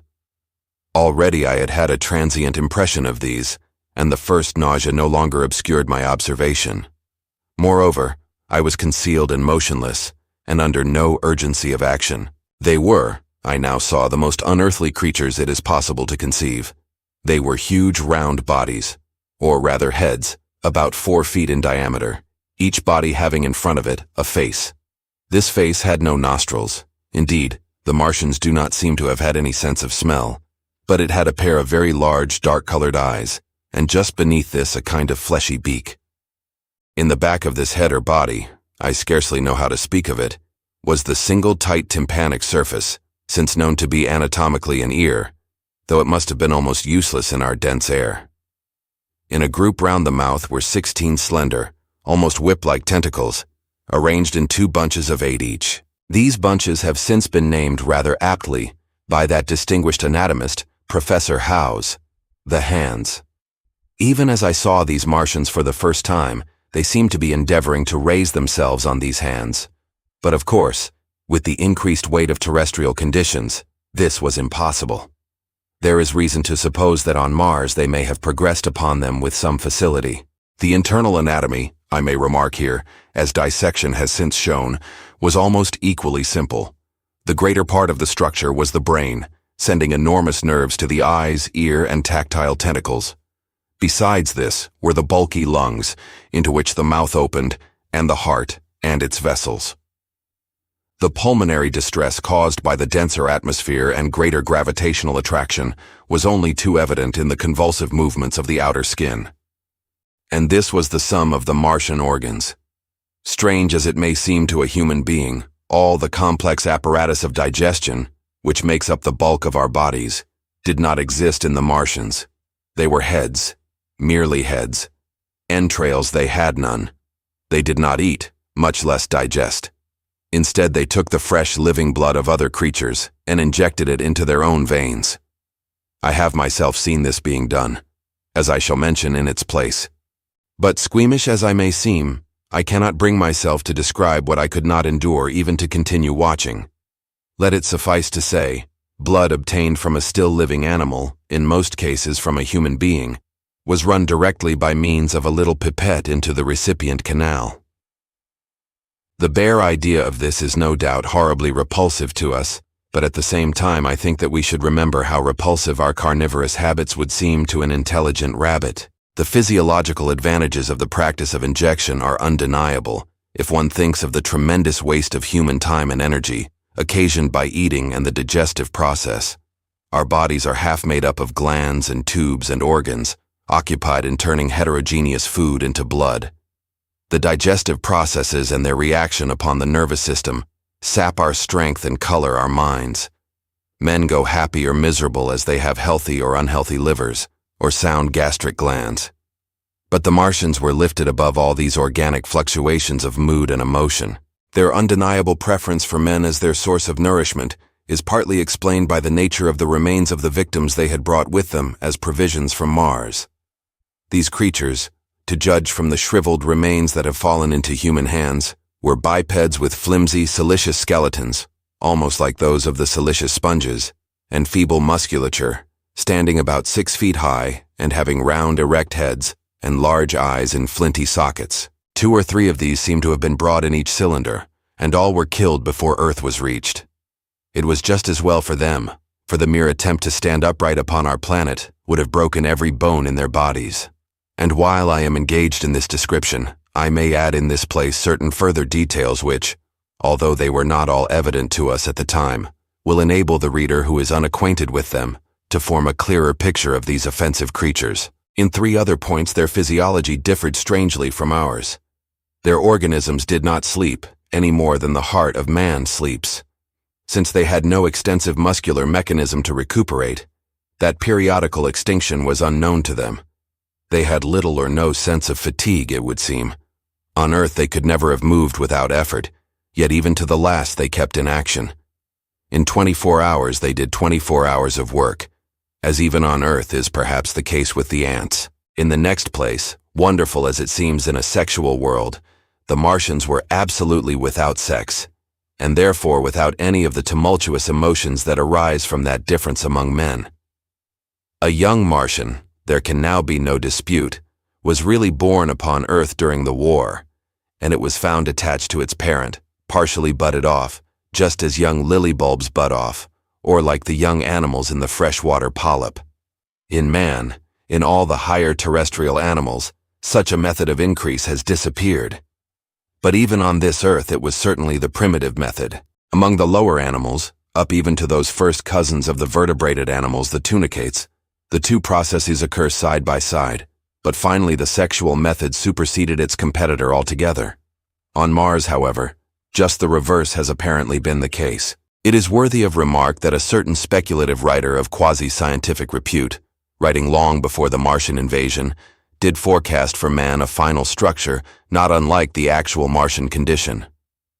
His prophecy, I remember, appeared in November or December 1893 in a long-defunct publication, the Pall Mall Budget, and I recall a caricature of it in a pre-Martian periodical called Punch.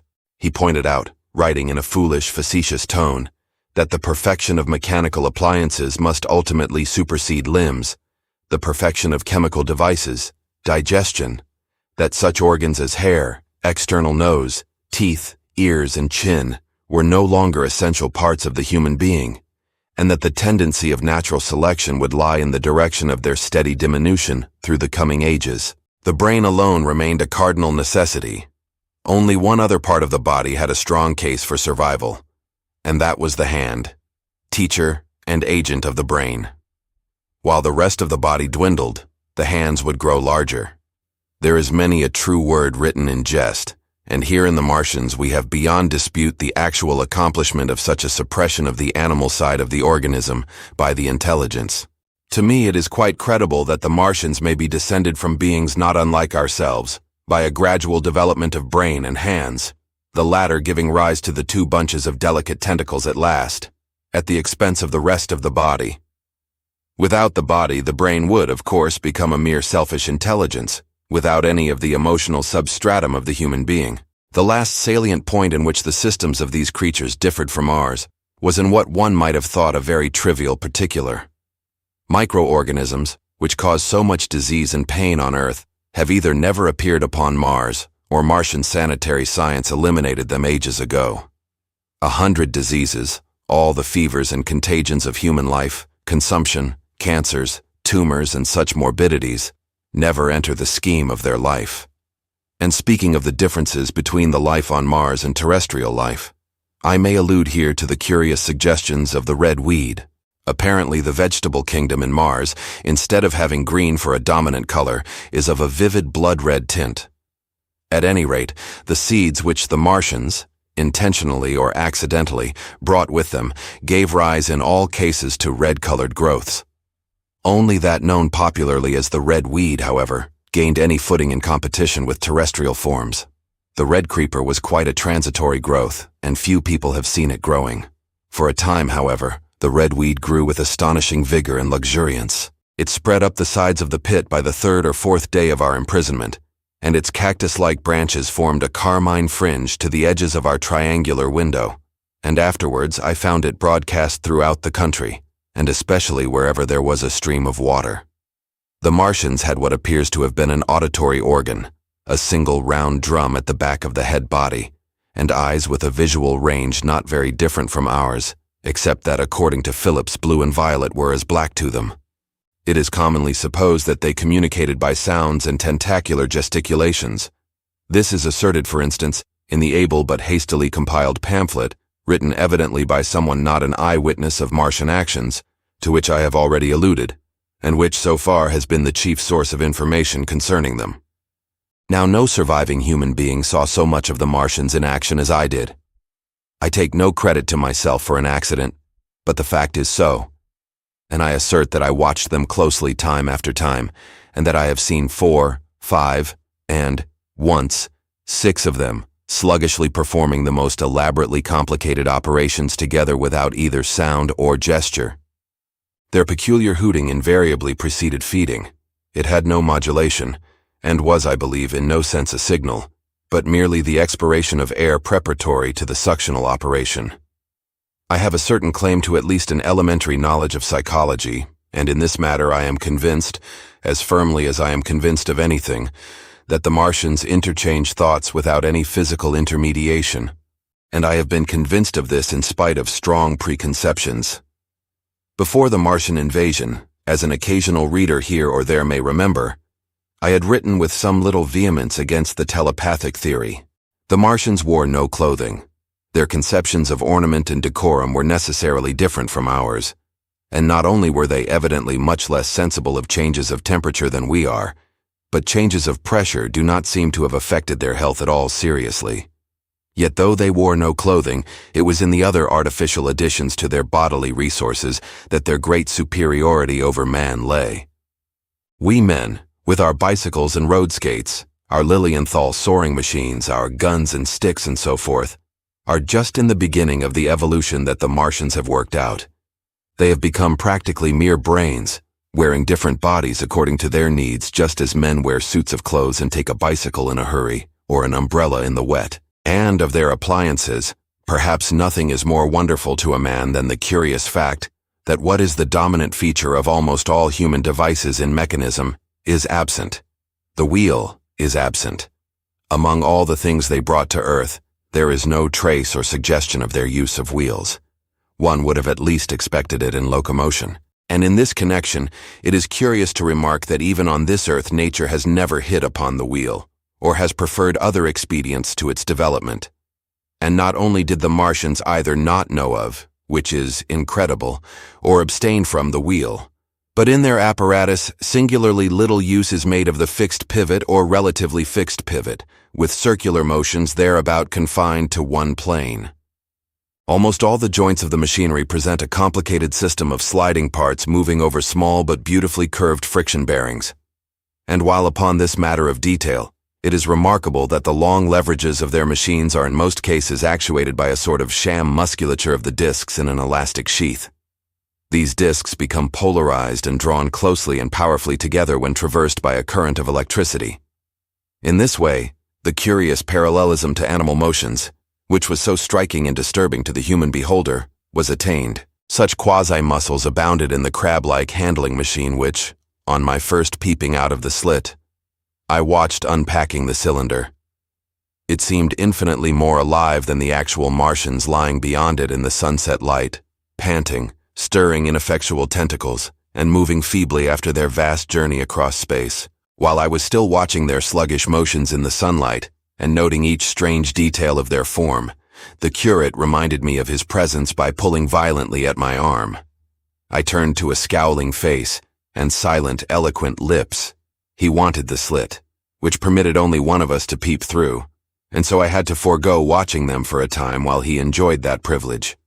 When I looked again, the busy handling machine had already put together several of the pieces of apparatus it had taken out of the cylinder into a shape having an unmistakable likeness to its own, and down on the left, a busy little digging mechanism had come into view, emitting jets of green vapor and working its way round the pit, excavating and embanking in a methodical and discriminating manner. This it was which had caused the regular beating noise and the rhythmic shocks that had kept our ruinous refuge quivering. It piped and whistled as it worked. So far as I could see, the thing was without a directing Martian at all. Chapter 3. The Days of Imprisonment. The arrival of a second fighting machine drove us from our peephole into the scullery, for we feared that from his elevation the Martian might see down upon us behind our barrier. At a later date we began to feel less in danger of their eyes, for to an eye in the dazzle of the sunlight outside our refuge must have been blank blackness, but at first the slightest suggestion of approach drove us into the scullery in heart-throbbing retreat. Yet terrible as was the danger we incurred, the attraction of peeping was for both of us irresistible. And I recall now with a sort of wonder that, in spite of the infinite danger in which we were between starvation and a still more terrible death, we could yet struggle bitterly for that horrible privilege of sight. We would race across the kitchen in a grotesque way between eagerness and the dread of making a noise, and strike each other, and thrust and kick, within a few inches of exposure. The fact is that we had absolutely incompatible dispositions and habits of thought and action, and our danger and isolation only accentuated the incompatibility. At Halliford I had already come to hate the curate's trick of helpless exclamation, his stupid rigidity of mind. His endless muttering monologue vitiated every effort I made to think out a line of action, and drove me at times, thus pent up and intensified, almost to the verge of craziness. He was as lacking in restraint as a silly woman. He would weep for hours together. And I verily believe that to the very end this spoiled child of life thought his weak tears in some way efficacious. And I would sit in the darkness unable to keep my mind off him by reason of his importunities. He ate more than I did, and it was in vain I pointed out that our only chance of life was to stop in the house until the Martians had done with their pit, that in that long patience a time might presently come when we should need food. He ate and drank impulsively in heavy meals at long intervals. He slept little. As the days wore on, his utter carelessness of any consideration so intensified our distress and danger that I had, much as I loathed doing it, to resort to threats, and at last to blows. That brought him to reason for a time. But he was one of those weak creatures, void of pride, timorous, anemic, hateful souls full of shifty cunning, who face neither God nor man, who face not even themselves. It is disagreeable for me to recall and write these things, but I set them down that my story may lack nothing. Those who have escaped the dark and terrible aspects of life will find my brutality, my flash of rage, and our final tragedy easy enough to blame, for they know what is wrong as well as any, but not what is possible to tortured men. But those who have been under the shadow, who have gone down at last to elemental things, will have a wider charity. And while within, we fought out our dark, dim contest of whispers, snatched food and drink, and gripping hands and blows, without, in the pitiless sunlight of that terrible June, was the strange wonder, the unfamiliar routine of the Martians in the pit. Let me return to those first new experiences of mine. After a long time I ventured back to the peephole, to find that the newcomers had been reinforced by the occupants of no fewer than 3 of the fighting machines. These last had brought with them certain fresh appliances that stood in an orderly manner about the cylinder.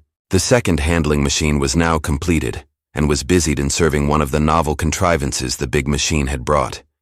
This was a body resembling a milk can in its general form, above which oscillated a pear-shaped receptacle, and from which a stream of white powder flowed into a circular basin below. The oscillatory motion was imparted to this by one tentacle of the handling machine. With 2 spatulate hands, the handling machine was digging out and flinging masses of clay into the pear-shaped receptacle above, while with another arm, it periodically opened a door and removed rusty and blackened clinkers from the middle part of the machine. Another steely tentacle directed the powder from the basin along a ribbed channel towards some receiver that was hidden from me by the mound of bluish dust. From this unseen receiver, a little thread of green smoke rose vertically into the quiet air. As I looked, the handling machine, with a faint and musical clinking, extended telescopic fashion, a tentacle that had been a moment before a mere blunt projection, until its end was hidden behind the mound of clay. In another second it had lifted a bar of white aluminium into sight, untarnished as yet, and shining dazzlingly, and deposited it in a growing stack of bars that stood at the side of the pit. Between sunset and starlight, this dexterous machine must have made more than 100 such bars out of the crude clay, and the mound of bluish dust rose steadily until it topped the side of the pit. The contrast between the swift and complex movements of these contrivances and the inert, panting clumsiness of their masters was acute, and for days I had to tell myself repeatedly that these latter were indeed the living of the 2 things.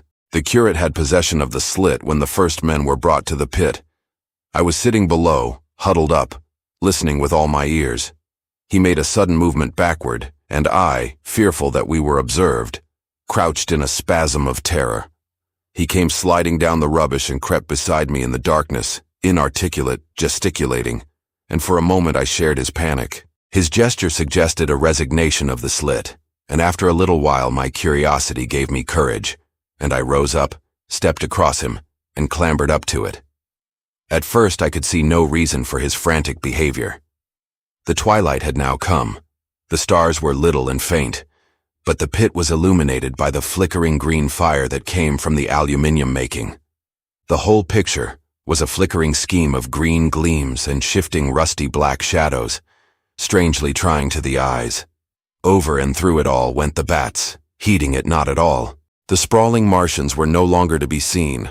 The mound of blue-green powder had risen to cover them from sight, and a fighting machine, with its legs contracted, crumpled and abbreviated, stood across the corner of the pit.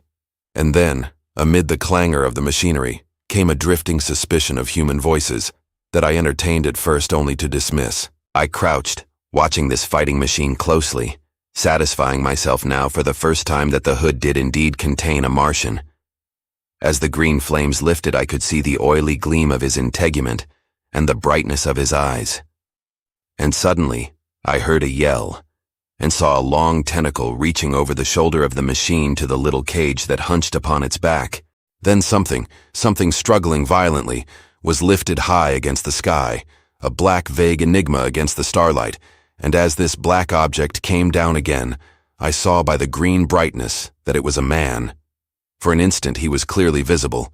He was a stout, ruddy, middle-aged man, well-dressed. 3 days before he must have been walking the world, a man of considerable consequence. I could see his staring eyes and gleams of light on his studs and watch chain. He vanished behind the mound, and for a moment there was silence. And then began a shrieking and a sustained and cheerful hooting from the Martians. I slid down the rubbish, struggled to my feet, clapped my hands over my ears and bolted into the scullery. The curate, who had been crouching silently with his arms over his head, looked up as I passed, cried out quite loudly at my desertion of him, and came running after me. That night, as we lurked in the scullery, balanced between our horror and the terrible fascination this peeping had, although I felt an urgent need of action, I tried in vain to conceive some plan of escape. But afterwards, during the second day, I was able to consider our position with great clearness. The curate, I found, was quite incapable of discussion. This new and culminating atrocity had robbed him of all vestiges of reason or forethought. Practically, he had already sunk to the level of an animal. But as the saying goes, I gripped myself with both hands.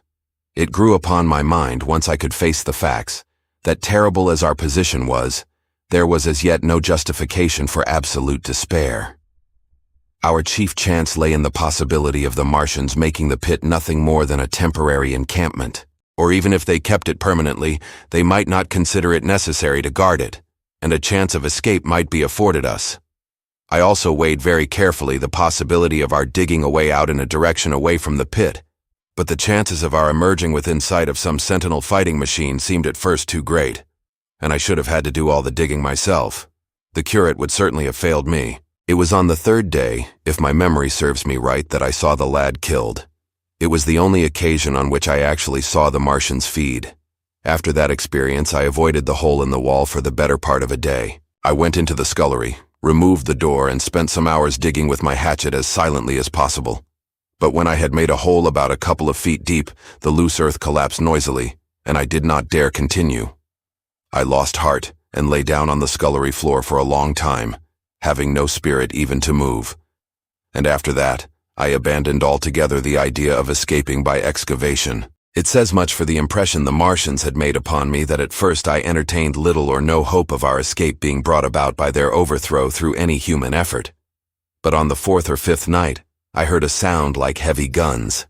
It was very late in the night, and the moon was shining brightly. The Martians had taken away the excavating machine, and save for a fighting machine that stood in the remoter bank of the pit, and a handling machine that was buried out of my sight in a corner of the pit immediately beneath my peephole, the place was deserted by them. Except for the pale glow from the handling machine and the bars and patches of white moonlight, the pit was in darkness. And, except for the clinking of the handling machine, quite still. That night was a beautiful serenity. Save for one planet, the moon seemed to have the sky to herself. I heard a dog howling, and that familiar sound it was that made me listen. Then I heard quite distinctly a booming exactly like the sound of great guns. 6 distinct reports I counted, and after a long interval 6 again. And that was all. Chapter 4. The Death of the Curate. It was on the 6th day of our imprisonment that I peeped for the last time, and presently found myself alone. Instead of keeping close to me and trying to oust me from the slit, the curate had gone back into the scullery. I was struck by a sudden thought. I went back quickly and quietly into the scullery. In the darkness, I heard the curate drinking. I snatched in the darkness, and my fingers caught a bottle of Burgundy. For a few minutes there was a tussle. The bottle struck the floor and broke, and I desisted and rose. We stood panting and threatening each other. In the end, I planted myself between him and the food, and told him of my determination to begin a discipline. I divided the food in the pantry into rations to last us 10 days. I would not let him eat any more that day. In the afternoon, he made a feeble effort to get at the food. I had been dozing, but in an instant I was awake. All day and all night we sat face to face, I weary but resolute, and he weeping and complaining of his immediate hunger. It was, I know, a night and a day, but to me it seems now, an interminable length of time. And so our widened incompatibility ended at last in open conflict. For 2 vast days we struggled in undertones and wrestling contests. There were times when I beat and kicked him madly, times when I cajoled and persuaded him, and once I tried to bribe him with the last bottle of Burgundy, for there was a rainwater pump from which I could get water. But neither force nor kindness availed. He was indeed beyond reason. He would neither desist from his attacks on the food, nor from his noisy babbling to himself. The rudimentary precautions to keep our imprisonment endurable, he would not observe. Slowly I began to realize the complete overthrow of his intelligence, to perceive that my sole companion in this close and sickly darkness was a man insane. From certain vague memories I am inclined to think my own mind wandered at times. I had strange and hideous dreams whenever I slept. It sounds paradoxical, but I am inclined to think that the weakness and insanity of the curate warned me, braced me, and kept me a sane man. On the 8th day he began to talk aloud instead of whispering, and nothing I could do would moderate his speech. "It is just, O God," he would say over and over again. "It is just. On me and mine be the punishment laid. We have sinned. We have fallen short. There was poverty, sorrow. The poor were trodden in the dust, and I held my peace. I preached acceptable folly, my God, what folly, when I should have stood up, though I died for it, and called upon them to repent, repent. Oppressors of the poor and needy. The winepress of God." Then he would suddenly revert to the matter of the food I withheld from him, praying, begging, weeping, at last threatening. He began to raise his voice. I prayed him not to. He perceived a hold on me. He threatened he would shout and bring the Martians upon us. For a time that scared me, but any concession would have shortened our chance of escape beyond estimating. I defied him, although I felt no assurance that he might not do this thing, but that day, at any rate, he did not. He talked with his voice rising slowly, through the greater part of the 8th and 9th days. Threats, entreaties, mingled with a torrent of half-sane and always frothy repentance for his vacant sham of God's service, such as made me pity him. Then he slept a while and began again with renewed strength, so loudly that I must needs make him desist. "Be still," I implored. He rose to his knees, for he had been sitting in the darkness near the copper. "I have been still too long," he said, in a tone that must have reached the pit, "and now I must bear my witness. Woe unto this unfaithful city! Woe, woe, woe, woe, woe! To the inhabitants of the earth by reason of the other voices of the trumpet." "Shut up," I said, rising to my feet, and in a terror lest the Martians should hear us. "For God's sake—" "Nay!" shouted the curate at the top of his voice, standing likewise and extending his arms. "Speak. The word of the Lord is upon me." In 3 strides he was at the door leading into the kitchen. "I must bear my witness. I go. It has already been too long delayed." I put out my hand and felt the meat chopper hanging to the wall. In a flash I was after him. I was fierce with fear. Before he was halfway across the kitchen I had overtaken him. With one last touch of humanity I turned the blade back and struck him with the butt. He went headlong forward and lay stretched on the ground. I stumbled over him and stood panting. He lay still. Suddenly I heard a noise without, the run and smash of slipping plaster, and the triangular aperture in the wall was darkened. I looked up and saw the lower surface of a handling machine coming slowly across the hole. One of its gripping limbs curled amid the debris.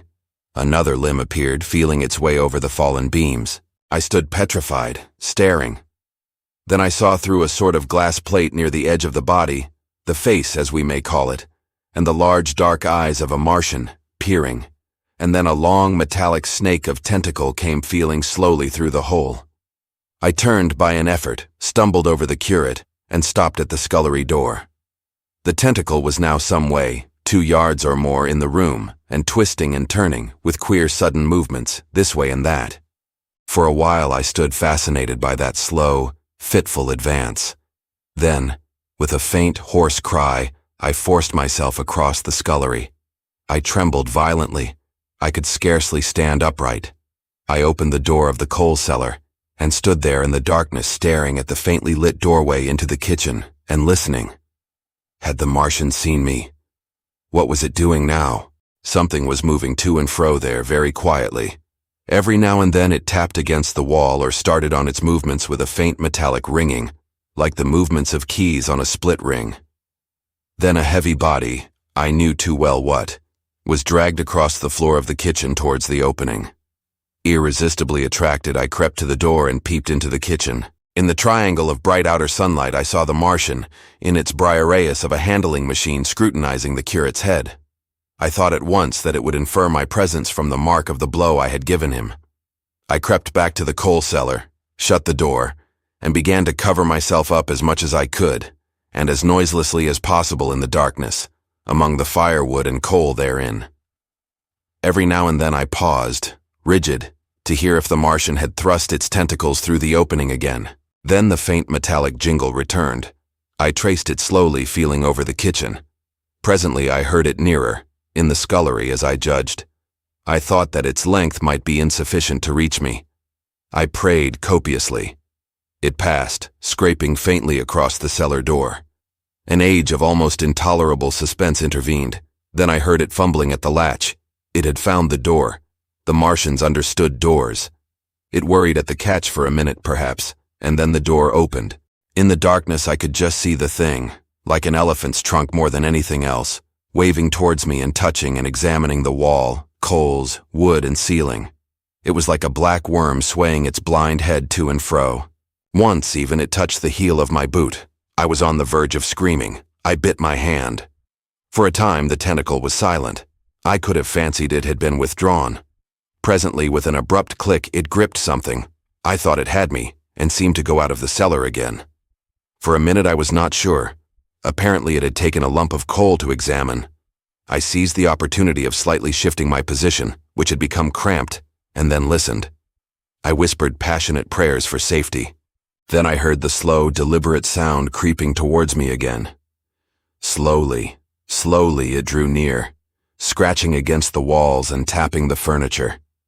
While I was still doubtful, it rapped smartly against the cellar door and closed it. I heard it go into the pantry, and the biscuit tins rattled and a bottle smashed, and then came a heavy bump against the cellar door. Then silence that passed into an infinity of suspense. Had it gone? At last I decided that it had. It came into the scullery no more, but I lay all the 10th day in the close darkness, buried among coals and firewood, not daring even to crawl out for the drink for which I craved. It was the 11th day before I ventured so far from my security. Chapter 5. The Stillness. My first act before I went into the pantry was to fasten the door between the kitchen and the scullery, but the pantry was empty. Every scrap of food had gone. Apparently the Martian had taken it all on the previous day. At that discovery I despaired for the first time. I took no food or no drink either on the 11th or the 12th day. At first my mouth and throat were parched, and my strength ebbed sensibly. I sat about in the darkness of the scullery, in a state of despondent wretchedness. My mind ran on eating. I thought I had become deaf, for the noises of movement I had been accustomed to hear from the pit had ceased absolutely. I did not feel strong enough to crawl noiselessly to the peephole, or I would have gone there. On the 12th day my throat was so painful that, taking the chance of alarming the Martians, I attacked the creaking rainwater pump that stood by the sink, and got a couple of glassfuls of blackened and tainted rainwater. I was greatly refreshed by this, and emboldened by the fact that no inquiring tentacle followed the noise of my pumping.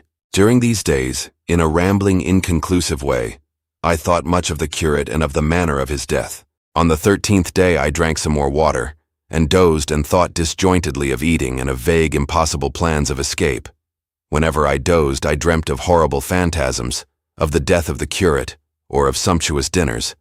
But, asleep or awake, I felt a keen pain that urged me to drink again and again. The light that came into the scullery was no longer gray, but red. To my disordered imagination, it seemed the color of blood. On the 14th day, I went into the kitchen, and I was surprised to find that the fronds of the red weed had grown right across the hole in the wall, turning the half-light of the place into a crimson-colored obscurity. It was early on the 15th day that I heard a curious, familiar sequence of sounds in the kitchen, and listening, identified it as the snuffing and scratching of a dog. Going into the kitchen, I saw a dog's nose peering in through a break among the ruddy fronds. This greatly surprised me. At the scent of me, he barked shortly. I thought if I could induce him to come into the place quietly, I should be able perhaps to kill and eat him. And in any case, it would be advisable to kill him, lest his actions attracted the attention of the Martians.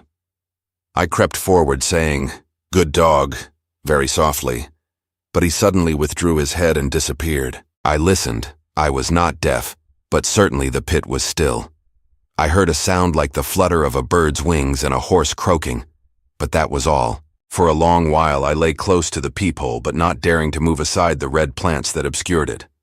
Once or twice I heard a faint pitter-patter like the feet of the dog going hither and thither on the sand far below me, and there were more bird-like sounds, but that was all. At length, encouraged by the silence, I looked out. Except in the corner, where a multitude of crows hopped and fought over the skeletons of the dead the Martians had consumed, there was not a living thing in the pit. I stared about me, scarcely believing my eyes. All the machinery had gone. Save for the big mound of grayish-blue powder in one corner, certain bars of aluminium in another, the blackbirds, and the skeletons of the killed, the place was merely an empty circular pit in the sand. Slowly I thrust myself out through the red weed and stood upon the mound of rubble. I could see in any direction save behind me, to the north, and neither Martians nor sign of Martians were to be seen. The pit dropped sheerly from my feet, but a little way along the rubbish afforded a practicable slope to the summit of the ruins. My chance of escape had come. I began to tremble. I hesitated for some time, and then, in a gust of desperate resolution, and with a heart that throbbed violently, I scrambled to the top of the mound in which I had been buried so long. I looked about again. To the northward, too, no Martian was visible. When I had last seen this part of Sheen in the daylight, it had been a straggling street of comfortable white and red houses, interspersed with abundant shady trees. Now I stood on a mound of smashed brickwork, clay, and gravel, over which spread a multitude of red cactus-shaped plants, knee-high, without a solitary terrestrial growth to dispute their footing. The trees near me were dead and brown, but further a network of red thread scaled the still living stems. The neighboring houses had all been wrecked, but none had been burned. Their walls stood, sometimes to the second story, with smashed windows and shattered doors. The red weed grew tumultuously in their roofless rooms. Below me was the great pit, with the crows struggling for its refuse. A number of other birds hopped about among the ruins. Far away, I saw a gaunt cat slink crouchingly along a wall, but traces of men there were none. The day seemed, by contrast with my recent confinement, dazzlingly bright, the sky a glowing blue. A gentle breeze kept the red weed that covered every scrap of unoccupied ground gently swaying. And oh, the sweetness of the air. Chapter 6. The Work of 15 Days. For some time I stood tottering on the mound regardless of my safety. Within that noisome den from which I had emerged, I had thought with a narrow intensity only of our immediate security. I had not realized what had been happening to the world, had not anticipated this startling vision of unfamiliar things. I had expected to see Sheen in ruins. I found about me the landscape, weird and lurid, of another planet. For that moment, I touched an emotion beyond the common range of men, yet one that the poor brutes we dominate know only too well. I felt as a rabbit might feel returning to his burrow and suddenly confronted by the work of a dozen busy navvies digging the foundations of a house. I felt the first inkling of a thing that presently grew quite clear in my mind, that oppressed me for many days, a sense of dethronement, a persuasion that I was no longer a master, but an animal among the animals, under the Martian heel. With us it would be as with them, to lurk and watch, to run and hide. The fear and empire of man had passed away. But so soon as this strangeness had been realized, it passed, and my dominant motive became the hunger of my long and dismal fast. In the direction away from the pit, I saw, beyond a red-covered wall, a patch of garden ground unburied. This gave me a hint, and I went knee-deep, and sometimes neck-deep, in the red weed. The density of the weed gave me a reassuring sense of hiding. The wall was some 6 feet high, and when I attempted to clamber it, I found I could not lift my feet to the crest. So I went along by the side of it, and came to a corner and a rockwork that enabled me to get to the top and tumble into the garden I coveted. Here I found some young onions, a couple of gladiolus bulbs, and a quantity of immature carrots, all of which I secured, and scrambling over a ruined wall, went on my way through scarlet and crimson trees towards Q. It was like walking through an avenue of gigantic blood drops, possessed with 2 ideas, to get more food, and to limp, as soon and as far as my strength permitted, out of this accursed unearthly region of the pit. Some way farther, in a grassy place, was a group of mushrooms which also I devoured, and then I came upon a brown sheet of flowing shallow water, where meadows used to be. These fragments of nourishment served only to whet my hunger. At first I was surprised at this flood in a hot, dry summer, but afterwards I discovered that it was caused by the tropical exuberance of the red weed. Directly this extraordinary growth encountered water, it straightway became gigantic and of unparalleled fecundity.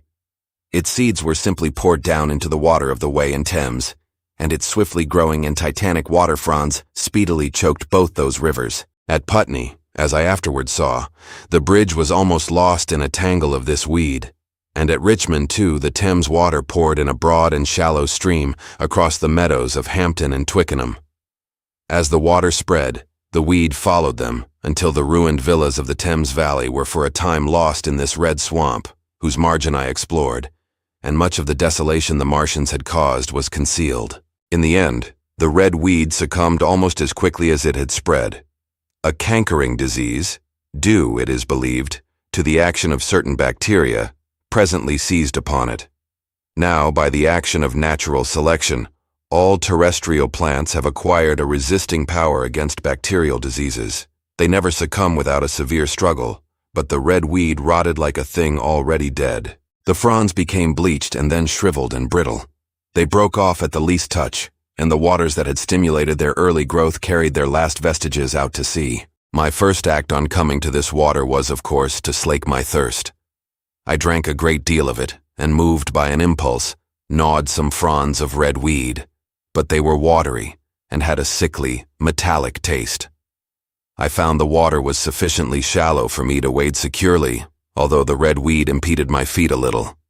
But the flood evidently got deeper towards the river, and I turned back to Mortlake. I managed to make out the road by means of occasional ruins of its villas and fences and lamps, and so presently I got out of this spate and made my way to the hill going up towards Roehampton, and came out on Putney Common. Here the scenery changed from the strange and unfamiliar to the wreckage of the familiar. Patches of ground exhibited the devastation of a cyclone, and in a few score yards I would come upon perfectly undisturbed spaces, houses with their blinds trimly drawn and doors closed, as if they had been left for a day by the owners, or as if their inhabitants slept within. The red weed was less abundant. The tall trees along the lane were free from the red creeper. I hunted for food among the trees, finding nothing, and I also raided a couple of silent houses, but they had already been broken into and ransacked. I rested for the remainder of the daylight in a shrubbery, being in my enfeebled condition, too fatigued to push on. All this time I saw no human beings, and no signs of the Martians. I encountered a couple of hungry-looking dogs, but both hurried circuitously away from the advances I made them. Near Roehampton, I had seen 2 human skeletons, not bodies, but skeletons, picked clean, and in the wood by me, I found the crushed and scattered bones of several cats and rabbits and the skull of a sheep. But though I gnawed parts of these in my mouth, there was nothing to be got from them. After sunset, I struggled on along the road towards Putney, where I think the heat ray must have been used for some reason. And in the garden beyond Roehampton, I got a quantity of immature potatoes, sufficient to stay my hunger. From this garden one looked down upon Putney and the river. The aspect of the place in the dusk was singularly desolate. Blackened trees, blackened, desolate ruins, and down the hill the sheets of the flooded river, red-tinged with the weed, and over all, silence. It filled me with indescribable terror to think how swiftly that desolating change had come. For a time I believed that mankind had been swept out of existence, and that I stood there alone, the last man left alive. Hard by the top of Putney Hill I came upon another skeleton, with the arms dislocated and removed several yards from the rest of the body. As I proceeded, I became more and more convinced that the extermination of mankind was, save for such stragglers as myself, already accomplished in this part of the world. The Martians, I thought, had gone on and left the country desolated, seeking food elsewhere. Perhaps even now they were destroying Berlin or Paris, or it might be they had gone northward. Chapter 7. The Man on Putney Hill. I spent that night in the inn that stands at the top of Putney Hill, sleeping in a made bed for the first time since my flight to Leatherhead. I will not tell the needless trouble I had breaking into that house. Afterwards I found the front door was on the latch, nor how I ransacked every room for food, until just on the verge of despair, in what seemed to me to be a servant's bedroom, I found a rat-gnawed crust and 2 tins of pineapple. The place had been already searched and emptied. In the bar I afterwards found some biscuits and sandwiches that had been overlooked. The latter I could not eat, they were too rotten, but the former not only stayed my hunger, but filled my pockets. I lit no lamps, fearing some Martian might come beating that part of London for food in the night. Before I went to bed, I had an interval of restlessness, and prowled from window to window, peering out for some sign of these monsters. I slept little. As I lay in bed, I found myself thinking consecutively, a thing I do not remember to have done since my last argument with the curate. During all the intervening time, my mental condition had been a hurrying succession of vague emotional states or a sort of stupid receptivity. But in the night, my brain, reinforced, I suppose, by the food I had eaten, grew clear again, and I thought. 3 things struggled for possession of my mind: the killing of the curate, the whereabouts of the Martians, and the possible fate of my wife. The former gave me no sensation of horror or remorse to recall. I saw it simply as a thing done, a memory infinitely disagreeable but quite without the quality of remorse. I saw myself then, as I see myself now, driven step by step towards that hasty blow, the creature of a sequence of accidents leading inevitably to that.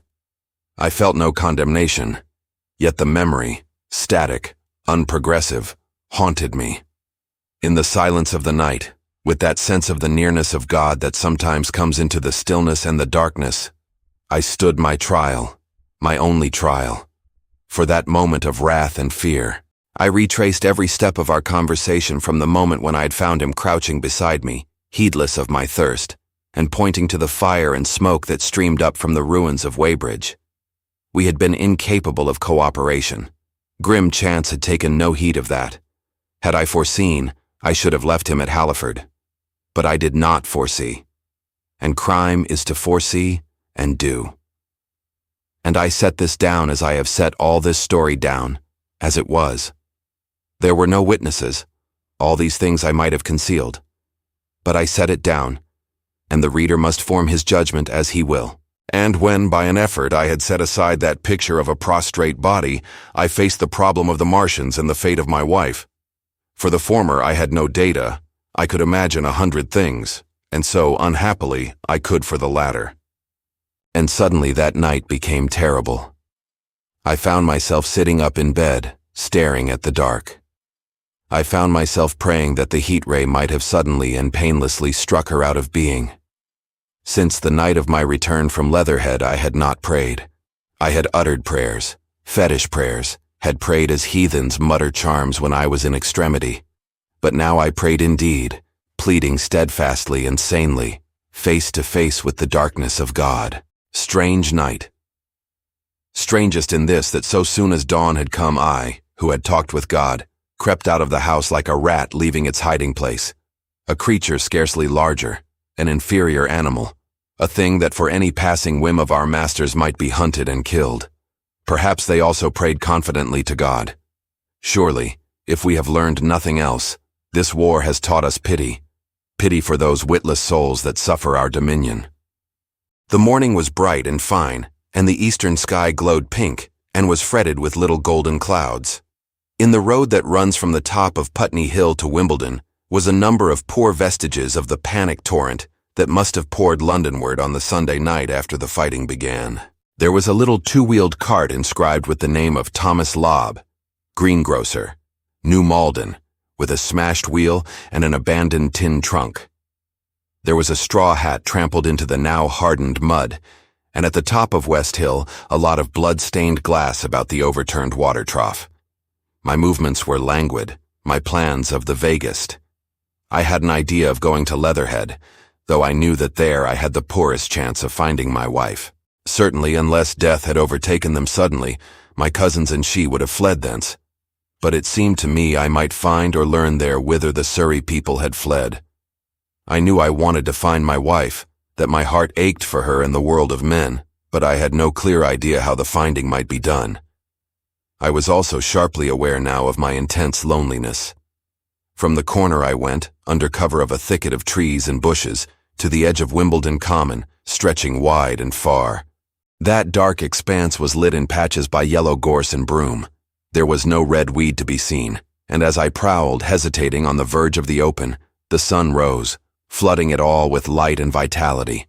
I came upon a busy swarm of little frogs in a swampy place among the trees. I stopped to look at them, drawing a lesson from their stout resolve to live. And presently, turning suddenly with an odd feeling of being watched, I beheld something crouching amid a clump of bushes. I stood regarding this. I made a step towards it, and it rose up and became a man armed with a cutlass. I approached him slowly. He stood silent and motionless regarding me. As I drew nearer, I perceived he was dressed in clothes as dusty and filthy as my own.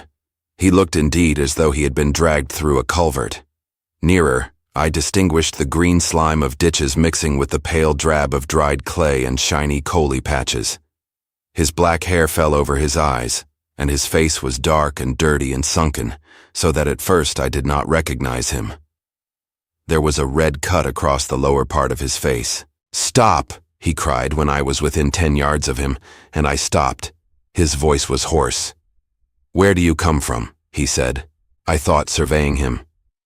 "I come from Mortlake," I said. "I was buried near the pit the Martians made about their cylinder. I have worked my way out and escaped." "There is no food about here," he said. "This is my country. All this hill down to the river, and back to Clapham, and up to the edge of the common. There is only food for one. Which way are you going?" I answered slowly. "I don't know," I said. "I have been buried in the ruins of a house 13 or 14 days. I don't know what has happened." He looked at me doubtfully, then started, and looked with a changed expression. "I've no wish to stop about here," said I. "I think I shall go to Leatherhead, for my wife was there." He shot out a pointing finger. "It is you," said he, "the man from Woking, and you weren't killed at Weybridge?" I recognized him at the same moment. "You are the artilleryman who came into my garden." "Good luck," he said. "We are lucky ones, fancy you." He put out a hand and I took it. "I crawled up a drain," he said. "But they didn't kill everyone, and after they went away I got off towards Walton across the fields. But it's not 16 days altogether, and your hair is gray." He looked over his shoulder suddenly. "Only a rook," he said. "One gets to know that birds have shadows these days. This is a bit open. Let us crawl under those bushes and talk." "Have you seen any Martians?" I said. "Since I crawled out, they've gone away across London," he said. "I guess they've got a bigger camp there. Of a night, all over there, Hampstead way, the sky is alive with their lights. It's like a great city, and in the glare you can just see them moving. By daylight you can't. But nearer, I haven't seen them." He counted on his fingers. 5 days. Then I saw a couple across Hammersmith Way carrying something big. And the night before last, he stopped and spoke impressively. "It was just a matter of lights, but it was something up in the air. I believe they've built a flying machine and are learning to fly." I stopped on hands and knees, for we had come to the bushes. "Fly? Yes, he said, fly. I went on into a little bower and sat down. It is all over with humanity, I said. If they can do that, they will simply go round the world. He nodded. They will. But it will relieve things over here a bit. And besides, he looked at me. Aren't you satisfied it is up with humanity? I am. We're down. We're beat. I stared. Strange as it may seem, I had not arrived at this fact, a fact perfectly obvious so soon as he spoke. I had still held a vague hope. Rather, I had kept a lifelong habit of mind. He repeated his words. We're beat. They carried absolute conviction. It's all over, he said. They've lost one, just one. And they've made their footing good and crippled the greatest power in the world. They've walked over us. The death of that one at WEYBRIDGE was an accident, and these are only pioneers. They kept on coming, these green stars. I've seen none these 5 or 6 days, but I've no doubt they're falling somewhere every night. Nothing's to be done. We're under. We're beat. I made him no answer. I sat staring before me, trying in vain to devise some countervailing thought. This isn't a war, said the artilleryman. It never was a war, any more than there's war between man and ants. Suddenly, I recalled the night in the observatory. After the 10th shot, they fired no more, at least until the first cylinder came. How do you know? Said the artilleryman. I explained. He thought. Something wrong with the gun, he said. But what if there is? They'll get it right again. And even if there's a delay, how can it alter the end? It's just men and ants. There's the ants builds their cities, live their lives, have wars, revolutions, until the men want them out of the way, and then they go out of the way. That's what we are now, just ants. Only, yes, I said, we're eatable ants. We sat looking at each other. And what will they do with us? I said. That's what I've been thinking, he said. That's what I've been thinking. After WEYBRIDGE, I went south, thinking. I saw what was up. Most of the people were hard at it, squealing and exciting themselves, but I'm not so fond of squealing. I've been in sight of death once or twice. I'm not an ornamental soldier, and at the best and worst, death. It's just death. And it's the man that keeps on thinking comes through. I saw everyone tracking away south, says I. Food won't last this way, and I turned right back. I went for the Martians like a sparrow goes for man. All round. He waved a hand to the horizon. They're starving in heaps, bolting, treading on each other. He saw my face and halted awkwardly. No doubt lots who had money have gone away to France, he said. He seemed to hesitate whether to apologize, met my eyes and went on. There's food all about here. Canned things in shops, wines, spirits, mineral waters, and the water mains and drains are empty. Well, I was telling you what I was thinking. Here's intelligent things, I said, and it seems they want us for food. First, they'll smash us up. Ships, machines, guns, cities, all the order and organization. All that will go. If we were the size of ants, we might pull through. But we're not. It's all too bulky to stop. That's the first certainty. Eh? I assented. It is. I've thought it out. Very well then. Next. At present we're caught as we're wanted. A Martian has only to go a few miles to get a crowd on the run. And I saw one day out by Wandsworth, picking houses to pieces and routing among the wreckage. But they won't keep on doing that. So soon as they've settled all our guns and ships and smashed our railways and done all the things they are doing over there, they will begin catching us systematic, picking the best and storing us in cages and things. That's what they will start doing in a bit. Lord, they haven't begun on us yet, don't you see that? Not begun, I exclaimed. Not begun. All that's happened so far is through our not having the sense to keep quiet, worrying them with guns and such foolery, and losing our heads, and rushing off in crowds to where there wasn't any more safety than where we were. They don't want to bother us yet. They're making their things, making all the things they couldn't bring with them, getting things ready for the rest of their people. Very likely that's why the cylinders have stopped for a bit, for fear of hitting those who are here. And instead of our rushing about blind, on the howl, or getting dynamite on the chance of busting them up, we've got to fix ourselves up according to the new state of affairs. That's how I figure it out. It isn't quite according to what a man wants for his species, but it's about what the facts point to. And that's the principle I acted upon. Cities, nations, civilization, progress. It's all over. That game's up. We're beat. But if that is so, what is there to live for? The artilleryman looked at me for a moment. There won't be any more blessed concerts for 1,000,000 years or so. There won't be any Royal Academy of Arts, and no nice little feeds at restaurants. If it's amusement you're after, I reckon the game is up. If you've got any drawing room manners or a dislike to eating peas with a knife or dropping H's, you'd better chuck 'em away. They ain't no further use. You mean? I mean that men like me are going on living, for the sake of the breed. I tell you, I'm grim set on living. And if I'm not mistaken, you'll show what insides you've got too, before long. We aren't going to be exterminated. And I don't mean to be caught either, and tamed and fattened and bred like a thundering ox. Ugh, fancy those brown creepers. You don't mean to say. I do. I'm going on under their feet. I've got it planned, I've thought it out. We men are beat. We don't know enough. We've got to learn before we've got a chance. And we've got to live and keep independent while we learn. See, that's what has to be done. I stared astonished and stirred profoundly by the man's resolution. Great God, cried I, but you are a man indeed. And suddenly I gripped his hand. Eh, he said, with his eyes shining. I've thought it out, eh? Go on, I said. Chapter 8. Dead London.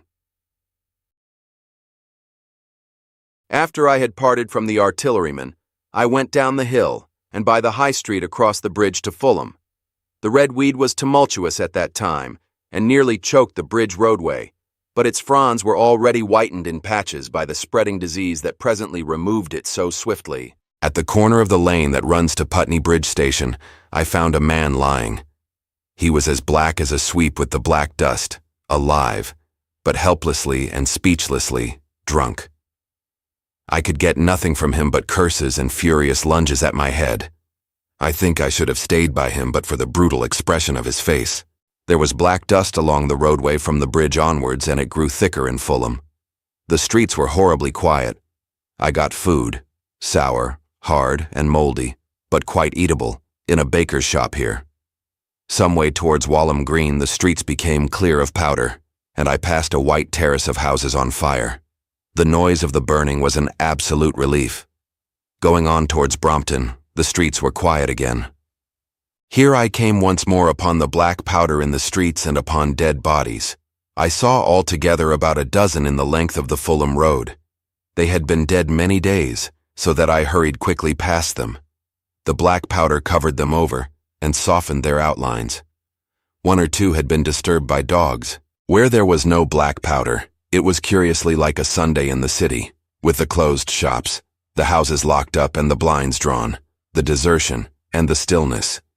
In some places plunderers had been at work, but rarely at other than the provision and wine shops. A jeweler's window had been broken open in one place, but apparently the thief had been disturbed, and a number of gold chains and a watch lay scattered on the pavement.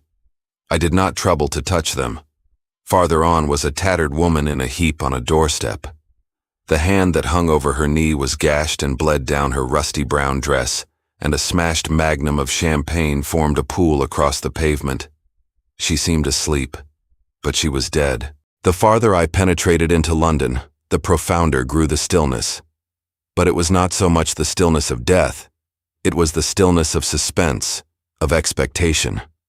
At any time, the destruction that had already singed the northwestern borders of the metropolis and had annihilated Ealing and Kilburn might strike among these houses and leave them smoking ruins. It was a city condemned and derelict. In South Kensington, the streets were clear of dead and of black powder. It was near South Kensington that I first heard the howling. It crept almost imperceptibly upon my senses. It was a sobbing alternation of two notes. Allah, Allah, Allah, Allah, keeping on perpetually. When I passed streets that ran northward, it grew in volume, and houses and buildings seemed to deaden and cut it off again. It came in a full tide down Exhibition Road. I stopped, staring towards Kensington Gardens, wondering at this strange, remote wailing. It was as if that mighty desert of houses had found a voice for its fear and solitude. Ula, ula, ula, ula, wailed that superhuman note, great waves of sound sweeping down the broad sunlit roadway between the tall buildings on each side. I turned northwards, marveling towards the iron gates of Hyde Park. I had half a mind to break into the Natural History Museum and find my way up to the summits of the towers in order to see across the park, but I decided to keep to the ground, where quick hiding was possible, and so went on up the Exhibition Road. All the large mansions on each side of the road were empty and still, and my footsteps echoed against the sides of the houses. At the top, near the park gate, I came upon a strange sight. A bus overturned, and the skeleton of a horse picked clean. I puzzled over this for a time, and then went on to the bridge over the Serpentine. The voice grew stronger and stronger, though I could see nothing above the housetops on the north side of the park, save a haze of smoke to the northwest. "Ola, ola, ola, ola," cried the voice, coming, as it seemed to me, from the district about Regent's Park. The desolating cry worked upon my mind. The mood that had sustained me passed. The wailing took possession of me. I found I was intensely weary, footsore, and now again hungry and thirsty. It was already past noon. Why was I wandering alone in this city of the dead? Why was I alone when all London was lying in state and in its black shroud?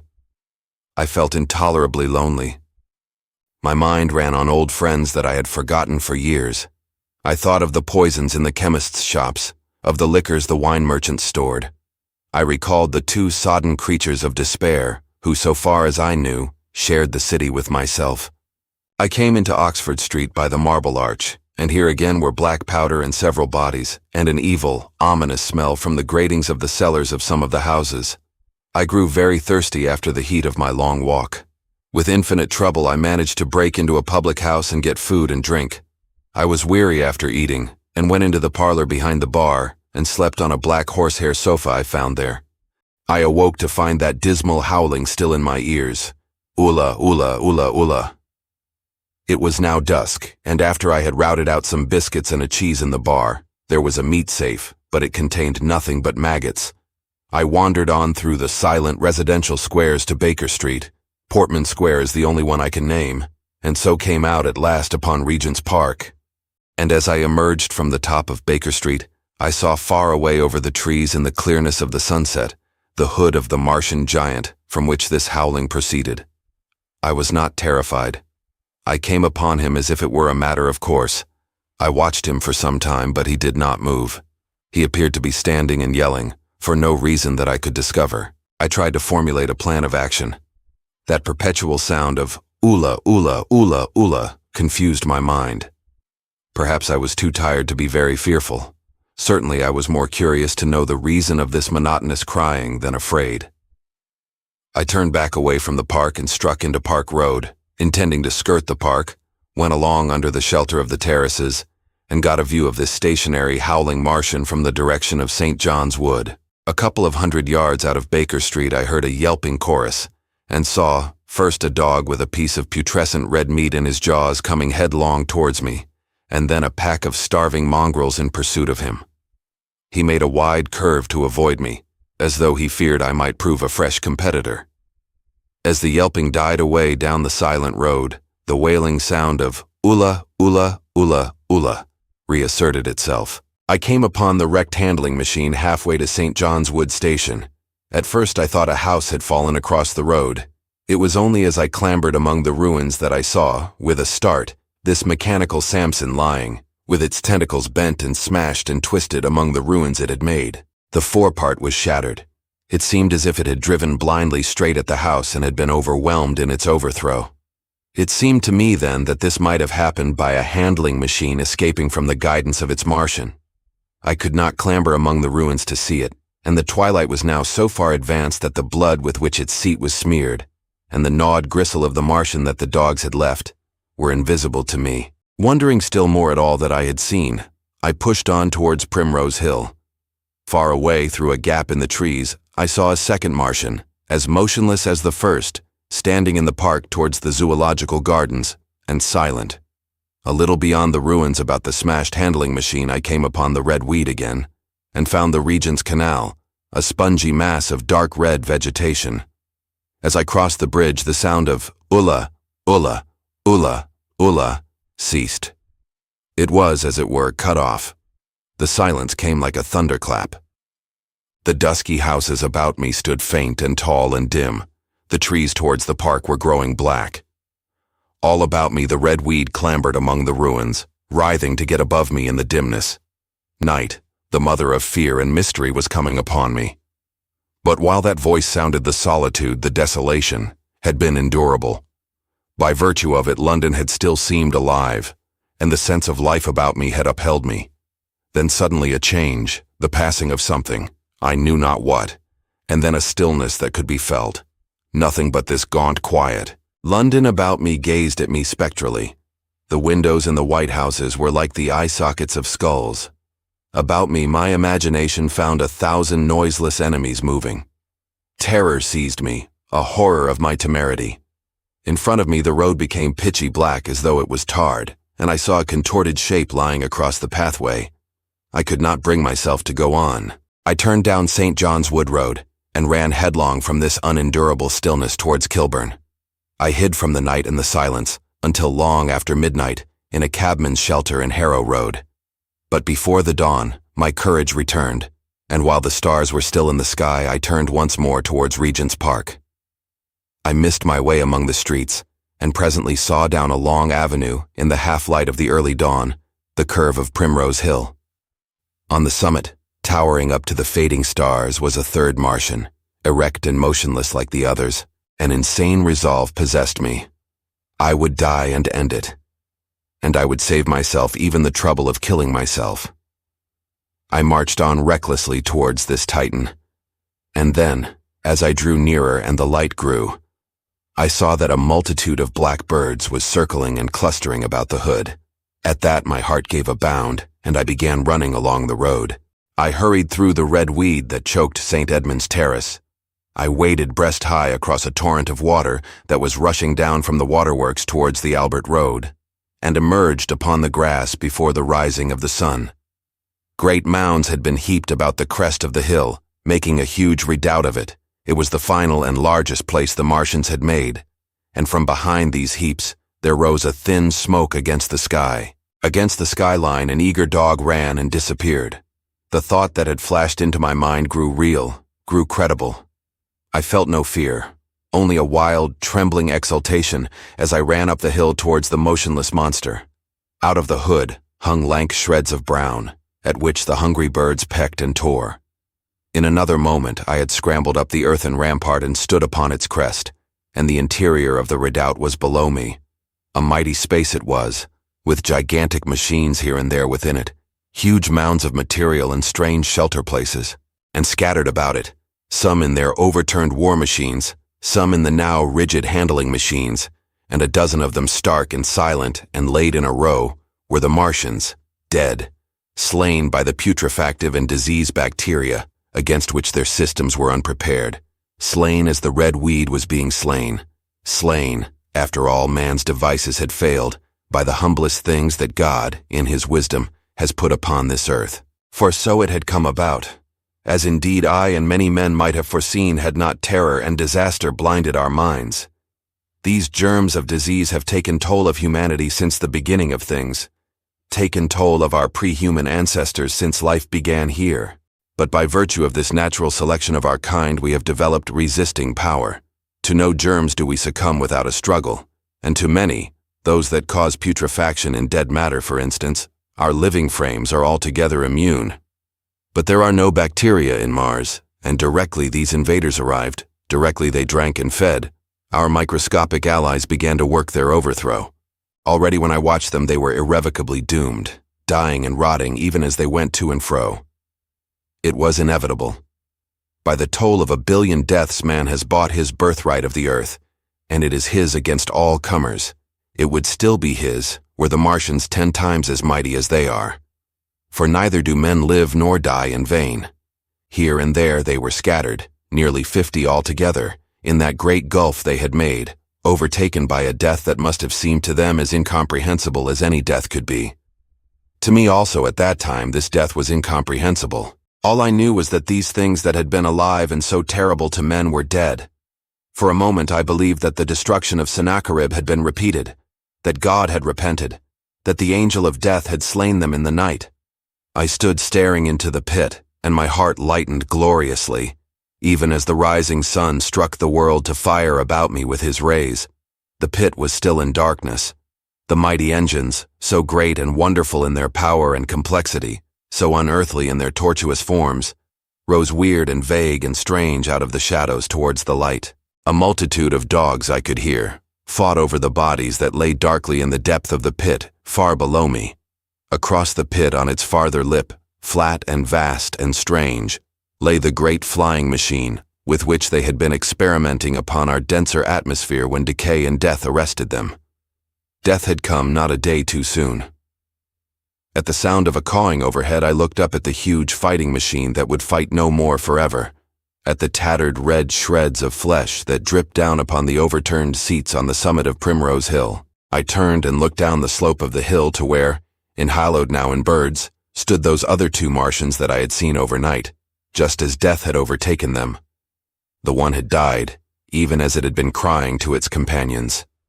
Perhaps it was the last to die, and its voice had gone on perpetually until the force of its machinery was exhausted. They glittered now, harmless tripod towers of shining metal, in the brightness of the rising sun, all about the pit, and saved as by a miracle from everlasting destruction, stretched the great mother of cities.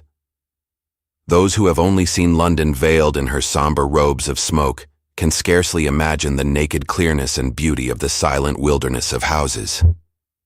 Eastward, over the blackened ruins of the Albert Terrace and the splintered spire of the church, the sun blazed dazzling in a clear sky, and here and there some facet in the great wilderness of roofs caught the light and glared with a white intensity. Northward were Kilburn and Hampstead, blue and crowded with houses. Westward the great city was dimmed, and southward, beyond the Martians, the green waves of Regent's Park, the Langham Hotel, the dome of the Albert Hall, the Imperial Institute, and the giant mansions of the Brompton Road came out clear and little in the sunrise, the jagged ruins of Westminster rising hazily beyond. Far away and blue were the Surrey hills, and the towers of the Crystal Palace glittered like two silver rods. The dome of St. Paul's was dark against the sunrise, and injured, I saw for the first time, by a huge gaping cavity on its western side. And as I looked at this wide expanse of houses and factories and churches, silent and abandoned, as I thought of the multitudinous hopes and efforts, the innumerable hosts of lives that had gone to build this human reef, and of the swift and ruthless destruction that had hung over it all, when I realized that the shadow had been rolled back, and that men might still live in the streets, and this dear, vast, dead city of mine be once more alive and powerful, I felt a wave of emotion that was near akin to tears. The torment was over. Even that day the healing would begin. The survivors of the people scattered over the country, leaderless, lawless, foodless, like sheep without a shepherd, the thousands who had fled by sea, would begin to return. The pulse of life, growing stronger and stronger, would beat again in the empty streets and pour across the vacant squares. Whatever destruction was done, the hand of the destroyer was stayed. All the gaunt wrecks, the blackened skeletons of houses that stared so dismally at the sunlit grass of the hill, would presently be echoing with the hammers of the restorers and ringing with the tapping of their trowels. At the thought, I extended my hands towards the sky and began thanking God. In a year, thought I. In a year. With overwhelming force came the thought of myself, of my wife, and the old life of hope and tender helpfulness that had ceased forever. Chapter 9. Wreckage. And now comes the strangest thing in my story.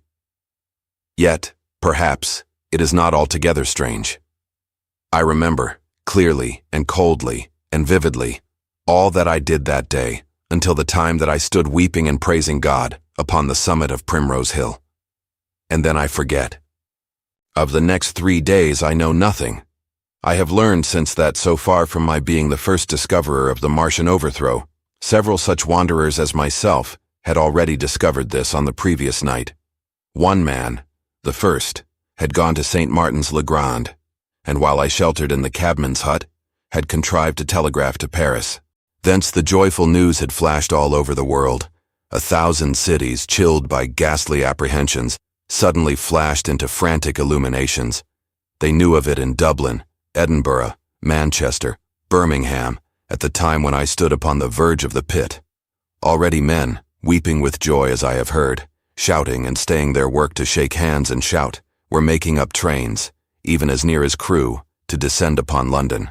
The church bells that had ceased a fortnight since suddenly caught the news, until all England was bell-ringing. Men on cycles, lean-faced, unkempt, scorched along every country lane, shouting of unhoped deliverance, shouting to gaunt, staring figures of despair. And for the food. Across the Channel, across the Irish Sea, across the Atlantic, corn, bread, and meat were tearing to our relief.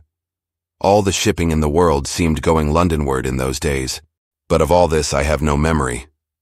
I drifted, a demented man. I found myself in a house of kindly people, who had found me on the third day wandering, weeping, and raving through the streets of St. John's Wood.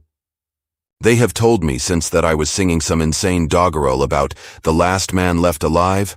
Hurrah! The last man left alive! Troubled as they were with their own affairs, these people, whose name, much as I would like to express my gratitude to them, I may not even give here, nevertheless cumbered themselves with me, sheltered me, and protected me from myself. Apparently they had learned something of my story from me during the days of my lapse.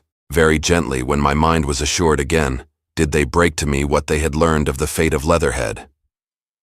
2 days after I was imprisoned, it had been destroyed, with every soul in it, by a Martian. He had swept it out of existence, as it seemed, without any provocation, as a boy might crush an anthill, in the mere wantonness of power. I was a lonely man, and they were very kind to me. I was a lonely man and a sad one, and they bore with me. I remained with them 4 days after my recovery. All that time, I felt a growing craving to look once more on whatever remained of the little life that seemed so happy and bright in my past.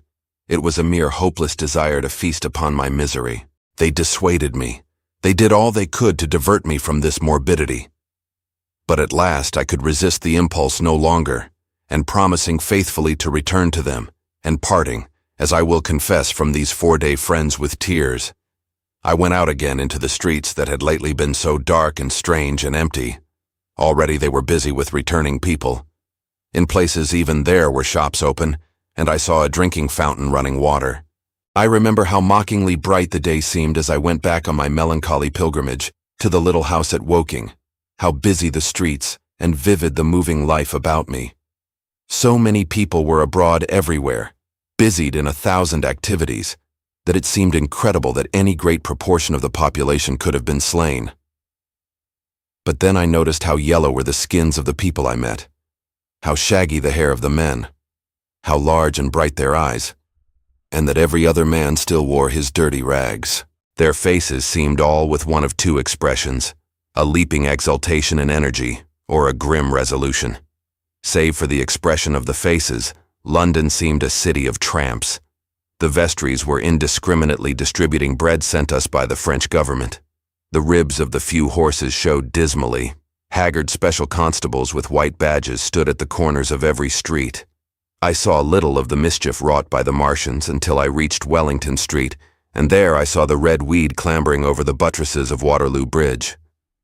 At the corner of the bridge, too, I saw one of the common contrasts of that grotesque time, a sheet of paper flaunting against a thicket of the red weed, transfixed by a stick that kept it in place.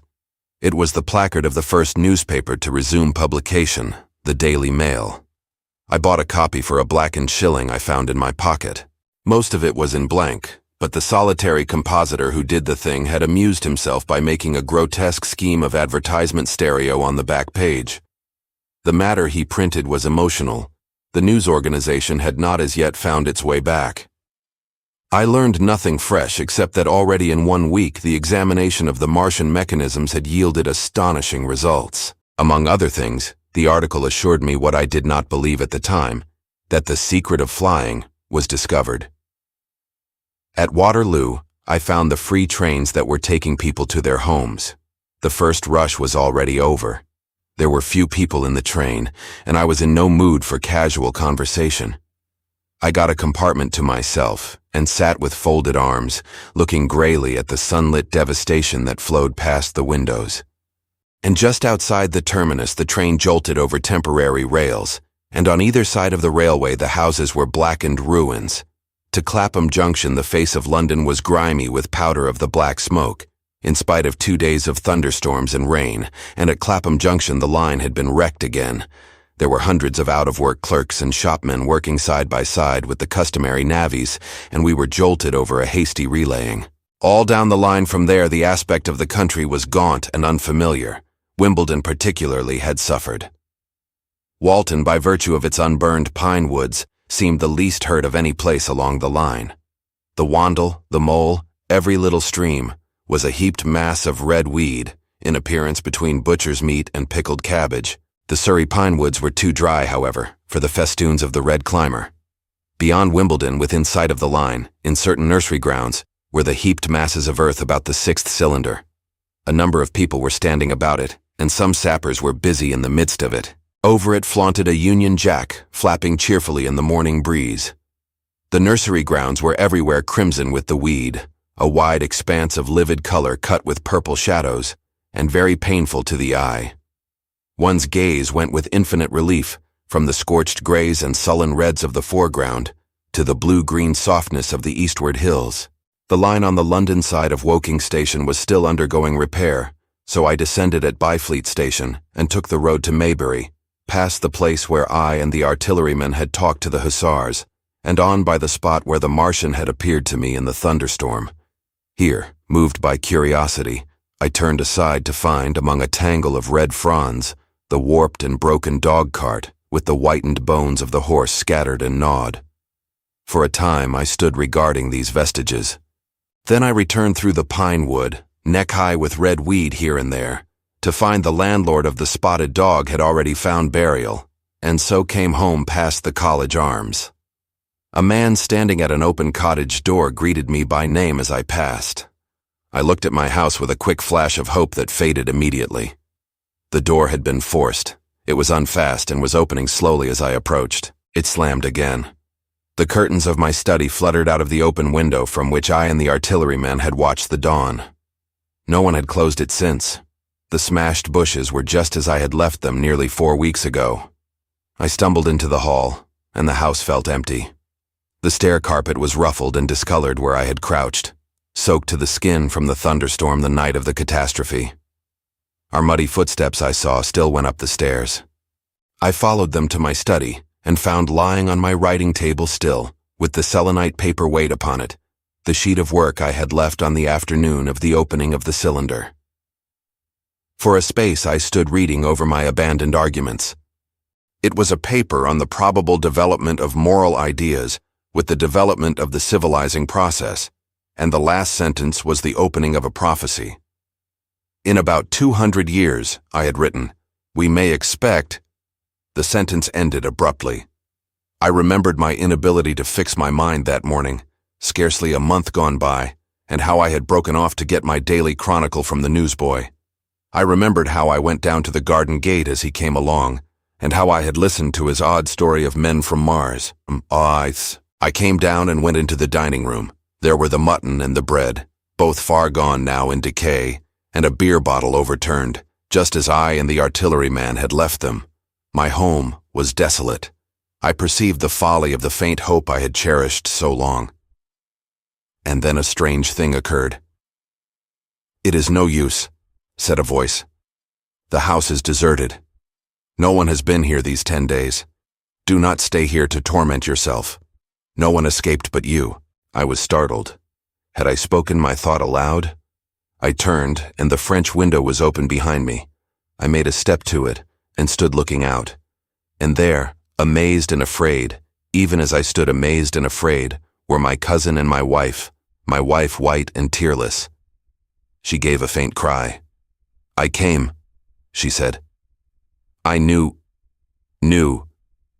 She put her hand to her throat, swayed. I made a step forward, and caught her in my arms. Chapter 10. The Epilogue. I cannot but regret, now that I am concluding my story, how little I am able to contribute to the discussion of the many debatable questions which are still unsettled. In one respect, I shall certainly provoke criticism. My particular province is speculative philosophy. My knowledge of comparative physiology is confined to a book or two, but it seems to me that Carver's suggestions as to the reason of the rapid death of the Martians is so probable as to be regarded almost as a proven conclusion. I have assumed that in the body of my narrative. At any rate, in all the bodies of the Martians that were examined after the war, no bacteria except those already known as terrestrial species were found. That they did not bury any of their dead, and the reckless slaughter they perpetrated, point also to an entire ignorance of the putrefactive process. But probable as this seems, it is by no means a proven conclusion. Neither is the composition of the black smoke known, which the Martians used with such deadly effect, and the generator of the heat rays remains a puzzle. The terrible disasters at the Ealing and South Kensington laboratories have disinclined analysts for further investigations upon the latter. Spectrum analysis of the black powder points unmistakably to the presence of an unknown element, with a brilliant group of 3 lines in the green, and it is possible that it combines with argon to form a compound which acts at once with deadly effect upon some constituent in the blood. But such unproven speculations will scarcely be of interest to the general reader, to whom this story is addressed. None of the brown scum that drifted down the Thames after the destruction of Shepperton was examined at the time, and now none is forthcoming. The results of an anatomical examination of the Martians, so far as the prowling dogs had left such an examination possible, I have already given. But everyone is familiar with the magnificent and almost complete specimen in spirits at the Natural History Museum and the countless drawings that have been made from it. And beyond that, the interest of their physiology and structure is purely scientific. A question of graver and universal interest is the possibility of another attack from the Martians. I do not think that nearly enough attention is being given to this aspect of the matter. At present, the planet Mars is in conjunction, but with every return to opposition, I for one anticipate a renewal of their adventure. In any case, we should be prepared. It seems to me that it should be possible to define the position of the gun from which the shots are discharged, to keep a sustained watch upon this part of the planet, and to anticipate the arrival of the next attack. In that case, the cylinder might be destroyed with dynamite or artillery before it was sufficiently cool for the Martians to emerge, or they might be butchered by means of guns so soon as the screw opened.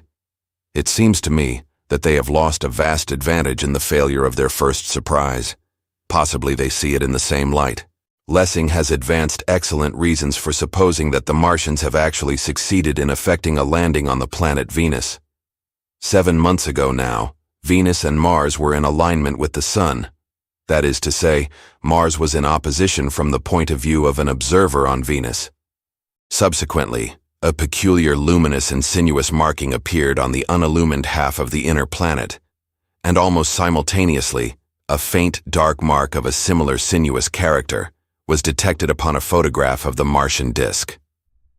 One needs to see the drawings of these appearances in order to appreciate fully their remarkable resemblance in character. At any rate, whether we expect another invasion or not, our views of the human future must be greatly modified by these events. We have learned now that we cannot regard this planet as being fenced in and a secure abiding place for man. We can never anticipate the unseen good or evil that may come upon us suddenly out of space. It may be that in the larger design of the universe, this invasion from Mars is not without its ultimate benefit for men. It has robbed us of that serene confidence in the future, which is the most fruitful source of decadence. The gifts to human science it has brought are enormous, and it has done much to promote the conception of the commonweal of mankind. It may be that across the immensity of space the Martians have watched the fate of these pioneers of theirs and learned their lesson, and that on the planet Venus they have found a securer settlement. Be that as it may, for many years yet there will certainly be no relaxation of the eager scrutiny of the Martian disk, and those fiery darts of the sky, the shooting stars, will bring with them as they fall an unavoidable apprehension to all the sons of men. The broadening of men's views that has resulted can scarcely be exaggerated. Before the cylinder fell, there was a general persuasion that through all the deep of space, no life existed beyond the petty surface of our minute sphere. Now we see further. If the Martians can reach Venus, there is no reason to suppose that the thing is impossible for men. and when the slow cooling of the sun makes this earth uninhabitable, as at last it must do, it may be that the thread of life that has begun here will have streamed out and caught our sister planet within its toils. Dim and wonderful is the vision I have conjured up in my mind of life, spreading slowly from this little seedbed of the solar system throughout the inanimate vastness of sidereal space. But that is a remote dream. It may be, on the other hand, that the destruction of the Martians is only a reprieve. To them, and not to us perhaps, is the future ordained. I must confess the stress and danger of the time have left an abiding sense of doubt and insecurity in my mind. I sit in my study writing by lamplight, and suddenly I see again the healing valley below set with writhing flames, and feel the house behind and about me empty and desolate. I go out into the Byfleet Road and vehicles pass me, a butcher boy in a cart, a cab full of visitors, a workman on a bicycle, children going to school, and suddenly they become vague and unreal, and I hurry again with the artillerymen through the hot, brooding silence. Of a night I see the black powder darkening the silent streets and the contorted bodies shrouded in that layer. They rise upon me tattered and dog-bitten.